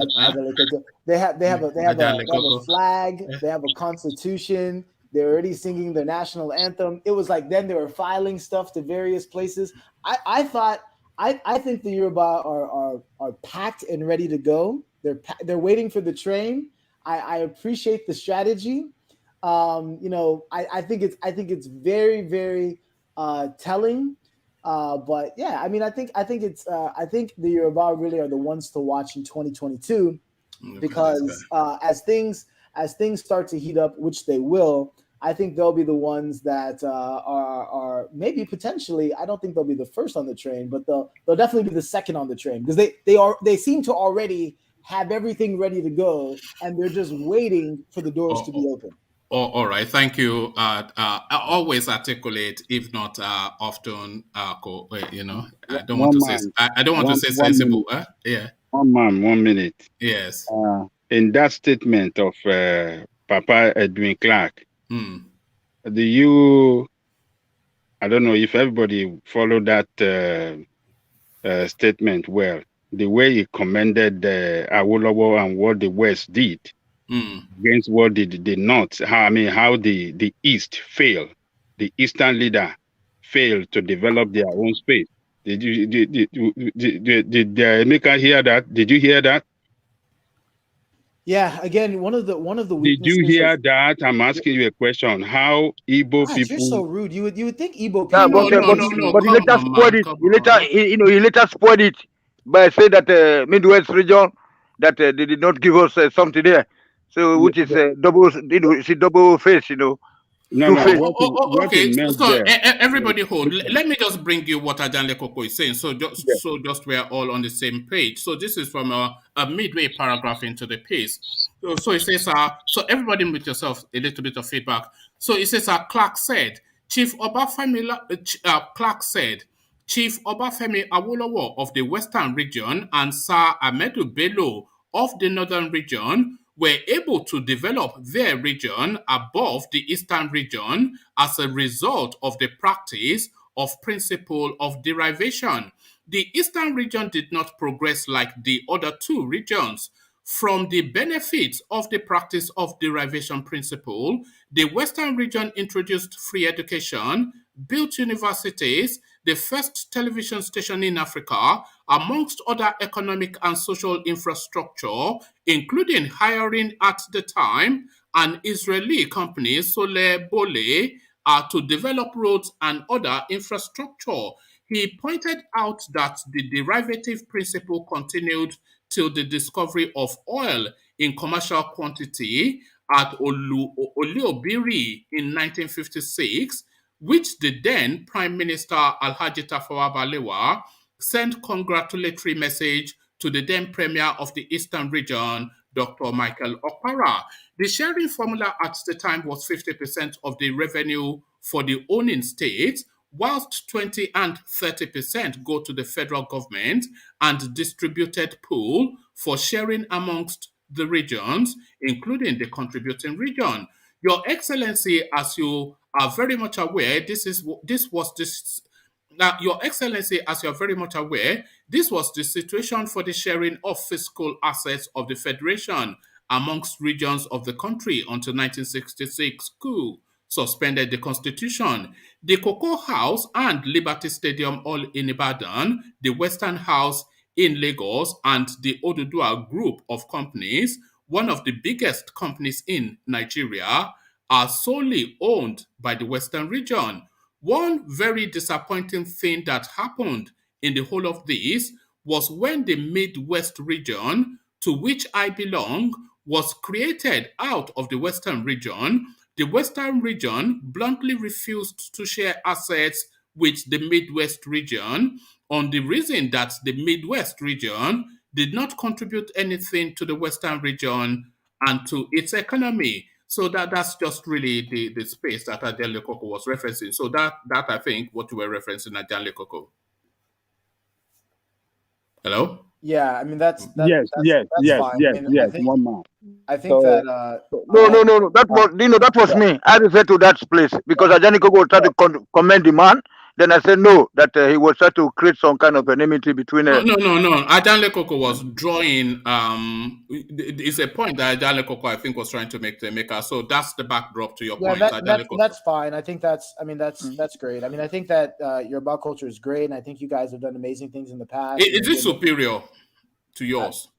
I mean, an opinion is an opinion, right? I mean, I think it's like no. In your opinion, is it superior? Would you concede that is superior to yours? Do I think you're? I live in a country where there's lots of Yoruba people and there's lots of Igbo people, and I just yes or no. How can you not answer a straightforward question? Because I like to give backdrop. I like to give. I like to give context. I mean, I think for your audience, it makes more sense for me to give context to my answers as opposed to just answering some ridiculous question. You talk a lot. Go on. So I mean, I live in a country where there's lots of Yoruba people and there's lots of Igbo people, and I can see the competition. I see what One, we get along for the most part, but I think that to be honest, I think that the place where Yorubas do really, really well is they get a lot of education. I think the place where Igbos do really, really, really well is that we're way more successful than you in terms of actual economic endeavors in at least the country that I'm living in. So one thing that I have lots of Yorubas. Which country are you living in? Which country? That's not true, my friend. Which country are you living in? It's not true because you don't want it to be true because you're Which a country are you living in? Yeah, he lives in America like you, I suspect. Yeah. This guy is a joke, man. Maybe not a joke. Don't say anything without facts. Don't say anything without facts. No, hold on. I think I put Emeka in that position because I'm asking him to say that some culture is superior to his. So obviously he's not going to accept that. It's like anything that goes against Yoruba people, you immediately jump on it, Alejiko. I mean, like, am I going to say that Yoruba people are more superior than Igbo? Or am I going to say Igbo are more superior? You are not. Hold on. You and Ajale Koko, you are both the same people. No, I'm not a bigot. I'm not someone who can't. It's not bigotry. No, it's pride. No, I'm not. Hold on, I'm not someone who can't. Hold on. You and Ajan Lekoko, you're exactly the same people. It's not bigotry. It's pride in your being. You are an Igbo supremacist, Ajan No, I'm Lekoko, not. a Yoruba I think supremacist. anyone You are both watching this would supremacists. disagree with you. You are both I think extremists in terms of anyone ethnic. watching this is going to disagree with you. Ask your audience; they'll disagree with you. I've experienced the both of you. I've In fact, the experienced the next both of comment you. will tell you that they agree with me. I'm not an I'm not an Igbo supremacist. I'm someone who has pride in my culture. But unlike anyway, I'll pronounce your name correctly. He immediately when someone says something negative about he immediately jumps on. So so don't say negative things about Yoruba then when you know he doesn't like to hear that. I like Yoruba people. Yoruba people are wonderful people. But you can't be afraid of competition. And I gave you a compliment. I even said Yoruba people. Listen to the voice of Elder. Listen to the voice of Elder. Igbo are more successful than Yoruba without your facts. Yeah, without the facts. So don't see when you are talking, when you are when you are talking about something, don't be categorical, don't be absolute. Always give room.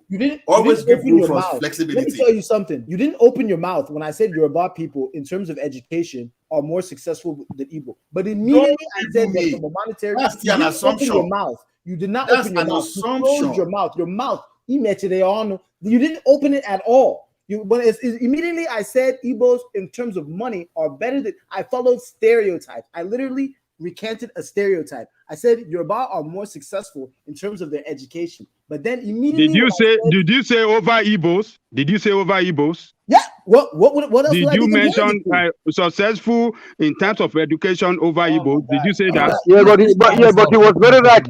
But it says so. It says so. How do you want it to say that? All right. Thank you, Emeka. I have to take the fault for that because I pushed. Hold on, Emeka. I pushed that question, and that was a bit cheeky of me. But for reasons of time, let me move on to truth to power. But before I move on to truth to power, a lot of people are saying that there's a bit of a gang up against Emeka. So I'm not going to push you. I'm not going to push you on Nnamdi Kanu anymore. But before I go on to truth to power, I will invite you, Emeka, to sing along with me. So sing with me as we sing the holy song to usher in.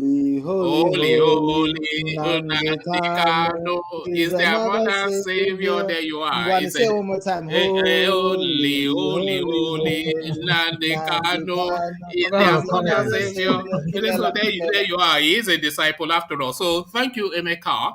So from Emeka, let's go on to truth to power, who is never short of bravery in expressing his opinion. So truth to power, are you with us? Yeah, I'm here. All right, thank you, Truth to Power. It's been a funky one today, but the funk continues, and especially in the northern quarters. Shatu Gako is her name, pretty young 18-year-old female, quite stunning looking. Of course, that propels her to win Miss Nigeria.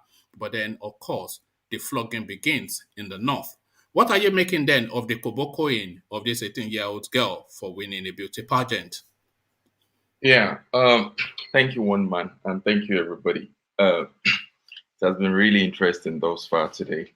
So I'm just going to go straight to the topic of the day. So I think I saw the piece earlier on, and then when you asked for it to be discussed, I think I did a bit of I dug deeper into all of the Hisbah space, and I tried to know exactly what propels these people to act the way they act. So first and foremost, I condemn their actions because they cannot. The Islamic application in Nigeria, by all standards, it's just too coercive. They cannot continue to claim that they are the final arbiter of the interpretation or application of the Islamic rules and doctrines. So, like I said, I condemn it in totality. Countries like Egypt, countries like Morocco, they join in this pageant year in, year out. I'm not sure whether someone from Egypt has won the Miss World before, but of course, there has been Miss Egypt for many years, Miss Morocco for many years, and they go into these competitions. And these people are even by my standards, more Arabic, more Islamic than the Nigerian fanatic. So first and first, their actions are condemnable. But like I said, I think why they wield so much power in this sphere is because the states where these Hisbah police, where they function. Of course, we have many variations of it, even in the north. But I think the places where they wield the most power is places like Zamfara and of course Kano, where the young girl has hailed from. And I think it's because the government of those places, they don't know exactly what they should be doing. So these groups start as volunteer groups. Some of them are state funded, and they are not quite giving clear rules of engagement. The rules of engagement are sort of blurred. They don't know exactly what they stand for and what they should be standing for. The state just fund them, like in places like Zamfara, in places like Kano. They give them money. The state sponsors them without really telling them that we run a constitution in this country that supersedes all whatever norms, whatever cultural inclinations or leanings that we have. Everything is subsidiary to the constitution. So everything we build, everything we want to do, we cannot run it counter to the country.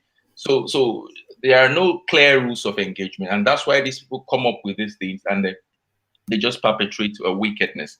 So like I said, if this, so I don't think it's a problem with Islam as it were. I just think it's a problem with these people that this so-called scholar that run, because there's a Sharia commission, as it were, a supervisory board that is supposed to regulate their functions, their actions, their duties.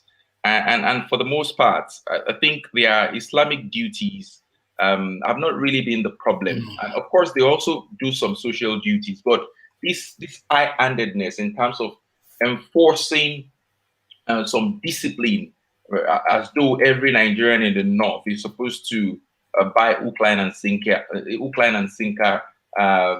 Do you think that constitutional space should be addressed once and for all, and let us know categorically what subordinates to the other, the Sharia practices of the North or the Nigerian constitution? Which one has supremacy? Because we need to be clear. And is the Sharia system voluntary or is it compulsory? Are you bound by it in those regions, or is it via religion that binds you? And even if you are of that religious leaning, do you have the option to go secular as opposed to Sharia? A lot of questions in that space, and we need a decision. Yeah, you're really right. There's so many gray areas, and that's why we see even the recent shenanigans in Kano, where they now start breaking and destroying alcoholic drinks. Mannequins should not be used in fashion anymore, and all that. I think the people in these regions, they need to get down to the table. They need to talk, and if you run practices or you run principles that are counterproductive to modernity, because I really don't think Islam as a religion. Of course, I'm a Christian, but I'm a libertarian. I believe that Islam can work even in the modern world. So I don't think Islam is not too conservative not to embrace modernity or modernism. So they need to get down to the table and say, okay, what is it that really works?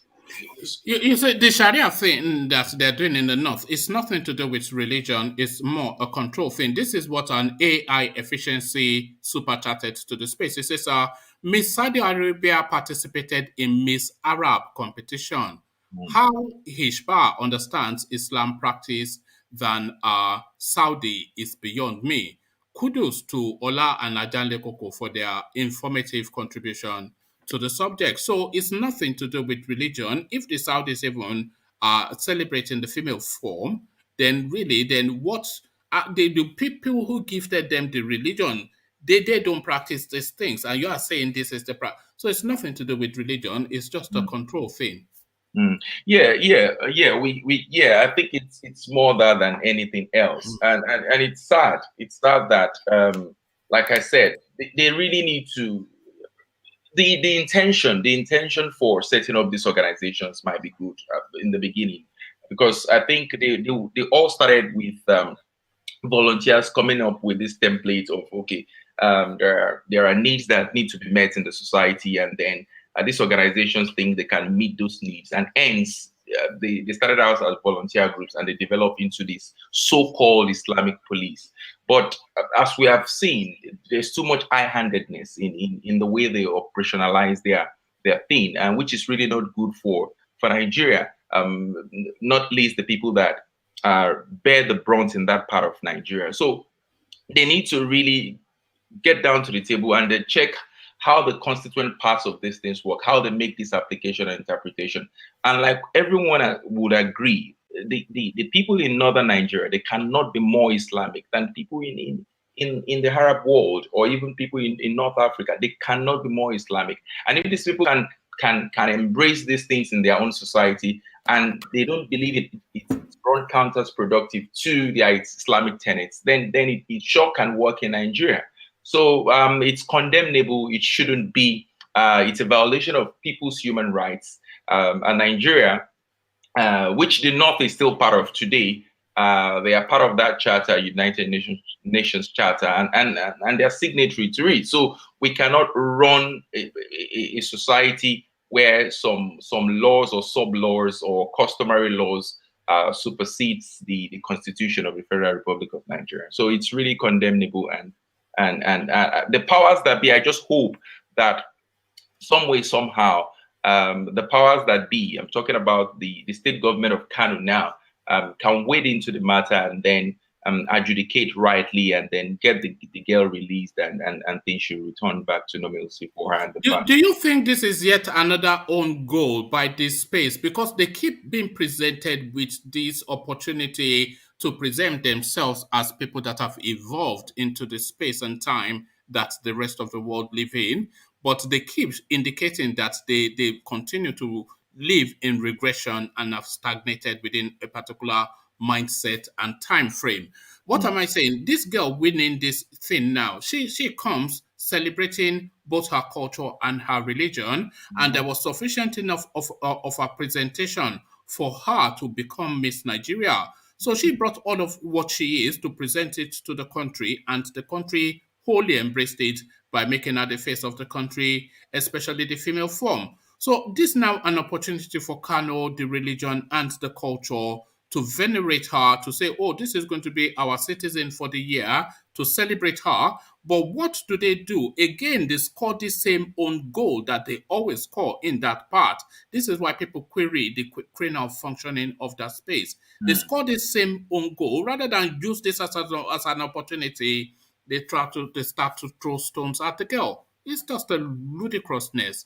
Yeah, that's true. That's true. I really don't understand how people in that part of the country think. I don't know whether they are averse to success, or they are averse to perfection, or to doing something really well and being commended for it. Because to all intents and purposes, the girl in question, she was dressed in her hijab, and like you said, she won the hearts of the organizers to the point that she became the winner. And that was how winning this competition, as far as I'm concerned, was legitimate. So if she brings honor and glory to our people, and what she gets is this rebuttal, this stoning, as it were, this refusal, this rejection that she gets, I cannot for the life of me understand how the people in that part of the country, yes, it's a different way of thinking, isn't it? Completely different from somebody brings you an honor and you reject the person. They have not caught her in any act of she's not doing anything wrong in terms of breaking clear-cut Islamic codes. Modestly dressed, exactly, presenting herself in that manner, and the country embraces her. And yet she's been rejected. So and it is really, really bad that when people, she's 18, when people that are of legal age do anything, or they are alleged in some way, and the next thing will be to go looking for their parents. That's rubbish. That shouldn't be. The girl in question, she's a consenting adult. She did this of her own volition. She believed she was doing what is right, and the issue of going after the parent is really wrong in the first place. So I just hope that somehow the governor of Kano would wade in and then set the Hisbah police or the Hisbah group right, and then get the release of this girl and the parents. I really hope that happens. And of course, she should be compensated in a society where things really work. If the law or if some group of people functioning under the state do something wrong and they find out that okay, we've done wrong in this context, they should compensate the girl and the family. That Hisbah space is starting to overreach now because they're coming more and more into the headlines for all the wrong reasons every single time. But let me take you to the space, truth to power. Now the Nigerian educational system can be very brutish and unforgiving.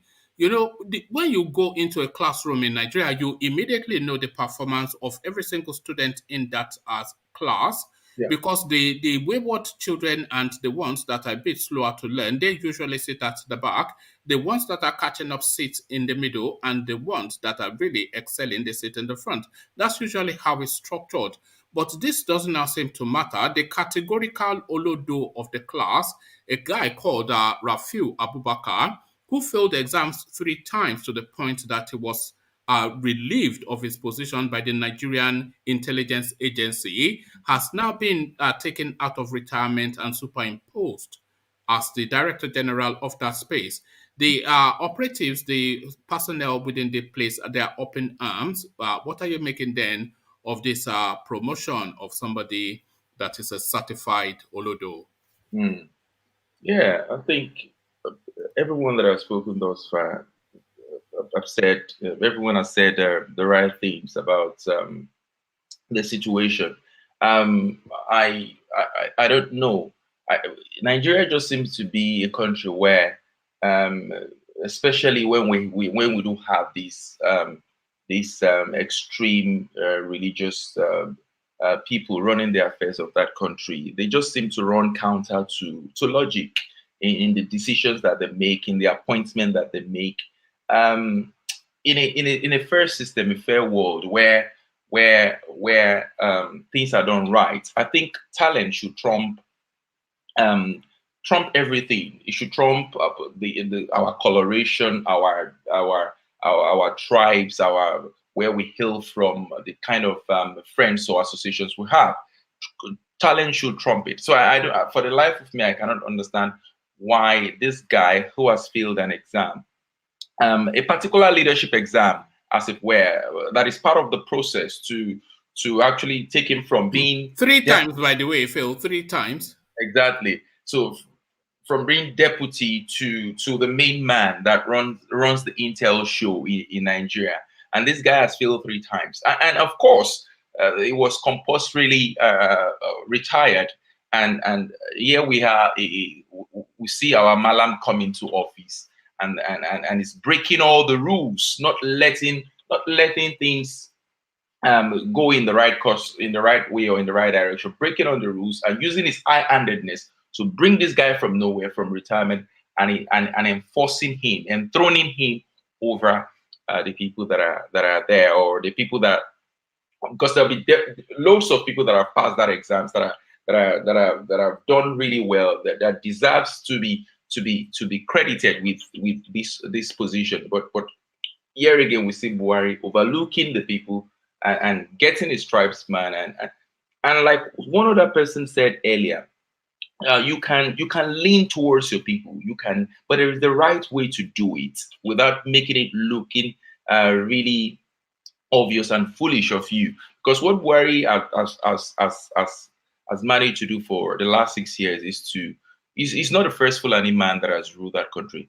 It's not the first Hausa Fulani man. There have been others, and we don't get to see this kind of treatment, this kind of thinking with the others. So it's a shame to everything that Buhari stands for, that he has left Nigeria worse off than he met us. We are 10 times worse off than it met us. We are now the byword for shame and ridicule. We're losing face everywhere we go. The green white. Even in Togo, they were beating up Nigerians in Togo. Yes, I saw that. Yeah, it was a shame. Shame. We've lost face virtually, even in the West African sub-region, not least in the greater part of Africa. So I think in 2023, because I don't know what will happen, what change can be effected between now and then, seeing that this man is still the one running show. But a lot can start happening in terms of doing things right in 2023. But it must begin from Nigeria really electing their leaders, being a part of the process. The years of standing by or saying, oh, I will not vote or I will not be involved, those years should be gone. It is now time for people to really participate in the polity of that space. If we want things to change, wishful thinking won't do it. People need to get down to particularities. We need to get our hands dirty, and let it be on record. I'm saying this now. Come 2023, I'll be flying from my base in the United Kingdom. I'll be on ground during the elections in Nigeria, and I'll cast my vote for somebody of my choice and return back to the UK. Oh, all right. Please take a camera with you and drop snippets to me on Instagram so we can discuss your adventures in Nigeria. So thank you, Truth to Power. Stay with us just for as long as you can. Let's go on from Truth to Power to Q, a voice that we're now getting familiar with. So to you, Q. Q, are you there? Hello. Oh, good to have you, Q. So, Q, let's take you speedily to Kano State. Her name is Shatu Gako. She's 18 years old, one of the most stunning beauties you set eyes upon, and rightly crowned Miss Nigeria, a steadied and stable institution within the Nigerian space going since 1957. So, cause for celebration in Kano State, you would think, but the Hisbah, they have it differently. What are you making then of the storyline of Shatu Gako? Before I make comment on that, I would like to say I like the way you describe beautiful women. Well, there you are. I'm a Yoruba man. I'm a Yoruba man. I'm a Yoruba demon. From Ojugu's wife to, I mean, you know how to describe beautiful women. There you are. Well done to that. Well, the previous speaker succeeded in capturing virtually everything that one is supposed to say. He was able to put everything together.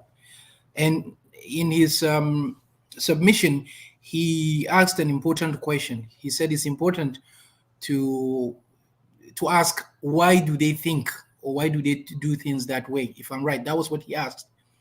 And I think that is an important and a valid question. The thing is this, you have to look at it from the reason why things do happen the way they are happening. This is not the first time. I can recall early 2000s when they had the Miss World contest. A lady by the name Miss Daniel Isioma. She was a This Day reporter. And what happened was she took word for word what one of the pageants said in respect to Islam. And that did not go down well with the Muslims in the country. And there was a backlash, a huge backlash. Now, what This Day newspaper did was to go back and look at how that really happened. Why did they carry that story? Why did they carry it? Now, the editors of that paper went through the story and realized that ideally they shouldn't have. So what they did, a day after, they tendered an apology and they withdrew the statement. But the reoccurrence from the banning of mannequins to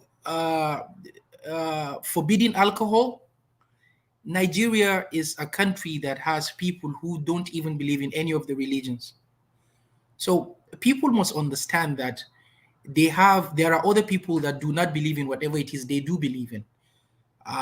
For the fact that you are from one part of the country, or for the fact that you have a particular religion that you believe in, that does not mean that you must abide by what I abide by. That is what Nigeria is all about, ideally, going by the constitution. But going back to the question, as I said earlier on when I began, why do they do these things? Like, how do they think? Why do they do that? And it's very simple. Ideally, you shouldn't have this kind of things happening, and in fact reoccurring. You shouldn't. But the answer is very simple. The reason why it has been reoccurring is because you cannot, in whatever sense, you cannot go ahead and govern a state like that where about 99% of people allow those who know nothing, virtually nothing. It is hypocrisy. Who know virtually nothing about the religion when it comes to affairs like this. They do not. Look at other nations where not only Islam was born, it is practiced way, way more. In fact, that is the constitution of the country. And yet, things like this don't happen. You have mannequins all over Arab world. There are people who drink alcohol in Arab world. A few days ago, what we heard was that this particular group went ahead to one part of the state, and they had to destroy bottles of alcohol and things like that. That shouldn't have happened ideally, but though, again, there was a news that the police had to intervene and they did something about it. But in the first place, why will you even allow that to happen in the first place? As a governor of that state, you should take responsibility and ensure that these things do not happen.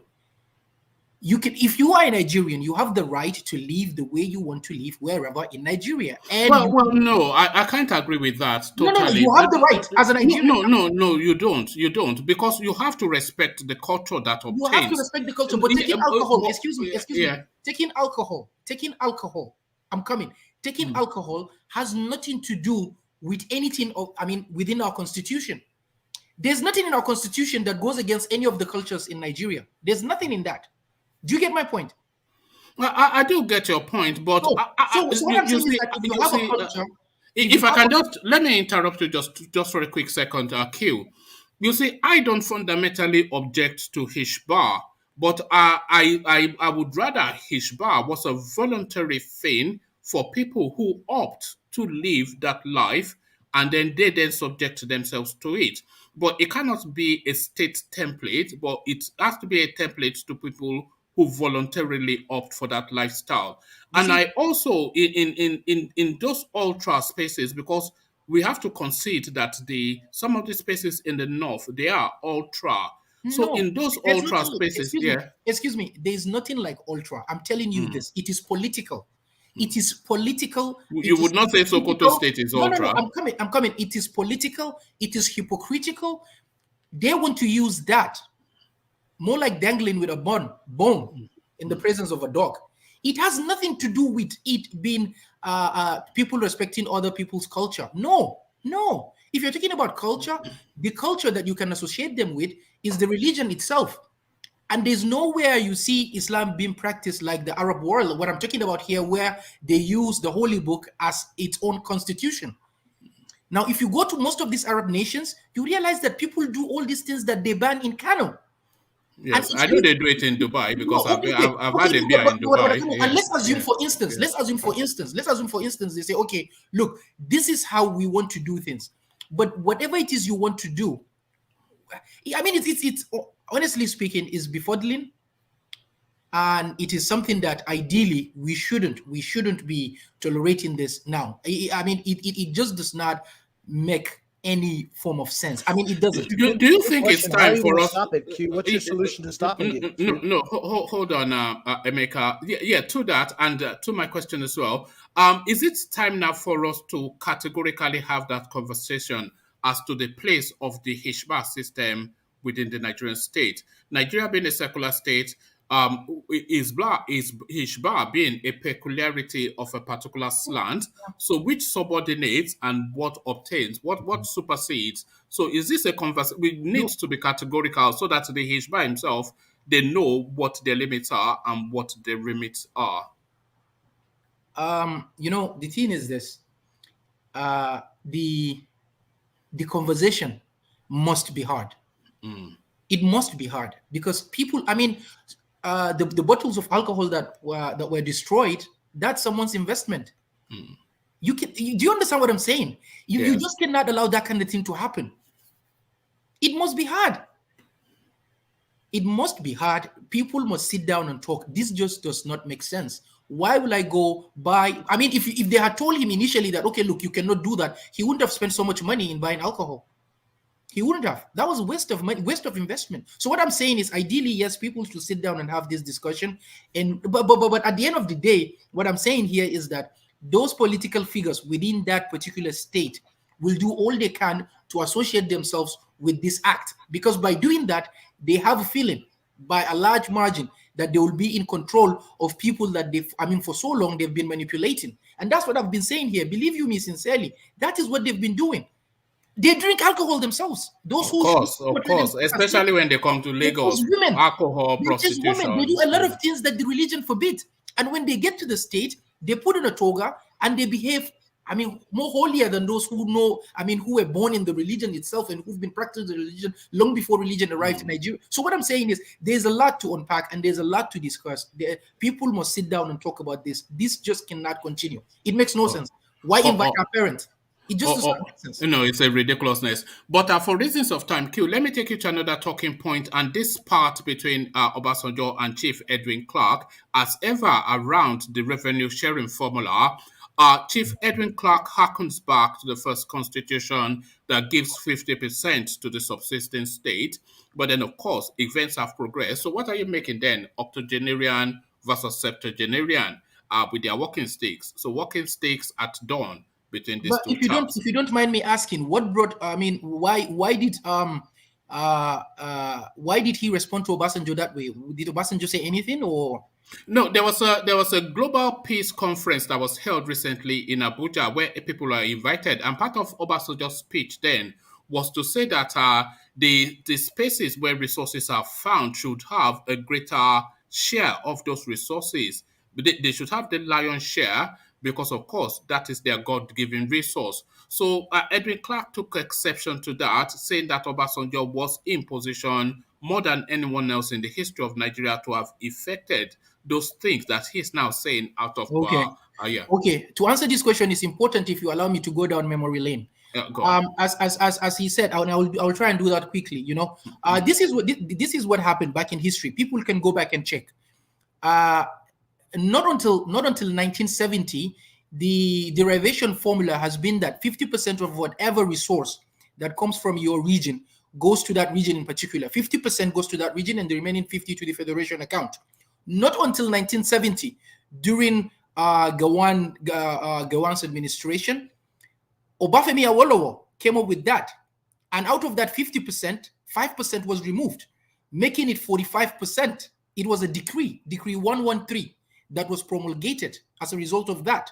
That was the first time that happened in 1970. And then when Obasanjo came in, Obasanjo took out 20% as the military president.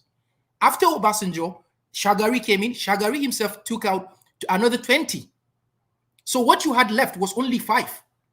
Out of that 5%, what is his name? Buhari left only 3.5 or so.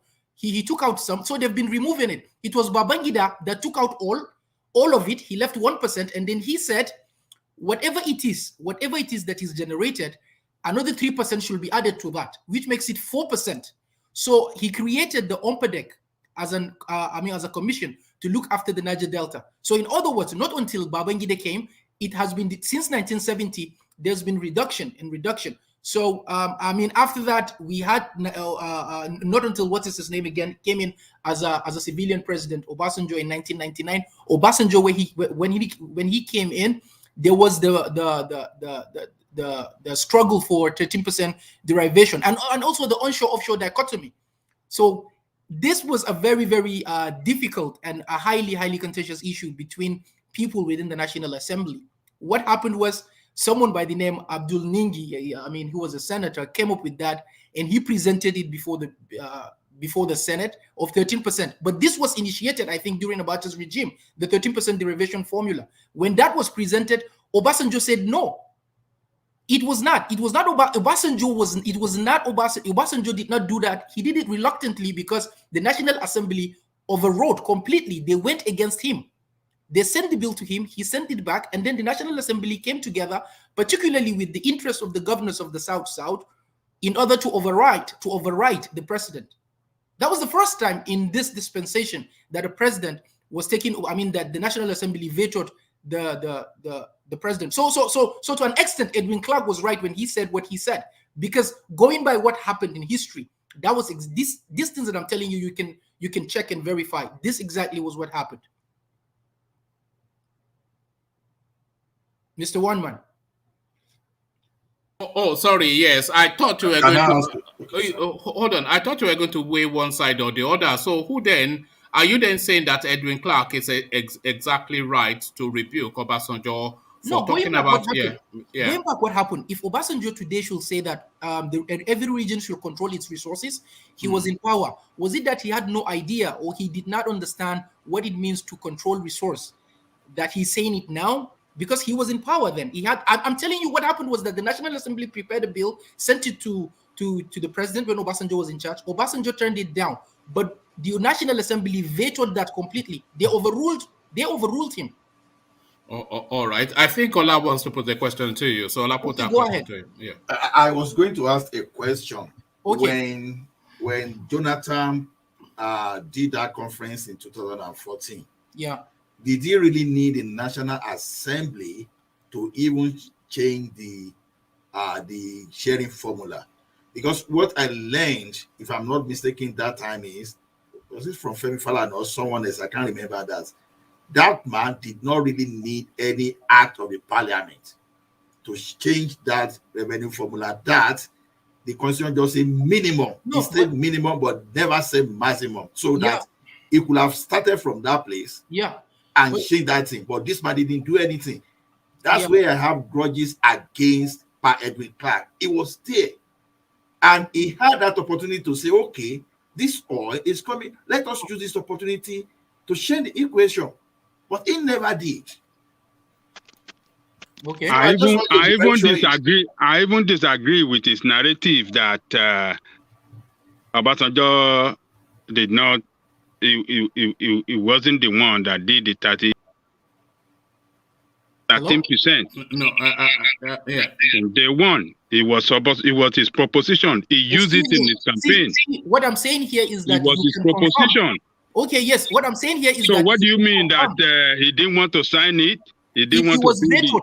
He was overruled. That's what I'm saying here. He was overruled because he put that aside when the National Assembly sent it to him that there should be a 13% reservation to any region. How can he put it when he was the one that proposed it? He was the one that put it to the House. What are you saying? Excuse me. What I'm telling you here is that happened by a senator was the one who presented it to the National Assembly by the name of Abdul Nindi. I'm even giving you his name. When that was prepared. They had hearings and all that by the committee. A bill was prepared, forwarded to Mr. President. He was reluctant to do that. He didn't. They had to veto. They had to overrule the president. There's a paper that was written by one of the former governors. This is detailed. It is detailed. I'm telling you this with the decrees. What happened the first time a deduction was made from the resource control and all that. These things are fact. I'm telling you this. I'm not sure of what you're talking about. Okay, no problem, but you can check. You can check, sir. You can check. You can check, sir. You can check. I know what I'm telling you. You can check. Okay. And then back to Mr. Ola. You know, the thing is that the National Assembly has tremendous powers. The current president has been using executive powers to do things the way he wants to do them. And that is undemocratic. You just don't do that. And then the National Assembly, they've just turned into some form of, how am I going to say it? Well, as described in Nigerian newspapers, rubber stamp. Whatever the president says, they accept that. But ideally, they should not have allowed the president to go ahead with such things, executive orders without thorough debate by the members of the National Assembly. If Jonathan had done that, the National Assembly perhaps, and he had stiff opposition in the National Assembly. You could remember the Speaker of the House, then Tambuwal, was in the PDP, but at the same time, he was more of an opposition. So it would have been difficult for him. The only thing that was totally different here was that he was able to put together people across the country to have a discussion in form of the national conference that they had. But then he had almost a year. Now, there were some aspects of that of that report that he would have implemented in form of an executive order as well. There were some form of, some part of that report, such as the state police, as people have been clamoring for. He would have done that. So what I'm saying is, it is quite tough actually when it comes to resource control. But at the end of the day, I think every region has a right to demand for this. Particularly the South, because it is an environment that oil has wreaked so much havoc, and it's quite difficult for the people to sustain their livelihood in that kind of environment. All right. Thank you, Q. So I think Celibis is agreeing with you. So thank you, Q, and thank you, gentlemen. We've come up now to the 5-hour mark, so we just have to round off here because again we've just gone. So we start to round off. Oh man, yeah. You didn't call me at all. What happened? Well, that's just the way it's gone. You. No, that's that. So I'll come to you first, then Thomas. So you then just speak to whatever interests you, and then we'll start to round off from there. So to you, Thomas. I'm just trying to comment on that lady. Despite the fact we know what they do is ridiculous. About to charge the parents for the lady that went for the pageant. To me, it's ridiculous. It's something that we shouldn't hear of. But I'm still being skeptical or being a devil advocate here. These people, they know what is in play in that their region about not lady exposing their bodies. Even your wife can't come out. They have to be in hijab. You have to be this. And they choose their life to live in that manner. So I think it will sound ridiculous to you guys, but if you decide to be a Muslim, you will follow the guidelines of the Muslim. I'm a Christian. I follow the guidelines of Christians. So if the topmost people there or Hisbah said what the lady has done is wrong, it could be ridiculous to you guys, but maybe they are right in their own space, in their own sense. That's brought me to what everybody is saying every time, that we and these guys, we are not the same. And I'm not castigating them for what they would love to do. That is what they love to do. So if you don't want to be chopped off, you don't want your hand to be chopped off, don't go to their region. Stay in your domain. Because I'm in Oyo State. I'm from Oyo. If I say in Oyo, nobody will come and cut my hand for drinking beer or displacing mannequin. Even though we know what they are doing is wrong, even though I shared the link of Miss Arab, it's from Saudi Arabia. Even those people that gave them this religion, they are not practicing the same religion as we are practicing it. But for them to choose to be a Muslim, you will abide by the rules and regulation there. If you can't abide by the rules and regulation there, move away from that state. Even though we know what they are doing is unheard of. It's something that we shouldn't be hearing in this 21st century or in the millennium. But if you choose to be there, so be it. I know Hisbah can't come to Lagos or in Ekiti or in Oyo in my state to come and enforce their law. For the same people of that region to take the Sharia law, and they love it. So they should abide by the rules and regulation of Sharia law if you choose to live in that region. Well, they can come to your space because they don't need a different passport. You want them in the same country as you, so they can come to your space, and they will eventually. I don't care, because everybody there in that northerner, when they are passing this Hisbah or their constitution, they were there. They didn't speak against it. They didn't. So that means they choose to be governed in that manner. So if they choose to be governed in that manner, any consequences that came with it, they should abide with it.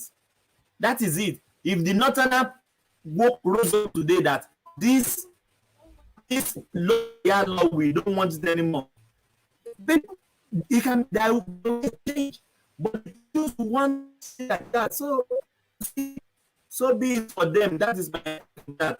And about the definition, I think we can't hear you. We're losing you somewhat. Can you hear me now? Yeah, better. Yeah, say Obasanjo about the definition. You don't give it in her as ethnic class again. Sorry, we're losing you somewhat, Thomas. All right, thank you, Thomas. And Thomas, apologies for not coming to you earlier because, like I said, I did recommend that people should come early so that I can get to them, which you did. But unfortunately, the conversation went this time that way. But thank you, Thomas. Are you back or? I'm back. I'm here. Yeah, go on. Round off your thoughts on that space, then. The Edwin Clark. Yes. Obasanjo can't do it all, which I know. There's no president that can do it all. Political space or governing it's a continual process, which I think Obasanjo can do it all. I can still say, and some people can agree with me here.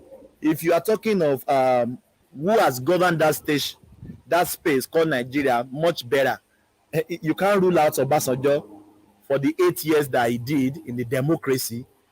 But for Edwin Clarke coming now, talking to Obasanjo in that manner, I don't think it's a good thing to do for Edwin Clarke to be saying that why Obasanjo didn't do that.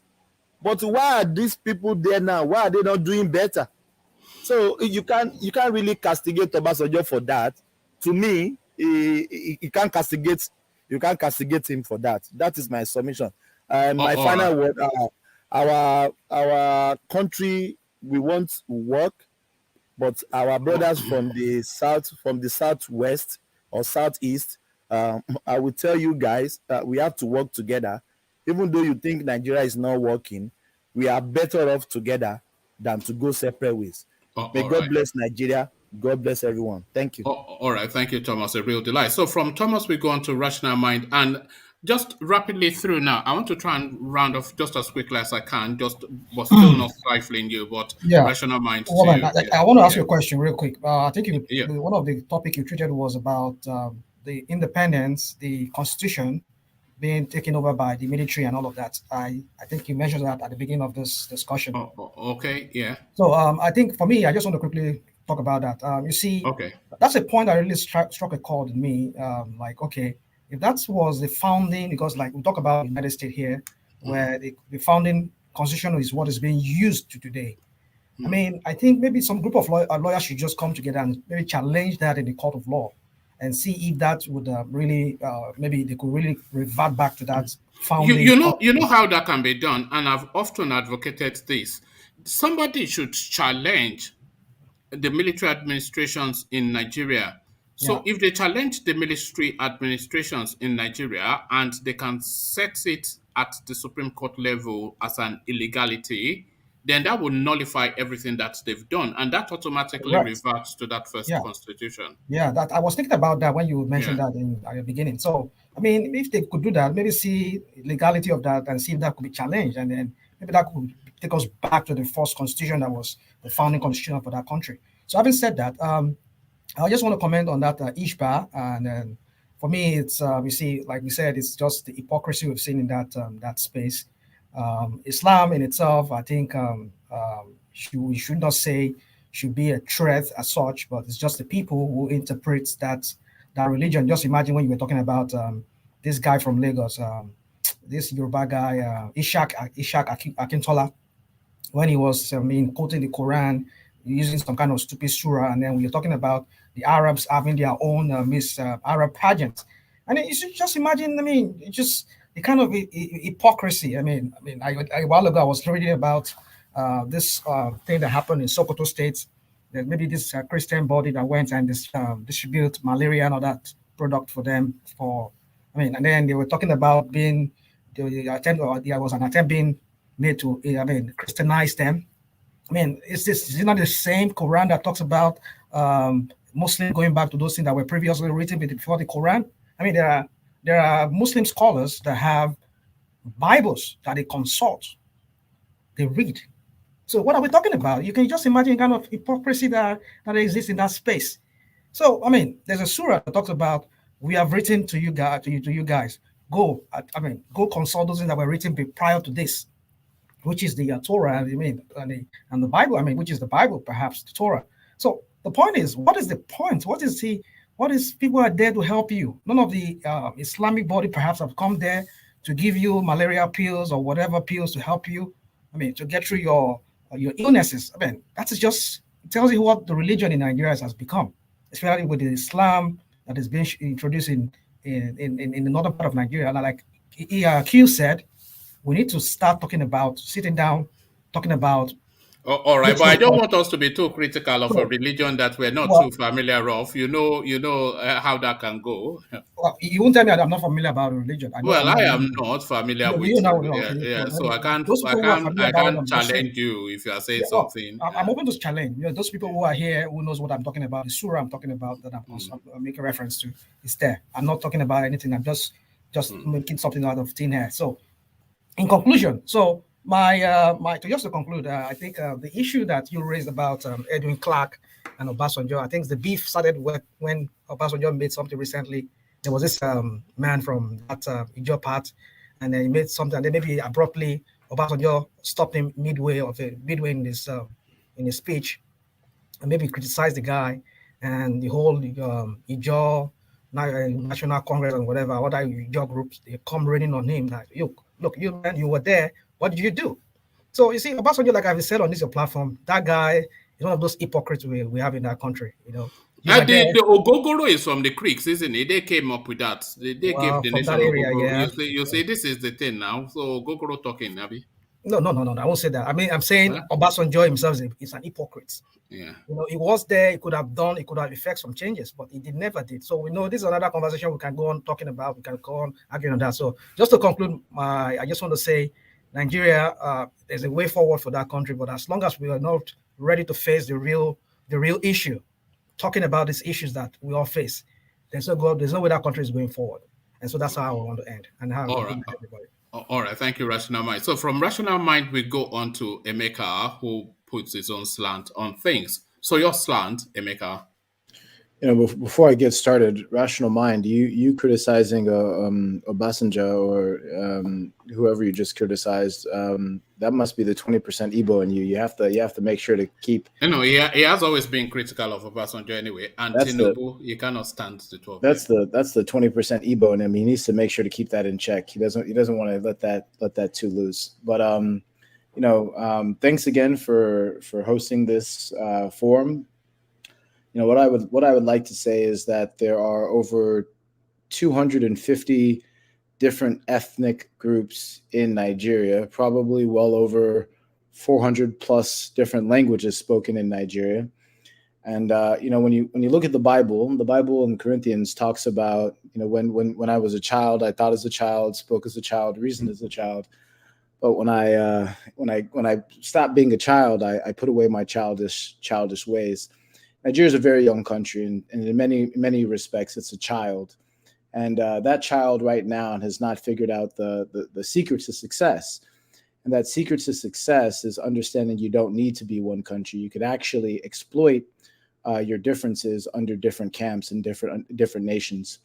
So, we come on here quite frequently and we talk about all of these differences. And sometimes you just have to realize that there are intractable problems and there are irreconcilable differences.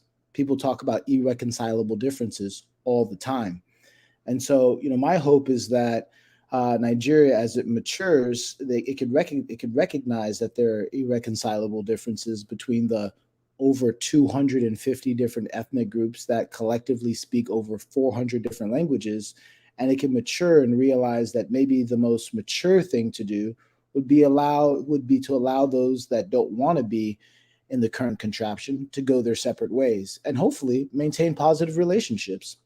As for the Hisbah story, it's just another example of that. I really hope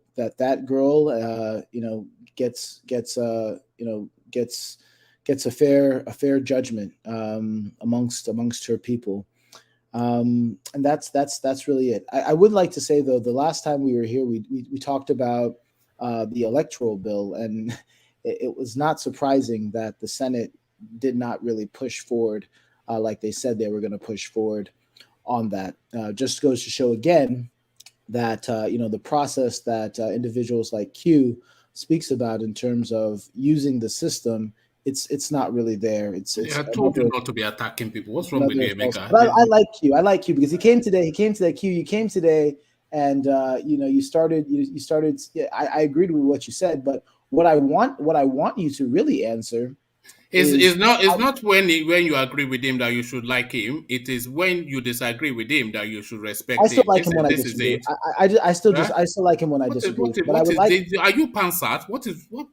I would like you to explain, though. He said the conversation must be had, and there's a lot of conversations that must be had, but just are never actually had in Nigeria. And so, Q, what happens if that conversation? No. I'm trying to, come on, man. I just want him to think about this. I just want him to think about this. Don't respond, though. Reflect on it. He doesn't have to respond, but ponder about it. What happens when the most likely event actually happens? The people that you want to have that conversation with don't want to have that conversation with you and are not willing to change. So that I just do ponder about that, and what course of action would you take? Anyway, be blessed. God bless you. In all the different 5 million religions in Nigeria, you take care. See you guys next time. Look at that. All right, thank you. This is the guide now. This is the new voice of the East. Thank you, Emeka. So from Emeka, so we're pushing hard now for the time, and we push in the direction of truth to power. Truth to power, mindful of the time to you. Yeah, thank you. Thank you everyone that has spoken thus far today. It's good. It's been good. Very engaging as usual. I'm just gonna speak lastly concerning the Edwin Clarke thing. I just think that all the political leaders in Nigeria at one point that I've had the opportunity to turn many wrongs to rights, and they've shirked away from it. They've avoided doing the right thing at the expense of their pocket or their ego or their personal interest. Shame onto all of them. So shame onto all of them. I don't vindicate any one of them. Even in the person of Obasanjo, they've not done. Of course, he had some things that he did, but overall, they are all complicit to where we find ourselves. So if Edwin Clarke is saying anything about him, I agree with Edwin Clarke in that regard. But even Edwin Clarke himself, he's had opportunities to make things right at a level that has been part of the polity at some point. The question again will be, what did he do? How did he advise even Jonathan when he had the opportunity at different times? So all of them, they've fallen short of the standards that Nigerians expect them to have operated and run that country. So I'm just gonna end the conversation at my point today. Thank you everyone that has been a part of this. If you've not subscribed and you're part of this, please do subscribe so that you keep tabs on knowing the right time that one man comes up with topical issues like this, and then you can be a part of it. Thank you, one man. All right, thank you, Truth to Power, a real delight. So from Truth to Power, we go on to Tony. Tony, still mindful of the time to you. Tony. Okay. Right. Yeah. Okay. I'm always mindful of the time, So anyway, Edwin Clarke, so it's not the right man to speak. It's like his other guy like Akitoye, they are very good. They are very, very positive. But Edwin Clarke should go and settle the problems in Benin City right now, and they worry because they are killing themselves over there because of the oil tank, the oil wells. Okay, so that's it, sir. So, but thank you, sir. Thank you, one man. Okay, subscribe, and share these programs, Okay. All right. Thank you, Tony. Have a good night, and hopefully we hear from you later. So that was Tony. So still pressing the pressure on the time. We go to Ola, just to Ola, but being mindful of the time. Thank you everyone for your time. Please subscribe, please share so that the algorithm can help us to get more participants to discuss more brilliant ideas. Now, on PAGEANT CLARKE, like I said the other time, that Baba has no moral right to condemn Obasanjo. They are all in the same political class. Like I said, his son, because he used to call Jonathan his son, had the opportunity to at least to follow the recommendation of that 2014 conference. The constitution is very clear. The derivation shall be at least minimum of 30, shall not be less than 13%. That is what section 162 says. He should have at least tested that. He should at least follow the recommendation of the confab and let people take them to court and test that provision in the court and see how it's going to. But he never did that. He settled for all the emolument for the pipeline security and all those things that they could all benefit there. That's what they all settled for. And now to accuse Obasanjo now, yeah, you can accuse Obasanjo, but Nigerians should be very careful. They should listen actively and know someone that seeks self-interest and someone that seeks the interest of the people. That's all I will say. Guys, avoid the deception from the politicians and let us take our destiny to our own path. Thank you, everyone. Hope to see you tomorrow. All right. Thank you, Ola. Always a delight. So from Ola, we're going to Q, still pressing for that time. But of course, I know you are always mindful of time. Q, to you. Yeah, thank you. I don't know. Should I? Well, Emeka asked an important question about the conversation, and I hope he is listening. What I want him to know is that when you are having a conversation with people, in this setting where you discuss about the existence of the whole territory called Nigeria, in an ideal setting, it should be a meeting where everything and anything should be expected. You know, be it what some agitators want. You are one of them who want an independent country. Be it those who want to stay together. You know, what is important is for Nigerians to have honest, unbiased discussion. People should put forward whatever their interests are, and debate. People should have debate, and they should just find a way out, because I strongly believe, like other Nigerians as well, that the situation is not good. In fact, to an extent, is no longer tenable. Things have been getting worse since 1999. You know, Obasanjo's administration, he handed over, in fact, the military handed over a better nation to Obasanjo. Obasanjo handed over a better nation to the previous people, like, I mean, Jonathan and the rest. And so also Jonathan handed over a better nation than what we have now. You can feel it. So, but I strongly believe Nigerians still, if they want the country to work, they can make it work. The only problem is that, as the previous speaker Ola said, the politicians, I just don't know why and how people cannot see that. There's so much hypocrisy, what I always call manipulation of the majority by a few. You know, people just cannot see that. They use religion, they use tribe, region, what I view. So it's just unfortunate. And these are all people, those who have not only children but grandchildren. You know, so it's just sad. They have defied the African culture of respecting elders. You know, older people, but then you see them saying things that just aren't true. You know, the funny thing is, sometimes I look back and I laugh. A lot of people who are shouting in this administration, not only did they campaign for Jonathan, but Jonathan paid them. They received money. I mean, that is unfortunate. That is sad. So, well, I think we as a people, we just need to sit down and tell ourselves the truth. What do we want as a people, and how do we intend to achieve that? We should just be honest with ourselves.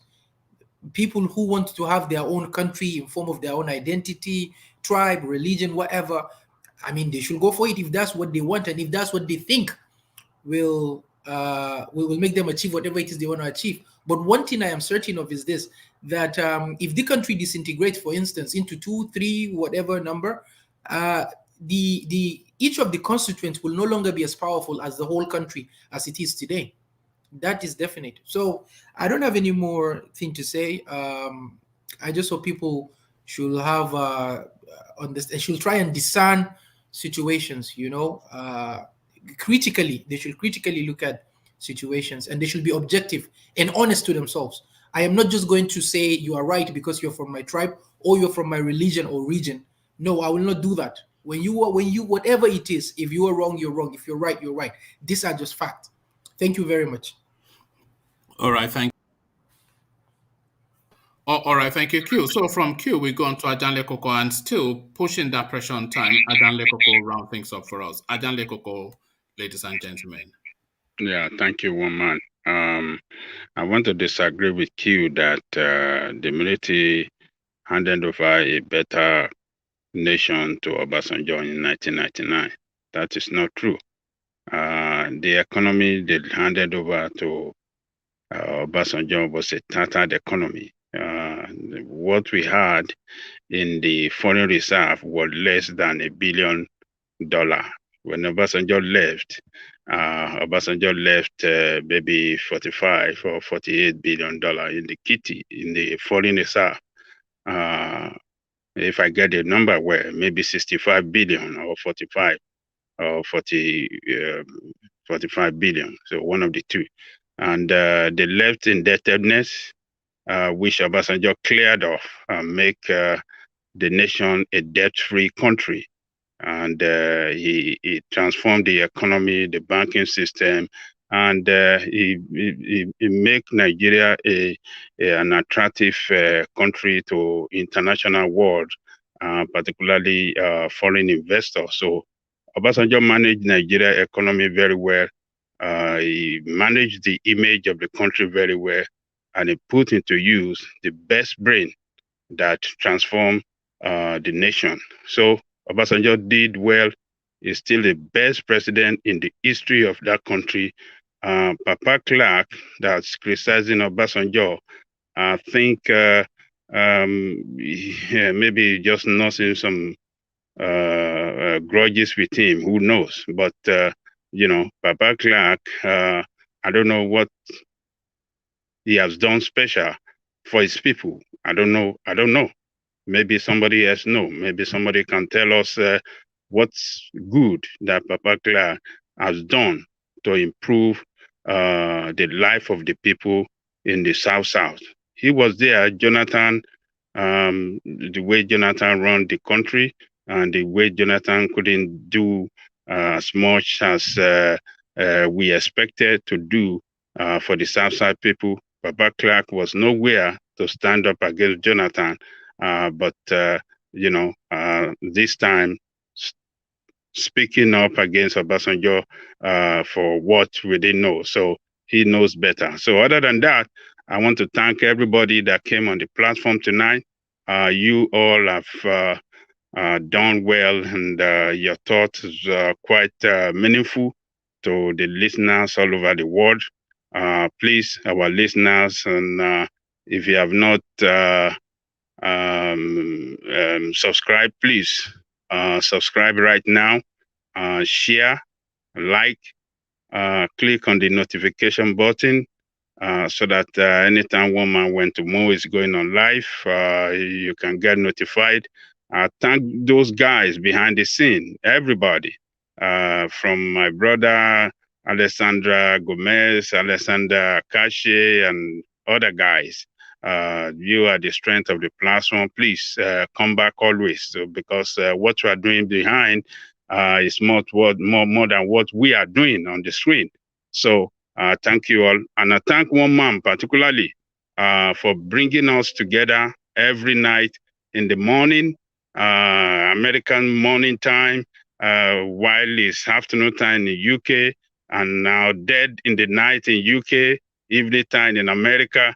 I thank you, one man. You are doing a good job, and I believe this platform is, if not the best, Nigerian platform is one of the best. And I believe that YouTube, by God's grace, will reward you very soon for bringing, people with multicultural, multi-religious, multi-ethnic group. People together on one platform. So I thank you. Tomorrow going to be another day. We'll be here by God's grace. So thank you, woman, and have a good rest tonight. All right, thank you, Ajanle Koko. So thank you, Ajanle Koko. So that was Ajanle Koko rounding things off for us. So thank you, Ajanle Koko. So that was the session. Just a couple of things. No one should feel obliged to super chat or anything. It's not really about that. And I really do this more for the conversation than anything else because I enjoy it. And I see that there's that window there that needs to be filled by these sort of things that we do. And anytime we do these sessions, just from the interaction and from the feedback, I can see that the need is there. So I know that there's a purpose to it, and it is that purpose that really propels me. Not the time to spare, not the super chat or anything. That's not to say don't super chat, because I do encourage it, and not any of that. The only thing that I push and really want is that subscription. If you subscribe and thumb the like button, that is equivalent even to a super chat and maybe more, because that propels the YouTube algorithm to invite even more people into the space, and it is really the numbers that matter more than anything else, more than the super chat, more than anything else. There is the numbers that matter. So if we're hitting the right numbers, then it gives more value to what we do, because the conversation, all of the conversations that we've been having today are conversations that we should have right across the board. The conversations about Hisbah and its place within a secular state, this is a conversation that should be had with a wider audience. The conversation about the Eastern Quarters, what they want and who exactly wants it within that space, is a conversation that we should have with a broader audience. So all of these conversations that we should have it with more of a mass of people here. Because from the quality of the conversation and the talking points, you can see that these are important issues that needs to be addressed. Divergent views often polarized, and they are polarized in such a way, they are held in polarizations that they're so subsumed by their own pecuniary needs that they don't actually see the similarity in what they're saying. All of that in the mix, and a wider audience, of course, will make it even more impactful. So really, it's in the numbers, it's in the subscription, and it's in the thumbs up.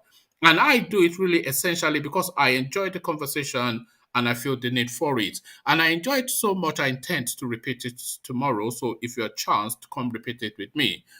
So that is the session, the conversation as I ever carries on in the comment section. So I'll leave it here. Carry a conversation within the comment section over here. Say peace.